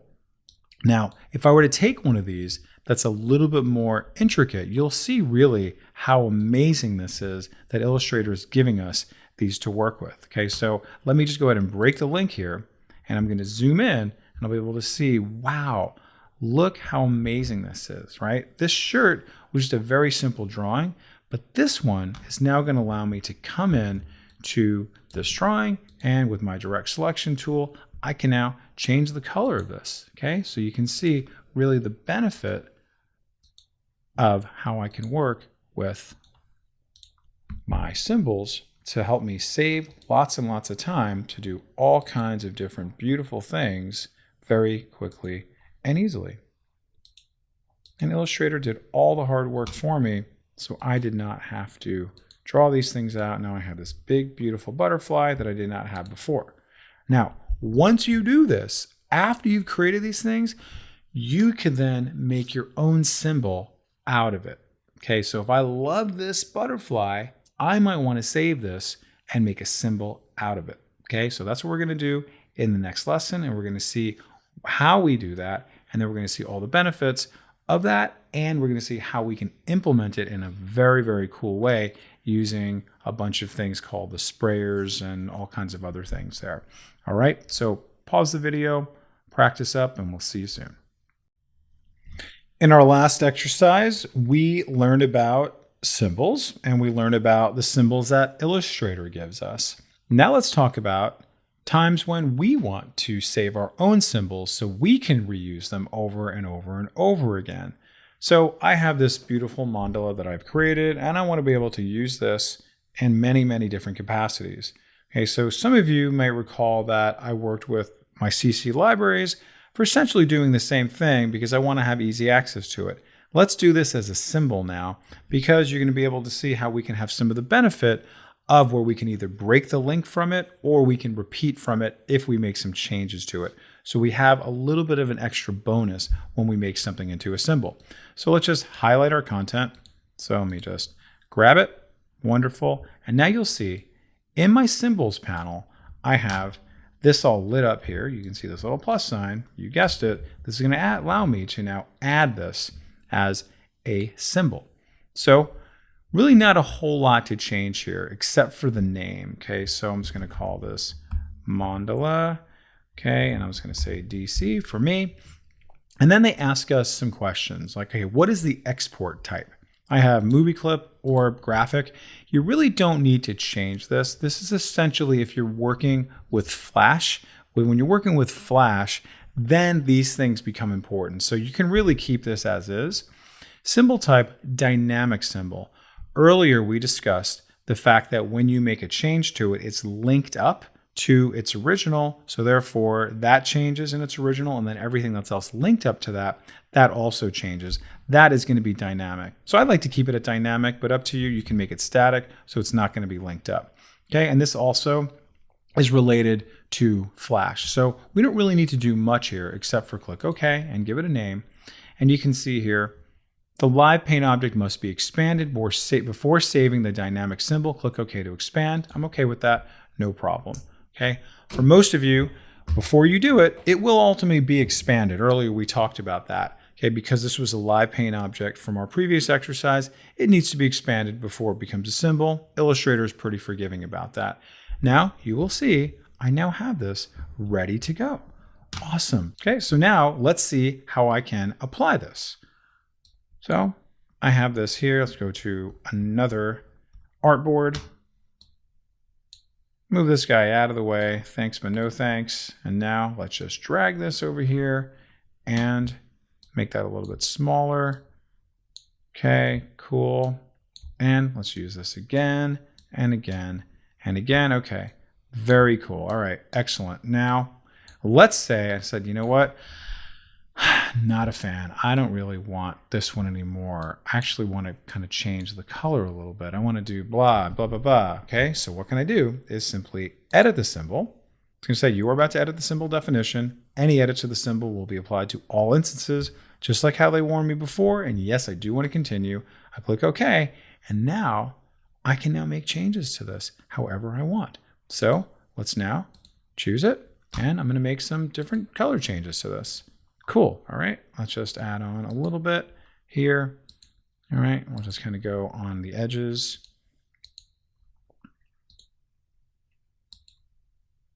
And I bet you can expect what's going to happen after I finish this. I'm going to go back. And now look at that. Every single one of these has now been changed. And this is something that I created. This is the coolest thing. And in our next lesson, we're going to use a number of advanced features to apply all of our symbols. And you're going to see them hiding way over here. And you're going to see all of these cool things around symbols. So stay tuned. But in the meantime, practice this up, make your own symbols, bring them into the symbols library, and have fun. Okay, and now finally, the symbol styler tool, that is contingent upon whatever style you may have chosen within your style library here. Okay, now I found that it's not quite as cool and it doesn't really give you the predictable results as some of the other ones do, but experiment with it. But really, if you want to get deep into these, then I'd recommend bringing in the symbol, breaking the link, and then making the changes accordingly. All right, so pretty neat stuff. Okay, right here we just kind of started off with sort of a hodgepodge of a number of different graphics that we can sort of interplay together. But just know that once you bring it in, you have all the control in the world to resize it. You have the control in the world to rotate it, okay, to move them closer to each other, move them further away from each other. All right, very, very cool. Okay, so pause the video, practice this, bring in some of your own stuff, and really just start creating things, because there are just like hundreds of these for you to work with that are, again, just little gifts from Illustrator that you do not have to draw on your own, but they all are high quality. vector graphics that you can manipulate by breaking the link, and then simply just make your own symbol based off of what you've made, and then continue working with these more advanced tools. Okay, and we'll see you in the next lesson. We're going to learn how to create a project like this, which is essentially just a combination of some basic type with a stroke on it, and a little bit of 3D, a little bit of touch type, a little bit of blending modes. So this is going to be a nice sort of full feature-rich project for you to try to be able to do a number of different things all at once. All right, so let's just see what's happening inside of our layers panel, where I have just these layers here, just my basic text layer, and then I also have this layer underneath, which is just, okay, fantastic, that's great. Now, you'll notice that when I get rid of this, my text changes. That's because of what we call a blending mode. These things are blending in together with each other. All right, so therefore it's creating that effect, right? And there's a variety of different kind of blending modes. Now, you'll also see that in my properties panel, when I select on my type, I have this thing that says here 3D extrude and bevel. That is the effect that is placed on this. And we're going to get into that once we kind of go a little bit deeper and we start to create it. All right, you'll see there's going to be also some other effects that we're going to work with in terms of our opacity. All right, now let's just see how we create this. Now I have this other layer here that we can work with that is just basic type, just like that, right? So no big deal. And what I'm going to do is simply just select it, and I'm going to put a stroke around it. And let's just maybe choose red, and I'm going to make that a little thicker. Okay, click away. And great, fantastic. Now I'm pretty much set up to apply my effect. And what's my effect in this case? It's going to be a 3D effect, and I'm just going to apply extrude and bevel. You don't got to go too far to do it. I click on that, and then amazing, right away I start to see like something pretty extraordinary. Like maybe that's all I care about. Maybe that's all I want to do. Okay, but you'll see, in case you want to move things around, this is all clickable and movable and interactive. So if I just simply click and drag this way, now I got science going that way. Now I got science going that way. All right, let's bring it back, maybe up that. Okay, pretty neat. And you'll see also I have this thing called my extrude depth. So I'm just going to maybe go up more and more and more. Wow, pretty neat. Go that way. All right, excellent. Now maybe I'm going to go a little bit less. I don't want to take away from our scientists. Okay. Okay, fantastic. Now you probably noticed by now that this extrusion is based off of the stroke that I created. Okay, so you want to keep that in mind, that in case yours is not doing it at all, that you should have a stroke, and you should also keep in mind the color of your stroke. All right, now you'll also see some other things here, right? Some like kind of presets for our bevel, right? So sometimes these will work, sometimes they won't. None usually works pretty good depending on what you're doing. We're going to be doing another 3D project in a bit where some things like a rounded one might look pretty nice, but experiment with it. So let's just try complex. It might take a second or two for it to render, depending on your computer speed and processing power. And remember, this is complex, so we can expect things to be a little bit more complex for our computer as well. And lo and behold, wow, it did something pretty neat, right? Kind of like that on some levels, right? It did a lot of things. But let me just switch that. Let's try to go to another one. Let's just try rounded this time. And again, it might take a second.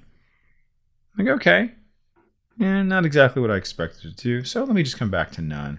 And Illustrator's pretty happy with that. All right. And then you can play around with some of these other things as well. Like here, this is where is your lighting coming from. Do you see that? So you can see that kind of gives it a little more or less texture. So you can see, all right, very good. And then you can play around with these different levels of intensity, right? So it's okay, really what's happening for my image. If I bring up and down the intensity, the ambient light, you just kind of really spice to taste with a lot of these things here. So it's like, what is it doing to manipulate our image? Okay, and then blend steps, we're going to talk about blends in this class as well. You can see how it's going to kind of blend in with our 3D. Maybe you have multiple strokes on there, so you can kind of blend them all together. So I'm pretty much good to go. All right. And I just want you to know that at some point in another class, I'm going to talk about mapping art to our 3D. So stay tuned for that. Now I'm going to click OK. And just like that, I now have a 3D extrude and bevel effect on my text. Like pretty cool, pretty cool. Now, earlier I talked about how we also might want to use touch type on this, because guess what? This text is still live, right? So I could actually come in here and still make changes to this, right? And I could just, put an exclamation point in there, something like that. But I just want you to know that you can still always change the type. Now, what I could do is move my type around, make this go up, make this go down, each letter kind of be scattered, maybe rotate a little bit. That is what touch type is. So how do I do that? If I go over to here to my type tool, I'm going to go over here to touch type, and watch what happens now when I click on this S. It now gets isolated out, and now I can move this up, and then maybe I'm going to move my I maybe down a little bit. Okay, it's kind of fun. Maybe I'm going to make my C kind of rotated. Cool. A little more fun. Click on that.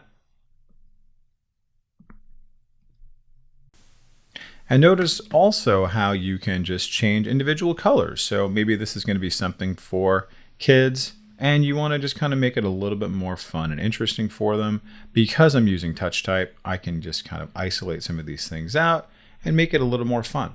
So this is a combination of working with my 3D and my type, and now with touch type, which gives me all the cool power in the world. Okay, so I'll just maybe do one more. Let's maybe make that blue. Okay, very cool.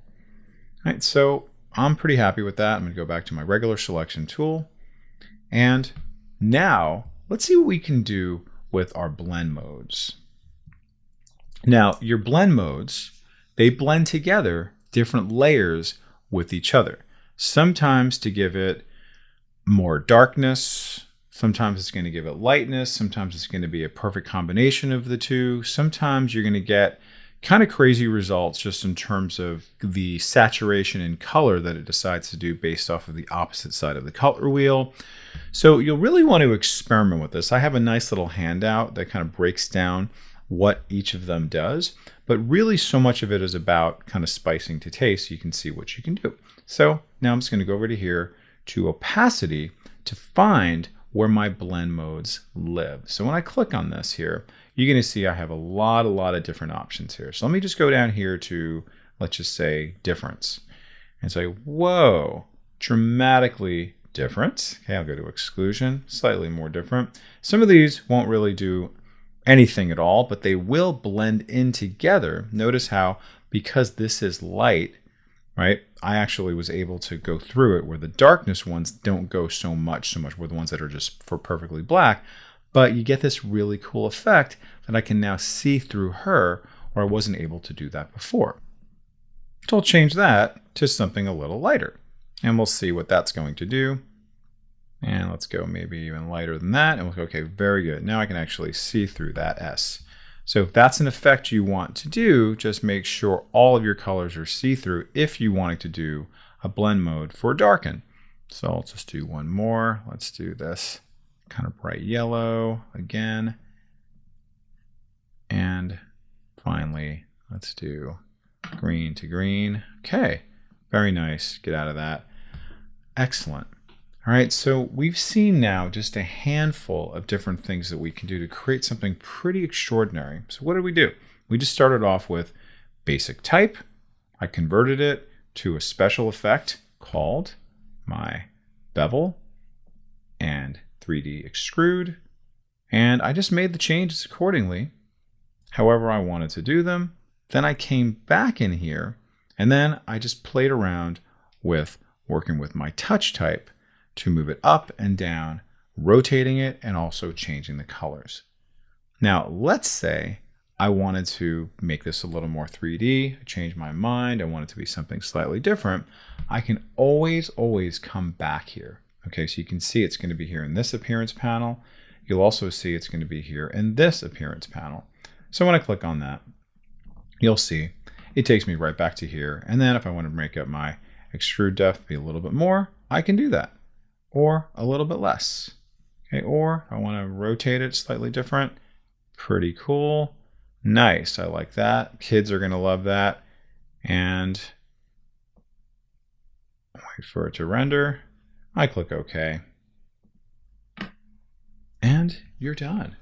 Right? Pretty awesome, really. So you'll want to experiment with that. We're going to be doing another 3D lesson where we're going to start from the beginning, where we're going to be creating a heart, like I said, where we're going to map in some other things inside of it. And you're going to see sometimes you might want to make a 3D object of sorts, and you want something to live inside of that object. Okay, this is just 3D text, and you'll see how easy it is to do something pretty extraordinary. So pause the video, practice, and we'll see you in the next lesson.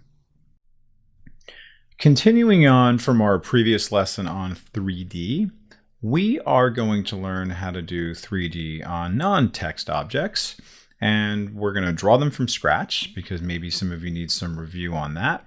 And we're also going to do what's called mapping. We're going to map something on there. Like, for example, this word mom is on there. And look how nicely that just fits into the perspective of the heart. And that is no coincidence. That's what mapping does. You'll also notice how it has like a little soft edge around there, some lighting, all that good stuff. Now this all just started from a very basic heart that we drew out. So I'm just going to do a new document, and we're going to bring up our guides, and we're just going to draw out a nice little heart. And how do we do that? Let's go ahead and see how we can just draw something, and we're going to use a combination of a few different tools, which could be some good review for you on how to kind of just draw in a more sort of methodical way. And then we're going to make it into 3D, of course. First thing I want to do is make sure I have no fill, and I have just a stroke, and it can just be 1 point if you want. And very simply, I'm going to go over here to my pen tool, and let's just start drawing out where we want our kind of heart to sort of like begin and end. So I'm just going to click, and then maybe I'll go over to here, and then I'm just going to go over here. All right, and then I'm just going to hit escape, tell it that I'm done. And let me just zoom in here, and it's pretty good, right? Kind of clings right to that. And we'll always be able to fix this later on. But now what I'm going to do is I'm going to make this more rounded, a little more kind of heart-like. So I'm going to go over to here to my anchor point tool, and then very simply just convert this to something a little more rounded. Okay, so I'm just holding down the shift key to keep that straight.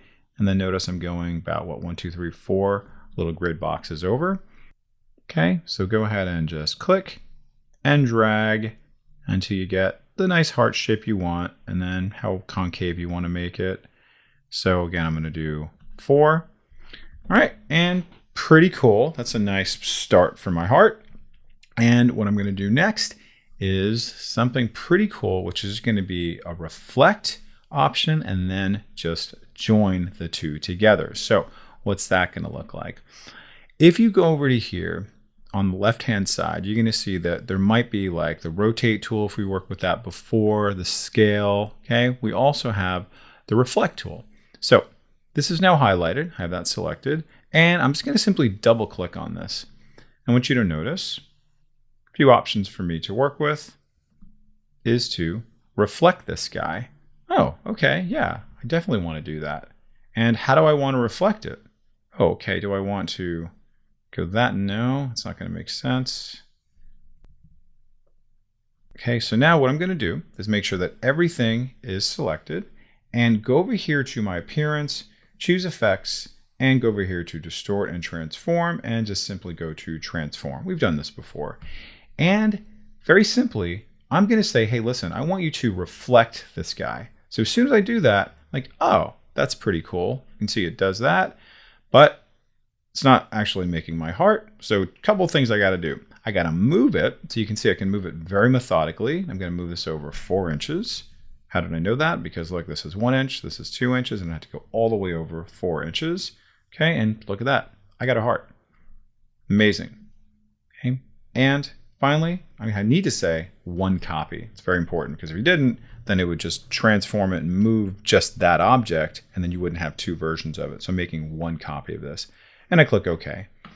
Now, because I put an effect on it, like you saw in your mandala exercise, it's actually only doing it on one of these, right? So if I were to try to actually make a 3D object on this, it wouldn't understand it. It would only do it on the left side.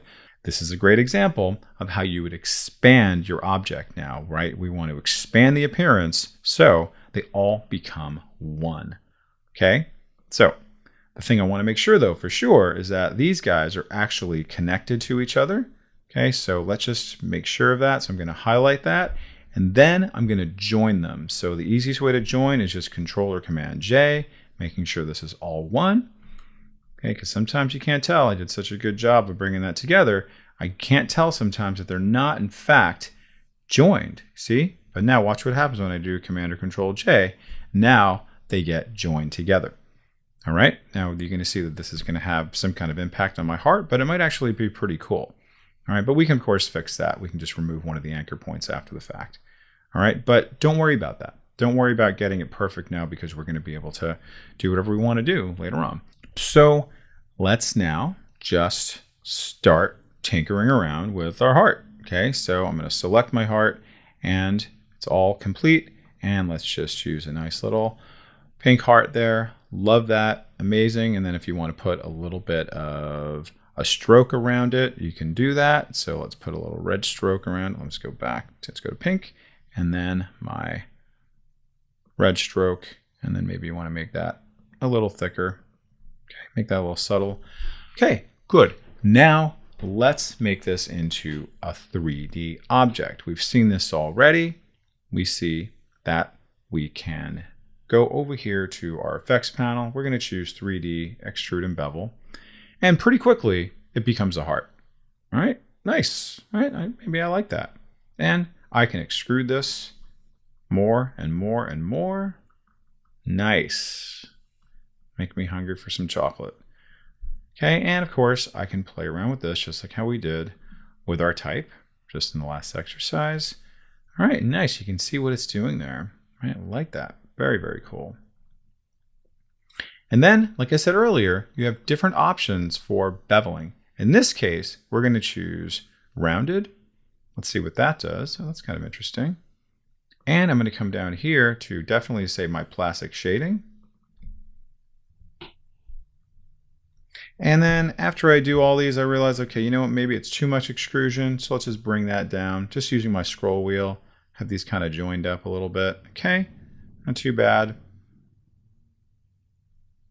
And you really just want to kind of experiment with these, really. Just like, what does one do compared to the others? Okay, maybe you want to have a little indent like that. Kind of fun, pretty interesting. Now, I'm just going to say, okay, come back here. And then maybe I decide, you know what, I actually don't want that stroke after all. So let's just remove it, see what it does. Ah, I actually kind of like that a little better. Okay, now let's come back, click on 3D extrude. And now that's going to take me back to my dialog box. And then maybe, okay, you know what? I don't want rolling after all. Let's try round. Okay, I think we're getting someplace, right? I like that a lot better. All right, so you're gonna see how there's a lot you can do. Just really experiment with these, right? Just kind of see what is gonna do what for you. Okay, maybe you wanna put a gradient on this to start with. Okay, so pretty fun. In a second, I'm gonna show you how you can do this map art thing. So let me just go ahead and click OK, and we come back to originally where we started from, and you'll notice how perfectly this is inside of here. Now, if we go into this layer, you'll see when I open up my effects, we'll see all the different things that I have in here, right? In case you want to emulate this, you can see here I have rounded, plastic shading, some different light intensity, okay? And then other things you might want to play around with, okay? And I'm going to cancel out of that because I want you to see something about my map art. What is my map art? If we open up to, believe it or not, our symbols, you will see that I have a symbol right in there called mom. In order to map any kind of art into something, it needs to be a symbol. It's like, huh, okay, did not see that coming. But what we need to do is now create something that's like this, right? That's going to be able to fit directly inside there. So if we come back to here, and again, I'll fix that later on if that's bugging any of you. We're going to now create a symbol That's going to say whatever you want. Maybe it's your favorite rock band, your favorite politician. Maybe it's just you. You want to put yourself in there. And we'll just put some type in there. And that could be a picture if you wanted to. It could really be a flower. It could be anything that you're ultimately going to make into a symbol. So let's just do some type. And I'm just going to do it here just so I can see it nicely. Okay, let's just do Dad. Father's Day is coming up. All right, I'm just going to make that nice and big for now, and then Control Shift right arrow or Command Shift right arrow, or the bracket key, that is, the period. Okay, and good enough for now. All right, and then let's just change that to a different color, maybe a different font if you want. Okay, and Dad is going to love this. Okay, now I don't want to do that, right? Because when I rotate it, I want everything to kind of like fall into perspective of it. That's where the mapping of the art comes in. So what I'm going to do is simply make this into a symbol. So I click on this right here. While this is selected, click on my plus sign. I'm just going to call this Dad 3D. Call it whatever you want. It's pretty good right there. I click OK. And I pretty much don't need this anymore, right? I've now just kind of used it for its purposes.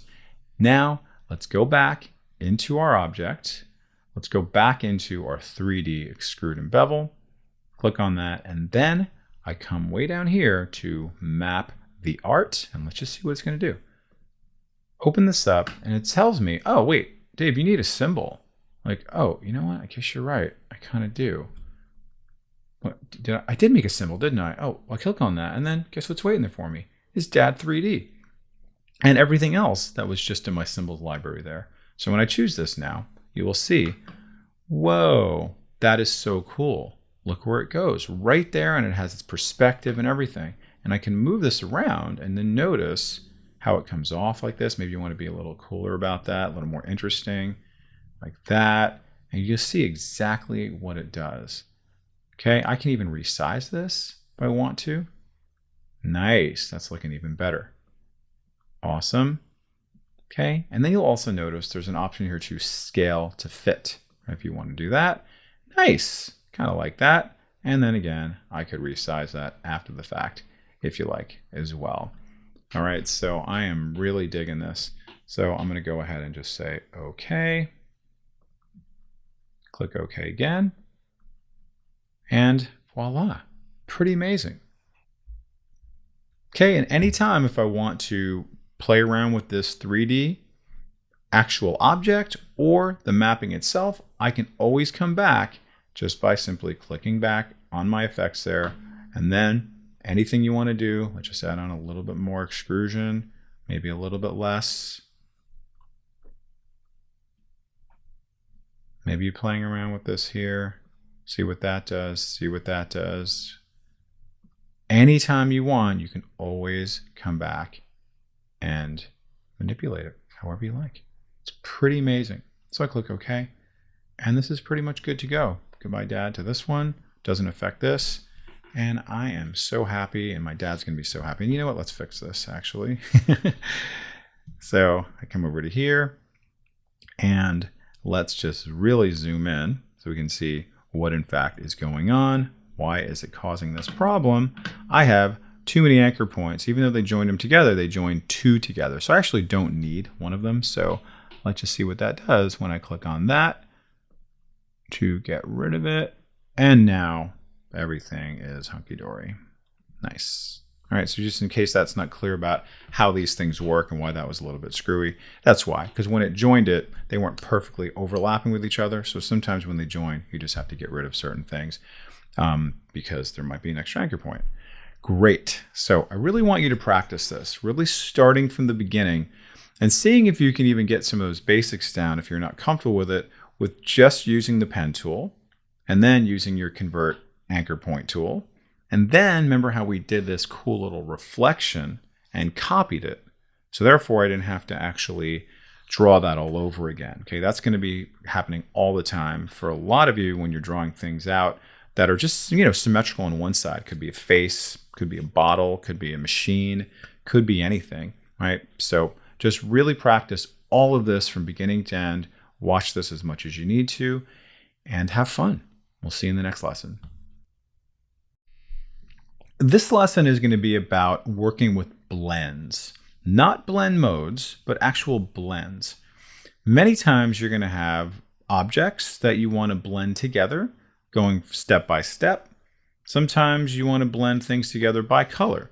So step by step is going to be like, you notice here I have like 150 steps going through here. Color is going from this pink to a little more blue, a lot more blue, and then bam, all blue. Okay, so it's kind of like a gradient, but you can actually do this kind of cool blend. You'll notice also I'm having a star that turns into less of a star, more of a kind of a sunflower, and then, oh my God, even more so. And take a look, it's adding color on there, and then bam, it finally does that. So it's this perfect blend of not only the shape, but also the color that lives inside that. That's pretty amazing. You'll also notice that there's a little bit of curve that's happening here. That's kind of nice. Wow, there's also a nice little loop-de-loop that's happening here. And you'll see that I have the option to do something else with blends, which is pretty awesome because guess what? This is really just two lines coming together. But how is it done? How did it actually do all this? One line just blends together into another line. And just to think about, where did it begin? Where's it going to end? And Illustrator does all the work for you.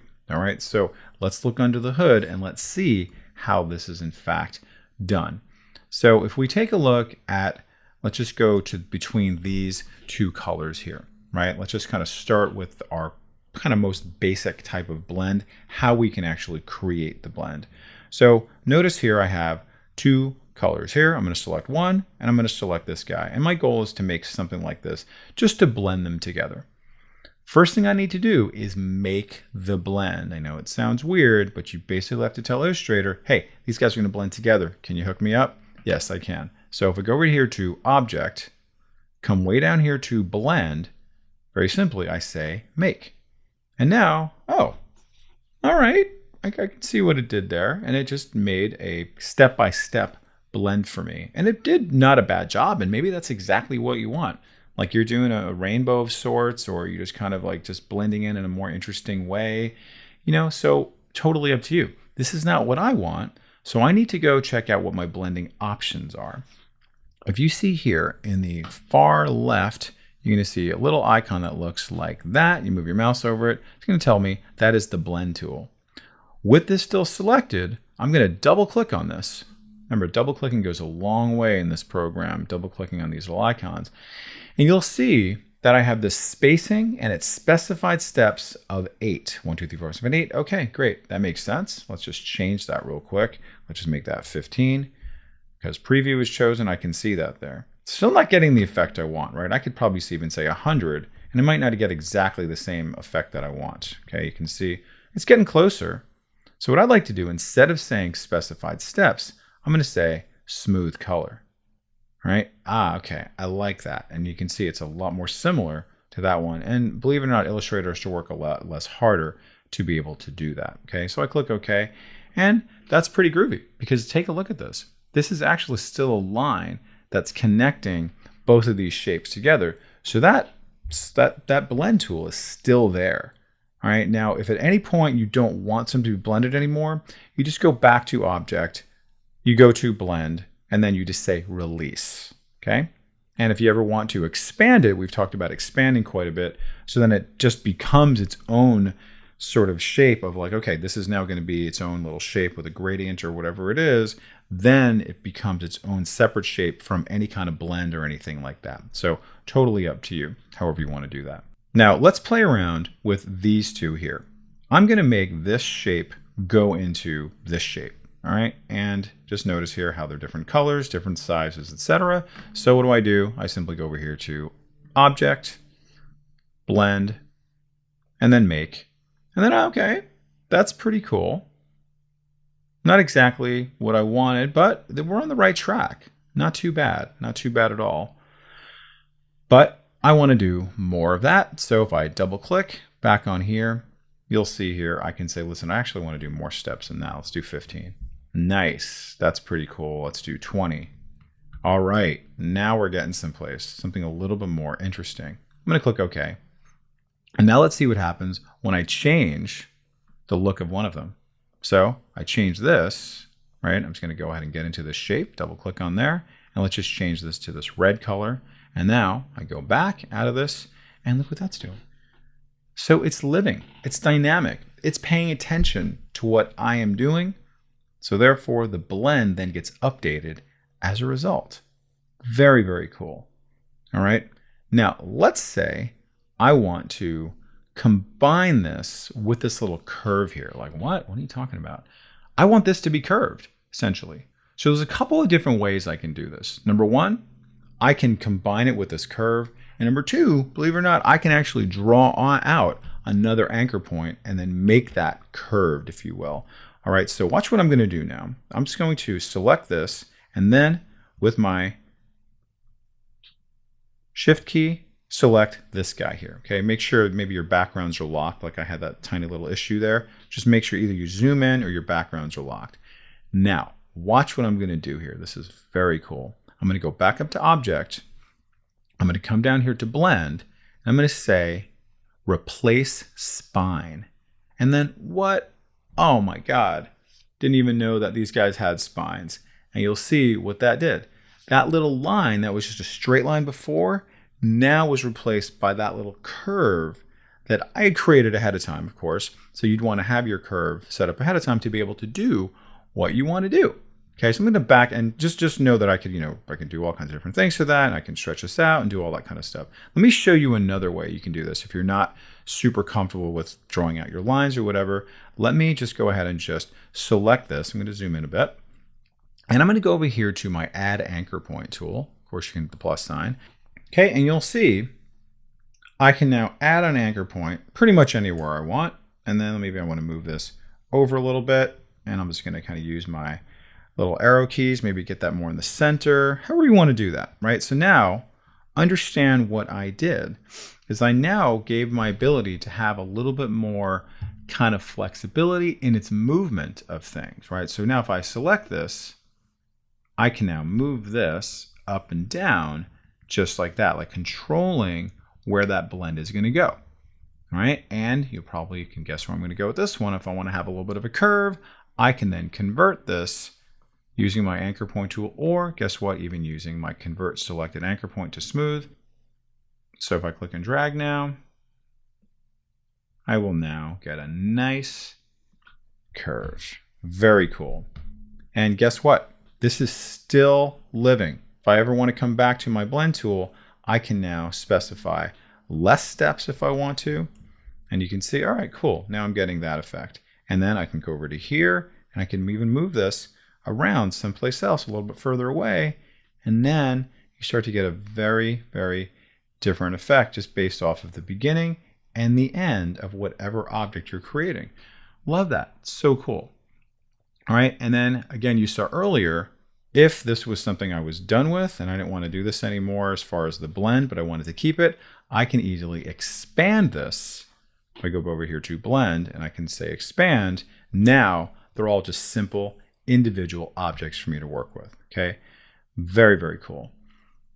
All right, now let's see how this one works. Very similar to what we saw before, and you can just see here, I'm not going to recreate the star and the flower, but you can see very similar things here.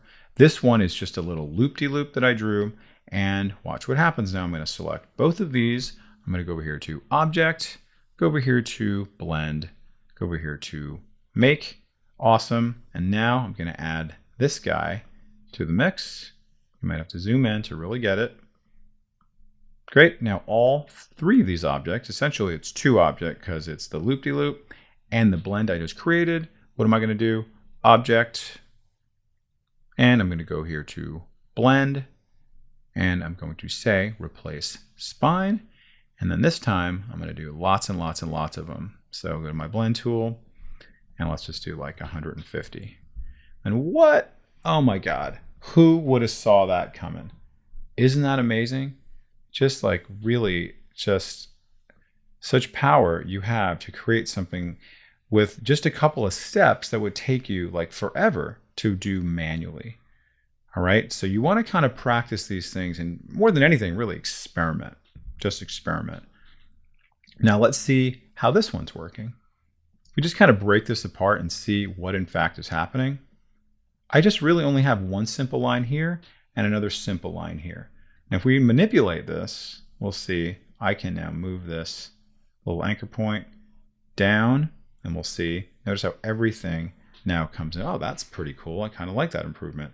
Just one little movement to kind of make my anchor point just shift a little bit up or down, but they're also kind of overlapping with each other because my other line is over here doing that little curvy thing. So it's not just a simple line, it's an actual curve that begins and ends and goes over here. So there's a lot that's happening here, and Illustrator just fills in the rest. So if we take a look at the actual lines themselves, we'll be able to see, in fact, what is going on.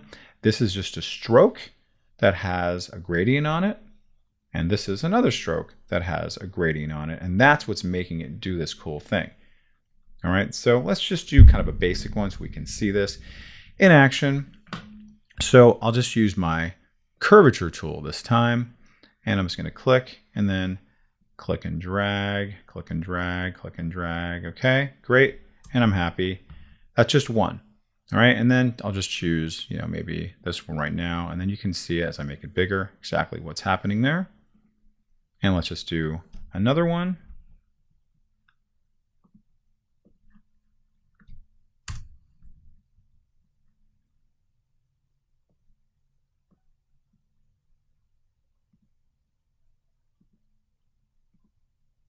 And then just for fun, let's just do that. All right. And then I'm going to change the color of this. And don't worry about if you don't get it perfect, because you might want to change the size, you might want to change the color, you might want to do all that good stuff there. Don't worry about that. All right. Now let's blend these guys together. Very simply, I'm going to go over here to Object, Blend, Make. All right. Kind of yes, no, definitely not. So let's go crazy with this guy. Let's go back to here. We're going to double click on the blend tool, and then how many specified steps? I don't know, 200. Not bad. Smooth color, maybe. I don't know. Play around with it, right? Don't know. So let's just make this maybe not so many. Let's say 100. Okay, cool. Now I get a little more texture, but I might actually want more steps, but I actually want to bring down my stroke size. So let me go ahead and just select my stroke, come in there, double click to get in there nicely, and let's just make that a little bit thinner. You'll see how it affects everything. See that? So I might want to do, again, after I've done that, come back into my actual blend itself, and then double click one more time. And then this time I will do a little bit more now that I have thinner strokes, and just see, oh, okay, that's interesting. Now let's just go crazy with some other things we can do. Let's just kind of start to overlap some of these things and just see what it does. I'm just going to get the end of my anchor point and just loop this over here. And maybe loop this over back this way. Oh, very cool. Oh man, never would have saw that coming. Have that overlap there. Okay, so you really want to experiment with these things, and don't be afraid just to test out Illustrator to see what types of surprises it has in store. All right, you can use my example here just to play around with what we've already got, or I definitely encourage you to play around with practicing on your own, okay, with different shapes, different things that you're drawing themselves, different color, maybe strokes, okay, different directions, and then obviously playing around with our anchor points to really kind of loop-de-loop. So this might be just a nice, cool background. You do something more abstract, or it could ultimately be for a major project. So blending is really essential for so many different things. Okay, so pause the video, practice this, have fun, and we'll see you in the next lesson. Now, if you want to get a little fancier with different effects and filters, Illustrator is surprisingly potent for these kind of things. A lot of people tend to think about filters and effects and they go straight to Photoshop. But believe it or not, Illustrator has a ton of them. And believe it or not, it even shares some of these effects with Photoshop, right? And believe it or not, you're actually looking at one right now. So if you go beyond this work from home, notice I have this little image behind my work from home that's a little bit blurry. So how do I know that there's even something on here? How can I even tell? If you look in your properties panel, you're going to see that there's this little effects thing underneath where we have our appearance settings, right? So I have our fill, our stroke, etc. Right? There's nothing there on that, but there is a Gaussian blur. So when I click on that, you're going to see it's going to pop up very simply. How blurry do you want to make this? And just wait and see, and it's going to get nice and blurry. So it's a really nice way to make kind of a depth of field type of thing where you might have something in the background and you just want it to be a little bit blurry. Okay, so maybe not so much. Pretty cool. All right, so now how did I do that? How is that even applied to this? Okay, so let's now go to an image like this. And let's say I'm just trying to kind of create the illusion of like, okay, this is depth of field. This guy's in the back and he's just kind of hanging out. But we really want to focus our attention on these other guys here. So if we go over here to effects, you'll see I have a ton of options here. And one of them is going to be the option for blur. All right, and you'll see that there's a number of different kind of blurs you can work with. I'm just going to choose this very basic Gaussian blur. And then you'll just notice kind of gets a little bit out of focus. You know, it works pretty good with vectors, but it works really well with bitmaps. But I just want you to see at least how the process works, and maybe you'll get some pretty interesting effects. And if I didn't like that, if it was too much, I can always come back to it by clicking on this, and then let's just make that maybe just a slightly out of focus. I click OK, click away. All right, that looks a little bit better. You can see how that effect can be like that depth of field, where it really draws our attention into here and then back in the background as opposed to the foreground. It just kind of looks like it's just a little bit more distant. Okay, now there are a number of different effects you can work with. So let's just work on like this type, for example. And I'm going to bring up my effects panel again. You can see here.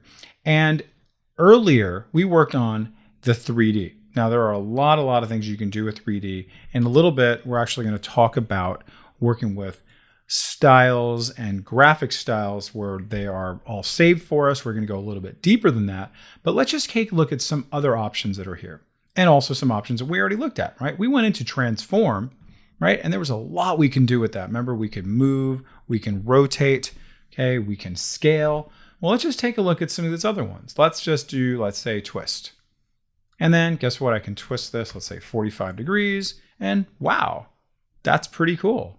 Let's just kind of, oh, who knew you could do that? And look at that, because we're working with vector, it looks really smooth, really cool. All right, let me just cancel that. Let's try some other ones. Go over to here. Let's come back to distort, and let's maybe try a different one. Let's try roughen. Okay, look at that. Very cool. And you'll notice here how my stroke is still part of it. Okay, don't lose any of that. Now let's just see what happens when I just bring up the percentage a little bit. Yep, pretty rough. And then how much detail per inch do you want? Okay, all right, good. So just like that, I can get a pretty dramatic looking set of text. And this could be just an image you drew. Maybe it was just started off with just a basic square, basic circle, and this is what you got. All right, I'm gonna go ahead and cancel that. Just shopping around a little bit, just seeing that these things A, exist, but B, really for you not to be afraid of these. All right, now if we go over here to stylize, those of you who have worked with Photoshop before, these should look pretty familiar to you, right? Like a drop shadow, feather, inner glow, outer glow, etc. So let me go ahead and just do drop shadow. And because my preview is on, I can just see a very simple drop shadow there. Nice and clean. And you'll see that I have different opacity levels for my drop shadow. I can change the offset for the y-axis and also the x-axis, meaning it's going to go either further out to the right or left or up and down. So you'll notice here, I'm just going to bump it over and maybe bring it back. All right, then I can also see how much blur I want. Let's bring down no blur. And you can see, oh, I'm going to get kind of an interesting effect. All right, maybe you want to do something like this. And then, okay, great. And of course, you can come in here and change the numbers to what you like. And then I can also just change the colors to something completely different if I want to as well. And then let's just maybe do like a dark red. And we'll see how that kind of reflects on that. Okay, cool, a little more subtle. I'm gonna cancel that. And then let's go to something a little bit more kind of fun, silly, a little creative, which might work well for this particular document. I'm just going to bring up what I've already done. Let me just close this out and bring this one up. And look at that. Just like that, I've created something very special, very unique, and very complex, right? Which is this whole scribble thing. And this is just on type, okay? So I just want you to remember all we're working with here is on type. You can do the same thing on other kind of shapes that you've drawn as well. Okay, so let's see how we can create something like this on our original type. Okay, so let's get rid of that. And now make sure my layer is selected and come back over to here to effects. I'm going to go back over here to stylize and notice I have this thing that says scribble. Click on that and you'll see that there's a lot I can do here, right? Path overlap, line item, line options, stroke width, etc. And you can definitely play around with these, right? And I encourage you to do so, but I think the best way to apply some really cool stuff is to work with these settings and notice how there's a lot of these nice little presets. So I'll just go through maybe about 5 of these and we'll see, whoa, cool, just like that. Notice it changes to childlike and then all of these change likewise, okay? So it's a good starting point to get something pretty creative. Oh, that's kind of nice, right? So it's not so out of control. It's still scribble, but you'll see what they've done with my red fill and my black stroke, and it really looks very authentic as if somebody drew it out with a marker. Just take a look at some more. Very nice. And then kind of like that one, a little more mature. Let's go to sharp. Keep going. Just so you get a nice feel for what's available. All right, that's the one that I had originally.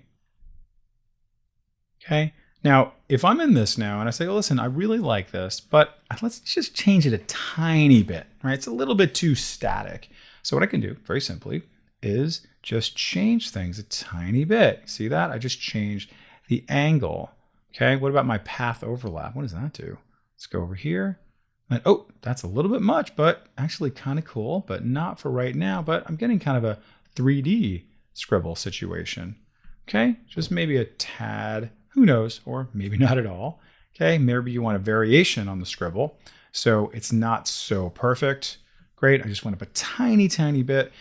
Point is, you can just come in here even after you do your presets and just play around with them. Okay, just experiment. It's really no harm.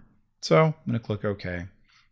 All right, and just note that there are a ton of other options, and also note that you can always come back to where you started from. And also note that with type, even though this is something that now has this effect on it, I can easily come back in here and do whatever I want to it. Okay, this is now still live text, and I can play around with this in terms of my touch type. Right? And also changing the words, changing the size, doing all kinds of other things, even adding on new strokes and fills. Okay, so maybe let's just explore 1 or 2 other ones. Come back here, make sure my layer is chosen. And guess what?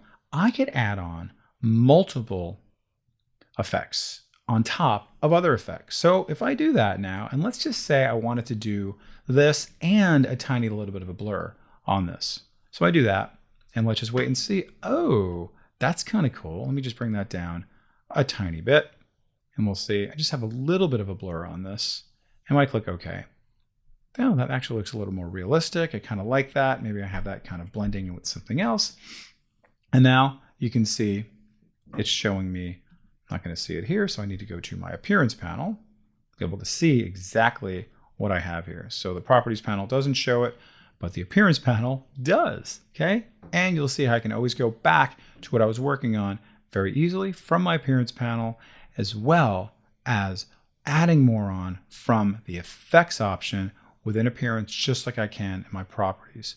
Okay, so keep that in mind, really experiment, go crazy with just adding more and more and more, and just see where it takes you. Now, we've been working mostly with these effects up on top, which are known as our Illustrator effects. There are a ton of other kind of effects you can apply onto here, which are our Photoshop effects. And again, those of you who worked with Photoshop before, some of these should look familiar, like these artistic effects that you'll find inside of your Photoshop filters gallery. Okay, and also here's blur once again. Okay, we've seen that already. Okay, brush strokes, distort, right? All kinds of things here. So I have this image in the background, and this is a bitmap. So maybe I want to specialize in working with some of these Photoshop effects. So what could I do now? Let's just try brush strokes, and let's just see what that can do. Let's just go here to our crosshatch, wait for it, and now it's going to come up to something, again, that should look familiar to you, because this is literally the same exact window that you would see if you're working with our Photoshop effects within Photoshop, okay? And I could see here, okay, do I want that? I'm not really sure. Oh, but guess what? I can change some of the options here, right? Oh, okay, maybe I actually do like this, but I don't like it how they're giving it to me. So we'll see how it's going to change. Just maybe take a little while, depending on your computer. Maybe zoom out a little bit. Okay, great. Let's maybe do something potentially a little bit more extreme. Still rendering. There we go. And now I like this. And again, just for the sake of this exercise, I'm just going to go ahead and say okay, and then wait for it to change.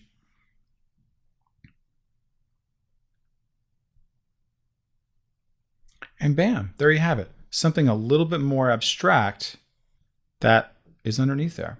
Okay, so, you know, again, this is always going to be a spice to taste thing. This is really going to be something that, hey, I'm going to get it when I get it. You play around and there's nothing you can lose here. So as you can see, there are dozens and dozens of different effects to apply. It's really so amazing that you can apply these things and execute all kinds of creative elements that are relatively complex very, very quickly. Okay, and also you see how you can combine different effects.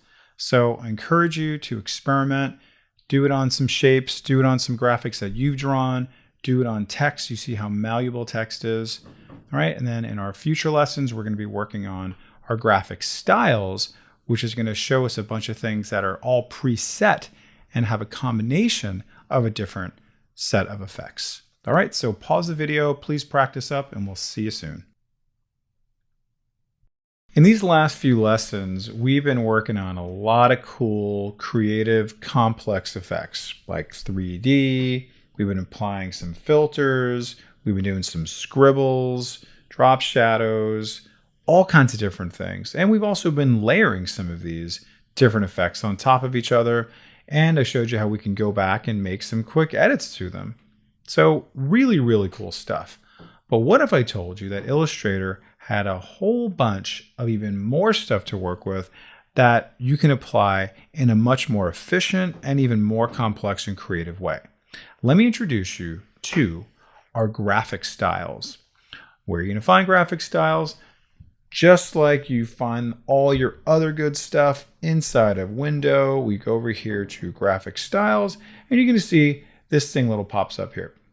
Now, these are just a handful of our graphic styles, not even a tiny, tiny like morsel of what's available. But what are they? These are basically just like built-in little sets of effects all saved as one.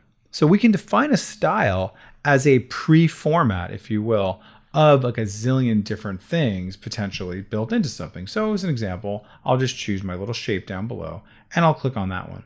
And you'll see just like that, I now have, cool, some kind of cool little camouflage there. All right, that's pretty nice. Let's try this one. All right, very different, but also saved me a lot of time to apply that. Let's try this one. Oh, that's actually kind of cool for a button. Man, that just saved me a ton of time because that looks really cool. It looks kind of three-dimensional. And I like those colors. Maybe I do, maybe I don't. But guess what? That saved me a lot of time to at least be a starting point for what I'm working on. Now, when I click on this, I want you to notice that when I bring up my appearance panel, this thing has a zillion different appearances on here. Like, oh my God, look at this. Different kind of strokes piled on top of each other and different kind of fills, one on top of the other. Oh my God. And then, well, there's even different opacities and different kind of blending modes. What I could never have possibly done this, or if I did, it would have taken me forever to apply it.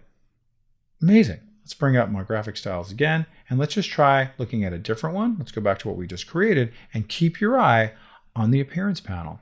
What? Oh man. Okay, that one seems simple, but in fact, there's a lot more going on than meets the eye because it has some little texture along the outside and they're kind of stacked on top of each other. All right. And I'm, pretty impressed so far, but kind of hungry for more. So where do you think we could find all of our other graphic style libraries? Guess what?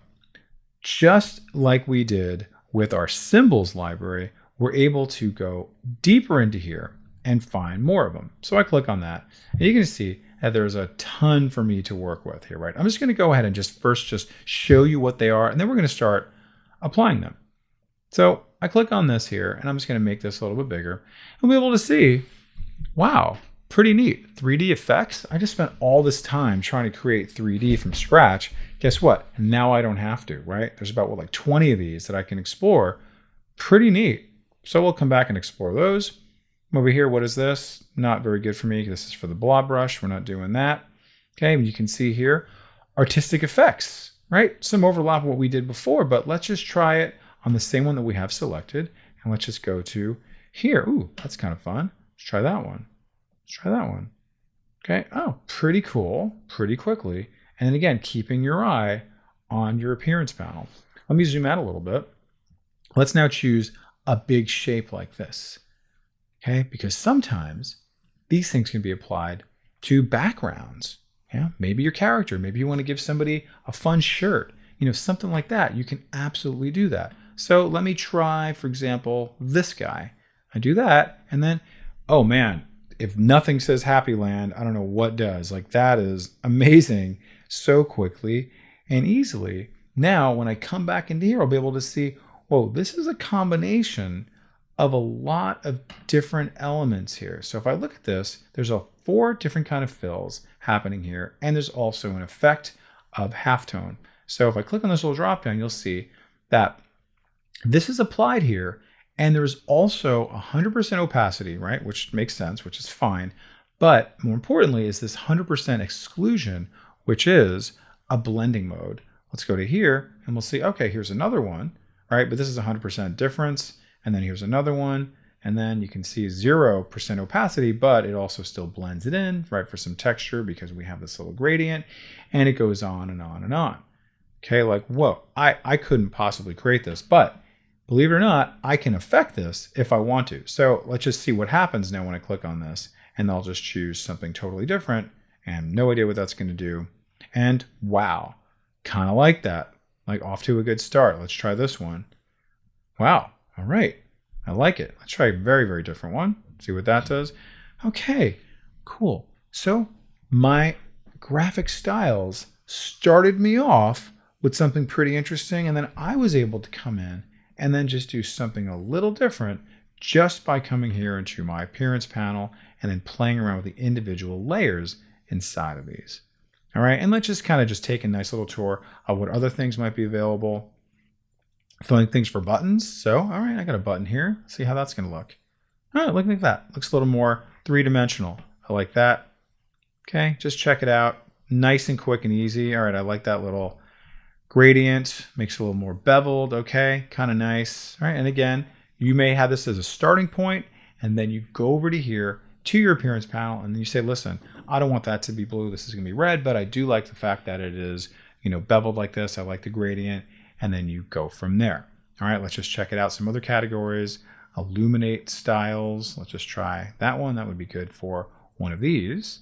Okay, or maybe you're making like an app or something like that. Look at that. Very quickly and easily, I can apply these. All right, let's go ahead and just see a few more image effects, neon effects, scribble effects. Remember earlier how we did scribble? So we can do that very easily. Let's maybe go up to our type in this case, and let's just see what our scribble effects are going to look like on these guys. Not too bad, right? For just about 3 seconds worth of work. Nice. Or I do something here. This happy land is getting crazy happy. Nice. Okay, cool, not bad. And again, check it out. I can always go back here and play around with my scribble effect, no problem, and then make some modifications to that. All right, so textures, type effects. Oh, this is type. what might this do to this? And just again, notice I can very quickly and easily change this to something else. So let me just try. They're pretty much asking for me to mess with this. So what happens? Oh, this is not just an effect. It's actually kind of stretched things out a little bit. Free distort effect. Oh, I'll have to go back into that and see what that did. So now I'm actually learning about new and interesting things. So let's try that one. Nice. Oh, I like that. It's very much like a comic book now. Let's just check that out. Oh, I really like that. Okay, but let's just play around with some other ones. Just clicking away. Oh, a little bit of 3D action. Nice. Okay, cool. So you get the point, right? A lot of fun. So let me come back to this original one I started with, and let's just see, well, this free distort, kind of like that. So I'm going to click on that, and now you'll see I can get into here, and I can start playing around with this however I choose, or I can go in here and just distort it in a very cool, interesting way. I do that, and then nice. Now that has that cool effect on it. Okay, so actually I realized this was the warp. The free distort was the bottom part. So let me come back to here. Okay, and you can see it's applied this warp onto that, and now I can make some changes to it, and you just should see that that's going to be affected. Click OK, and great. There it is. Lovely. Okay, so a number of different effects on this. Very complex. All right, now let's just do one more. Let's now play around. Actually, let's come back to this one. And let's do 3D on this text. And let's see what is in store for us. So I'm going to come back to 3D. And let's see what we can do, because we spent so much time applying 3D that now we might be curious to see what else is available to not only apply it, but also to learn from it. Because just like I did with my free distort and my warping, I was able to look under the hood and, see, oh, what else can I do? What else can I do? So let's go to our 3D effect, and I'm just going to simply click around, and you'll see, okay, not bad. What's that one going to do? Oh, that's interesting. And then notice also it's got some different effects on there as well. Okay, so let's try this one. Very cool. Oh, I like that one. That one's very complex, very interesting. Let's try a different one and just keep going. Wow. All right. I think this is going to be my happy place for Happy Land. And let's check it out. Not too shabby for about 10 minutes worth of work. Very cool. All right. So check them all out. Really take advantage of these styles, because you probably paid some good money for this program. So really take advantage of all of the features that are available for you to save yourself some time and make some creative stuff in really complex ways, but also do it very efficiently. Okay? And a little bit, we're going to talk about some other kind of styles, which is basically going to be paragraph and character styles. All right, so those are essentially the same kind of thing, where it's preset formats for a set of paragraphs, right? Or for a character or for a word, right? But you want to be able to save that. All right, we'll be talking about that in the next lesson. But pause the video, practice this, get used to working with graphic styles, and we will see you soon. In the last lesson, we learned about graphic styles. Now, if you recall, what is a style? The style is essentially a saved format. Okay, we can have a format of a variety of things, including things we can put onto a graphic like a drop shadow or 3D, blurring, all that good stuff. And they're essentially just saved so we can use them over and over and over again. Very cool. Now, you can also apply styles to basic text and also full paragraphs. So we can create paragraph styles and character styles. Why do we want to do that? We want to do it so we can have consistency across the board. We also want to do it so we can be more efficient in how we execute all of our styles. And in case I want to change a style later on, I only have to do it in one place, and everything that's linked up to that style then gets changed. Very, very cool. Now, we're looking at this text right here, and it's obviously very unformatted. And I want it to look a certain way, right? I want it to be able to look for my titles a certain way, my subtitles a certain way, maybe my other body text a certain way, across the board. I want to have some consistency, and I want to be able to do it very efficiently and effectively. So how do I do that?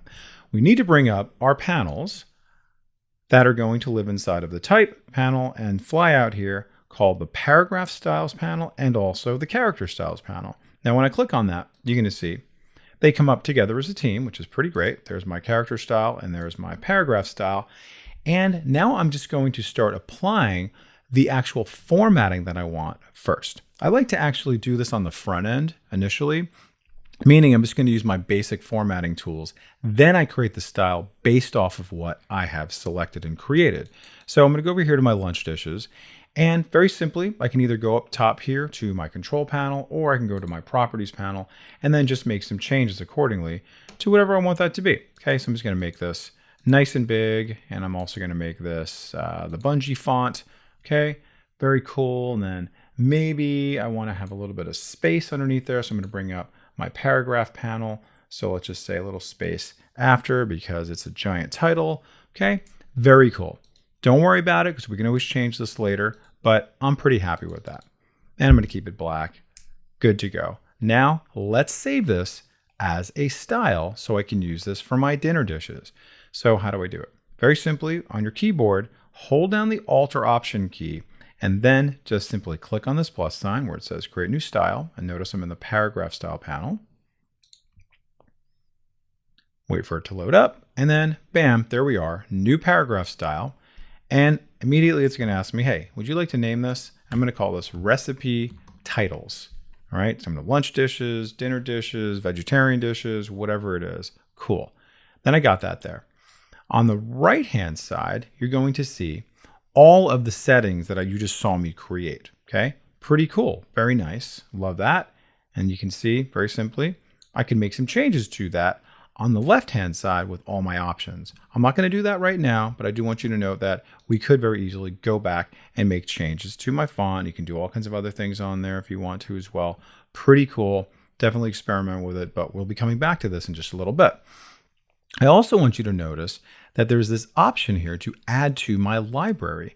And notice I created one called Styles. Now, what is that library with a big fancy capital L? That's our CC library. So guess what? I can save this across documents. I can save this and share it with other people, right? And it's just going to be there. So therefore, I can use it with other programs as well. So it's really, really awesome. Remember how the Creative Cloud library works. All right, so I'm now just going to say okay, and pretty happy with that. And guess what? I want to do the same thing to dinner dishes. So I come over to here, and now all I really need to just do is just kind of touch the paragraph, click on it, and now look at that. Pretty awesome. All right, now let's just do a little bit more. I'm going to go over here to chicken patties. This is going to be another level of things. So maybe I choose maybe a different style one just for fun. Let's go a little bit more quirky for these guys. All right, that's nice. And pretty happy with that. All right, very good.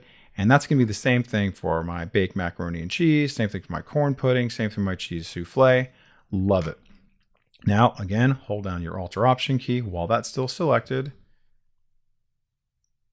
All right, and this is going to be recipe names. Okay, maybe come up with better names than that. Okay, something that won't confuse you. All right, so I'm good to go there. Love it. And now I'm going to come over to here to baked macaroni and cheese. Watch, I'm just barely touching it. You don't have to highlight the whole thing. And then I go to there. I'm going to go over here to corn pudding. Look how easy that is to execute. So cool. Oops, see that? And watch this. Made a mistake? No problem at all. Love that. So happy with it. But actually, you know what? I'm not very happy with it. I really should have added on some space after my recipe names. And you know what? Do I like that font? Do I want to make it a little bit darker or bigger? I think I do. So watch this now. I'm going to go over here and double click on recipe names. And it's going to pop right up back to where I was. And guess what? On the left-hand side, I can very easily now change all of those things here. So with my preview button selected, you're going to be able to see me now make it all grow and grow. Okay, and you'll see actually this is not actually executed. I need to make that the style. You'll only see it over here on these guys. So I'm going to go ahead and fix that in a second, but also a good thing to know about. All right, but that's coming in pretty good. And then my indents and spacing. So you can see here, I can do another space after and just watch it. Is that good? Yep, that's giving it some space. I love that. And maybe a little space before too. Yep. Okay, that's looking really good. I click OK. Love that. And then come over to here and then watch this. Apply it. And okay, that was not that hard at all. Okay, very good. Awesome. So happy with this so far. And you can see again how consistent I can be now across the board on all of these. And the same process and the same philosophy also applies to all of our titles. Okay, so this is now my recipe titles. You can see this here. Just make sure. See recipe title. Let's go over to here. See how that's highlighted, recipe titles. Now I double click on it, comes up, and I decide, you know what? I'm going to do something maybe a little bit different entirely. Let's go over here to our character color and let's just choose something from our swatches. What might we want to do? Maybe I want to make it match something like my carrots. You can see, oh, okay, pretty cool. Actually, I was on my stroke. Let's not do that. So let's turn that off, but you know that you can do a stroke. Okay, so let's come over to here, drag down, and let's make that look like our carrots. I love that. And I actually kind of do want to make this bigger. No problem at all. And you know what? I bet this one also got bigger too. Oh, love that. Really starting to come together. All right, so just imagine a huge document you have and you want to make these changes and these modifications and really this kind of stylizing go across the board. You want to use paragraph styles because it's going to save you so much time when you're implementing them, but then also after the fact when you inevitably want to make a change. Okay, so go ahead and pause the video and I'm just going to do another short video on character styles. All right, and please practice up. See you in a second. Character styles are a lot like paragraph styles in that it allows us to modify and enhance the formatting of something. So if I want to change the color of something, I want to change the font of something, I can change that with character styles. The difference is that paragraph styles affects an entire paragraph, whereas a character can be just like one letter, one word, or even a few words, but it doesn't affect the entire paragraph. Now, the process of what we do on the front end is more or less the same, but where we save it inside of our character styles is going to be a little bit different, and where we apply it is also going to be different. So let's just say, for example, I have the word chicken right in here 3 times, and I just want that to stand out. So very simply, I can now make a character style out of that. So I want to make that a different color, right? So let's just make this orange like the rest of our headings there and our little carrots there and everything like that. Okay, and then fantastic. That's going to make it stand out. Now, I'm going to make a character style based off of what I just highlighted. So same thing as I just did with my paragraph styles. Hold down the Alt or Option key, click on my Create New Style. New dialog box pops up, and I'm just going to say keyword coloring. So I know exactly what that is. Okay, that's great. And I'm good to go unless I want to make some other changes to this. You can see all these other things you can do if you want to, right? We've talked about this before. All right, there's my character color if I want to change it again. Lovely, fantastic. It's going to go into my styles library. I click OK. And now let's go ahead and make sure that this is applied. You'll see that it does kind of like doesn't take it automatically. Like if you're used to doing this in InDesign, it doesn't take it as the actual style. There's no like apply style to apply the style to selected text like it does in InDesign. So you actually do have to go and select it. All right, so let's just see this in action. Go over to here, chicken, bam, select it all, chicken. Okay, cool. Oh, there's another one. All right, very nice. All right, and then I'm good to go. But of course, I can come back and I make some changes to this anytime I come back.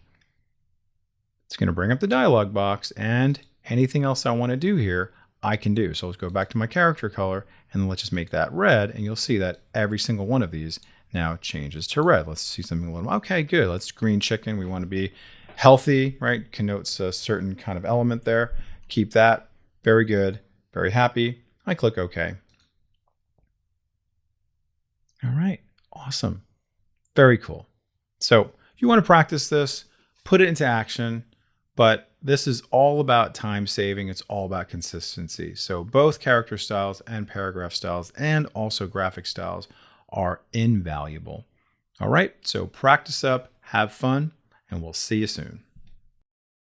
Thank you for watching, everyone. This concludes our advanced Illustrator class. Congratulations. Wasn't that fun? Illustrator is truly amazing. Now, so are you. Let's just review what we covered in this class. We did some pretty neat things with type, including creative brushstrokes, touch type, and remember we did 3D. We also learned how to get more creative and custom with all the brushes Illustrator has to offer. You also created some pretty cool projects with your live paint and image trace tools, and we took advantage of the amazing symbols and graphics libraries. And all throughout, we showed you a number of tips and tricks to make you a more efficient and creative artist. Hope you enjoyed it as much as I did.